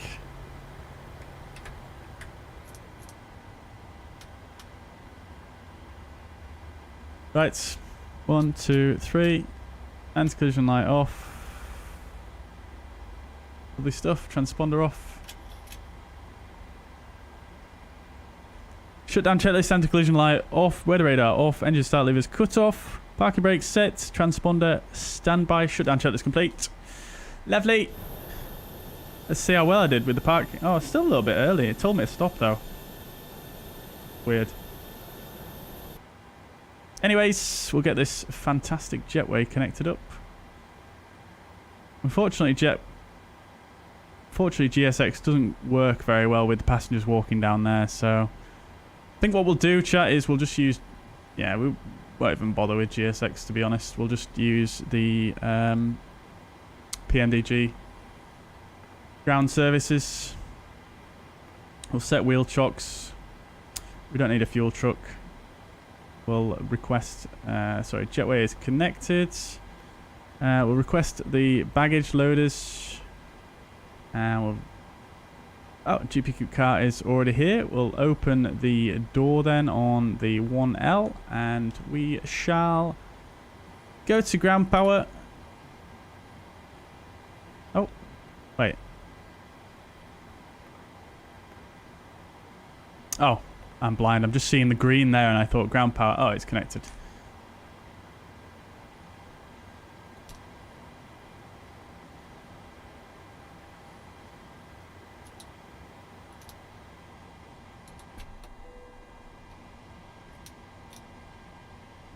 Lovely job. Okie dokie.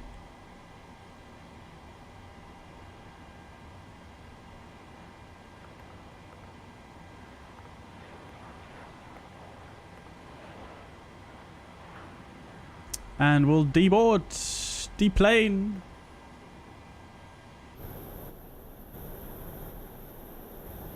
Oh, we can't see because of the GSX. Let's come outside. Let's do a bit of this, shall we?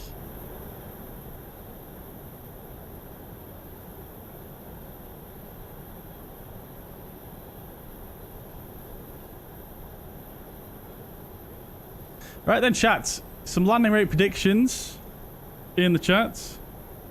Did you guys hear me? Yeah, I think I heard someone, but I wasn't fully paying attention, to be honest with you. So I think I did.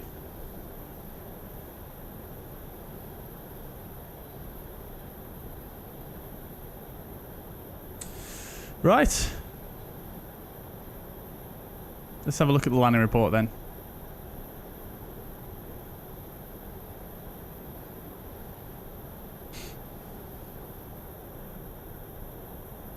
It was definitely a better landing than last time, but overall, yeah, it was a bit of a floater, actually. I'm not going to lie. Bit of a floater. Right, let's see what it is then. It was 206 feet per minute. Lots of twos in there. There was a lot of twos. 1.04 G and 140 knots, so a little bit quick, actually. Oh no, sorry, a little bit, yeah, about on speed. I think VREF was 142, I think. So that's that. So pretty good on, yeah, it was okay. Vertical speed, not too bad, not too bad. But the worst thing about this one was the touchdown point. I was right at the end of the touchdown zone here, rather surprisingly. But we were right on centerline, and we did get the touchdown zone. So it's pretty good. It's pretty good. It's a little bit late on in the touchdown zone, but it's pretty good. But the thing is, if I'm gonna land that late, I want an absolute greaser. But for some reason, it just wasn't. So yeah, that's upsetting. But we'll watch the replay in just a moment anyway, once the plane is deplanes. So yeah, not too shabby. Who wins? It is clearly Stian, who was only 10 off. Nicely done, Stian. Very good, very good. Right, and it looks like in the poll as well, you guys want to see the CJ4 in a impromptu stream that we'll probably do either tomorrow or the day after, to have a look at the new avionics updates that just released today.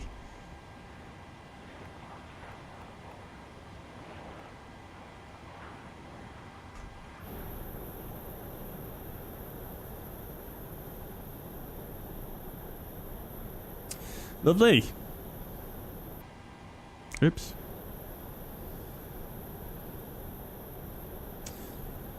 No worries at all, Sasha. Thanks for flying along.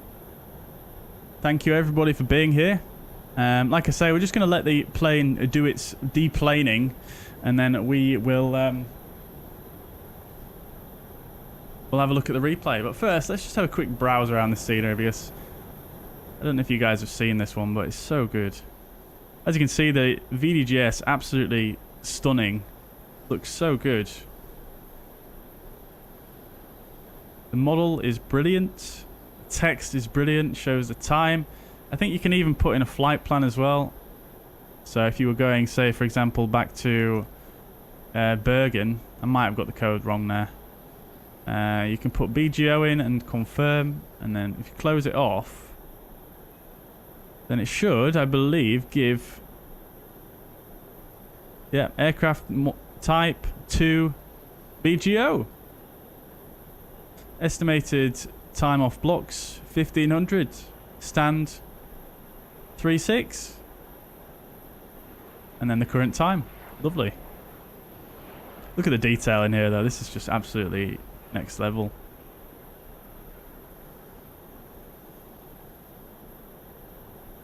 Absolutely unbelievable, Jeff.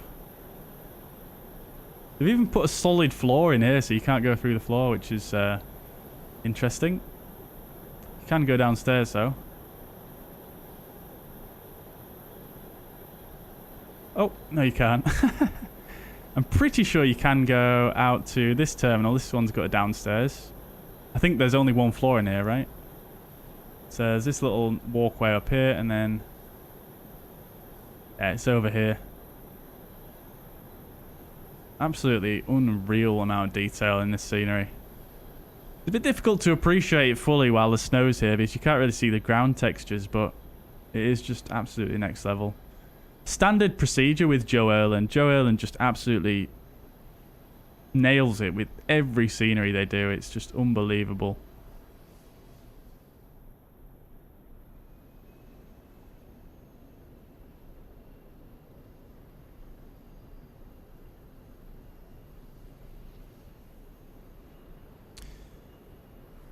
Brilliant. Taxiway signage and ground markings are excellent as well. Unfortunately, we can't really see the ground markings and the ground text just too well because of the snow. But as you can see, just really, really nice. You can see when you're getting close, it's a little bit low res, but it doesn't really matter, to be honest. You're not really going to look at it from that far. It's a good trade-off considering the amount of detail they've got in the main terminal. I'm sure we powered down the... I'm sure we powered down the APU. Oh, we didn't. Right, has it deplaned? No, not yet.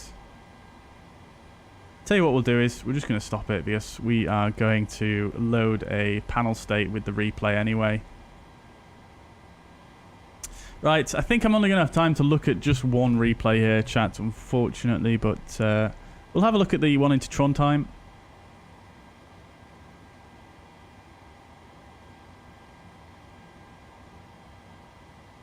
Okie dokes. So, disconnect from VATSIM. And we'll load.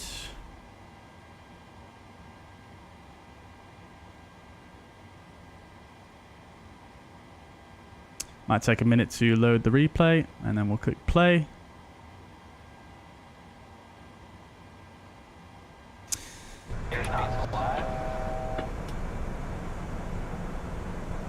Pause it there.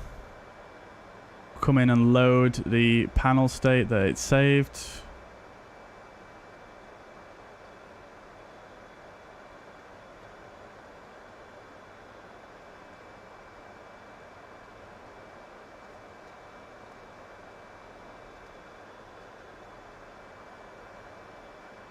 Always takes me a minute to work out which one it is, but I think it's that one.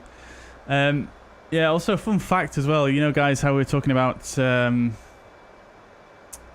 flight control replay previously. Yeah,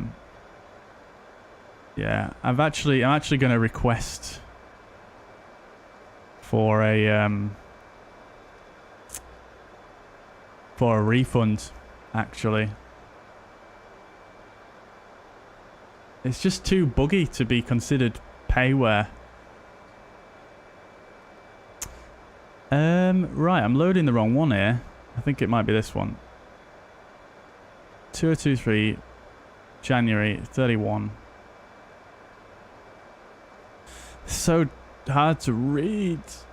2023, January 31. 218. Ugh.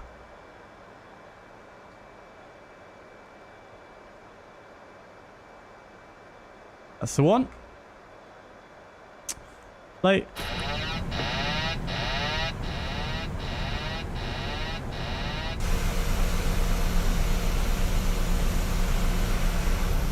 No worries, Sasha. Take it easy, dude.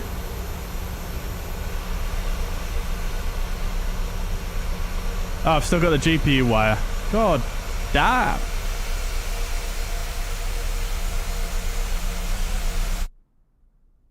Right, so let's fast forward it to the final approach.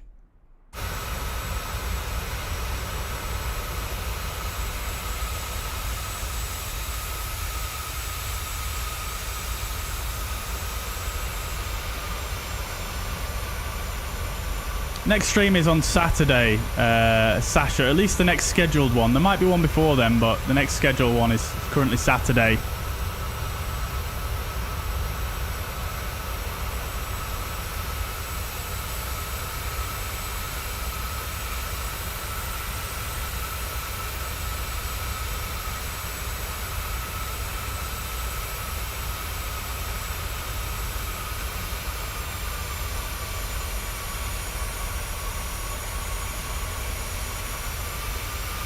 Looks like I'm about to land on the water here. I flared a bit too early there. That was my problem. I think I idled the thrust maybe a bit too early as well. That did look good from the outside though. It didn't look too bad. Let's just have another check.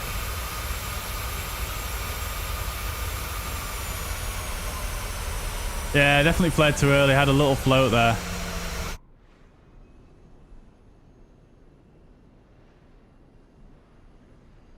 Yeah. Yeah. Touchdown where I expected. I like how the little puffs of smoke have stayed there when I paused it though. That's quite cool. Right, let me just see if I can get a shot for the Instagram here, chat, because this is quite nice. Smoke doesn't usually stay there.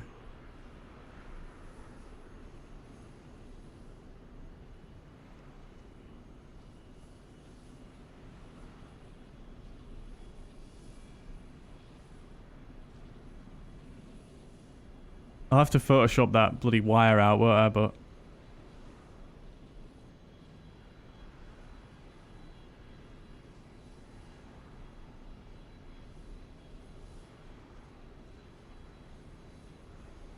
this is what I do. So I tilt the camera sideways so that I can get like the maximum resolution possible for a vertical shot on Instagram, and then I save it. There we go. Right, cool.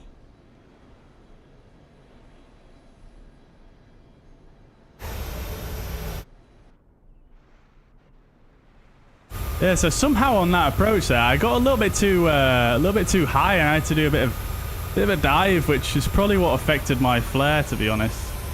I do feel like it's better on 45% sensitivity, but I think I might even make it even smaller to. I think I might reduce the sensitivity to -50, to be honest. I think even that still feels a bit twitchy.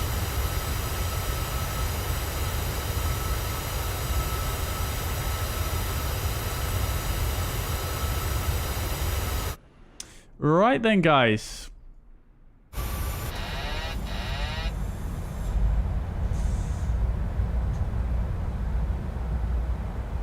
Right then. That's going to be it from me for today. So I hope you guys enjoyed the stream today. I'll leave you with this, with the replay coming in for the landing on the passenger view. I think you can do a stationary camera from beside the runway at the touchdown zone. Yes, I can. Yeah. Actually, we'll do that before we go then. One final angle.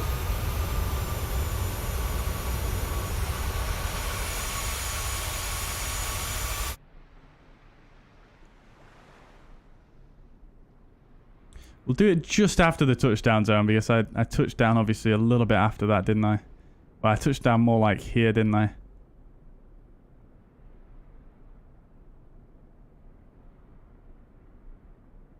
We'll come and stand in this grass here.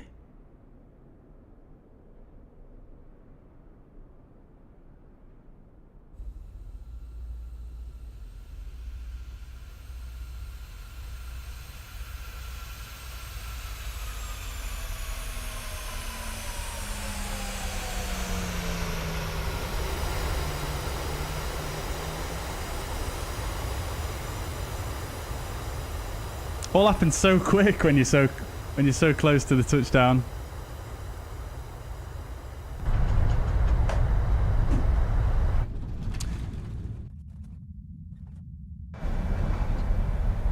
Very good. Great suggestion. Can you not remove the wire by turning on off the GPU? Yeah, it's turned off. It's turned off.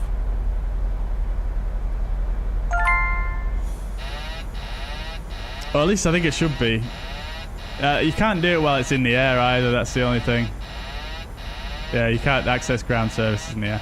But it's fine. It's no worries. It's no worries. It's just, it is what it is. I should have turned it off before I started the replay. Hey, Steven, thank you very much for the 50 Norwegian kroner. Many thank you. That's super generous of you as ever. Thank you so much. Much appreciated. All right, then, guys. Well, that's going to be it from me, like I say, for today. I do need to go now.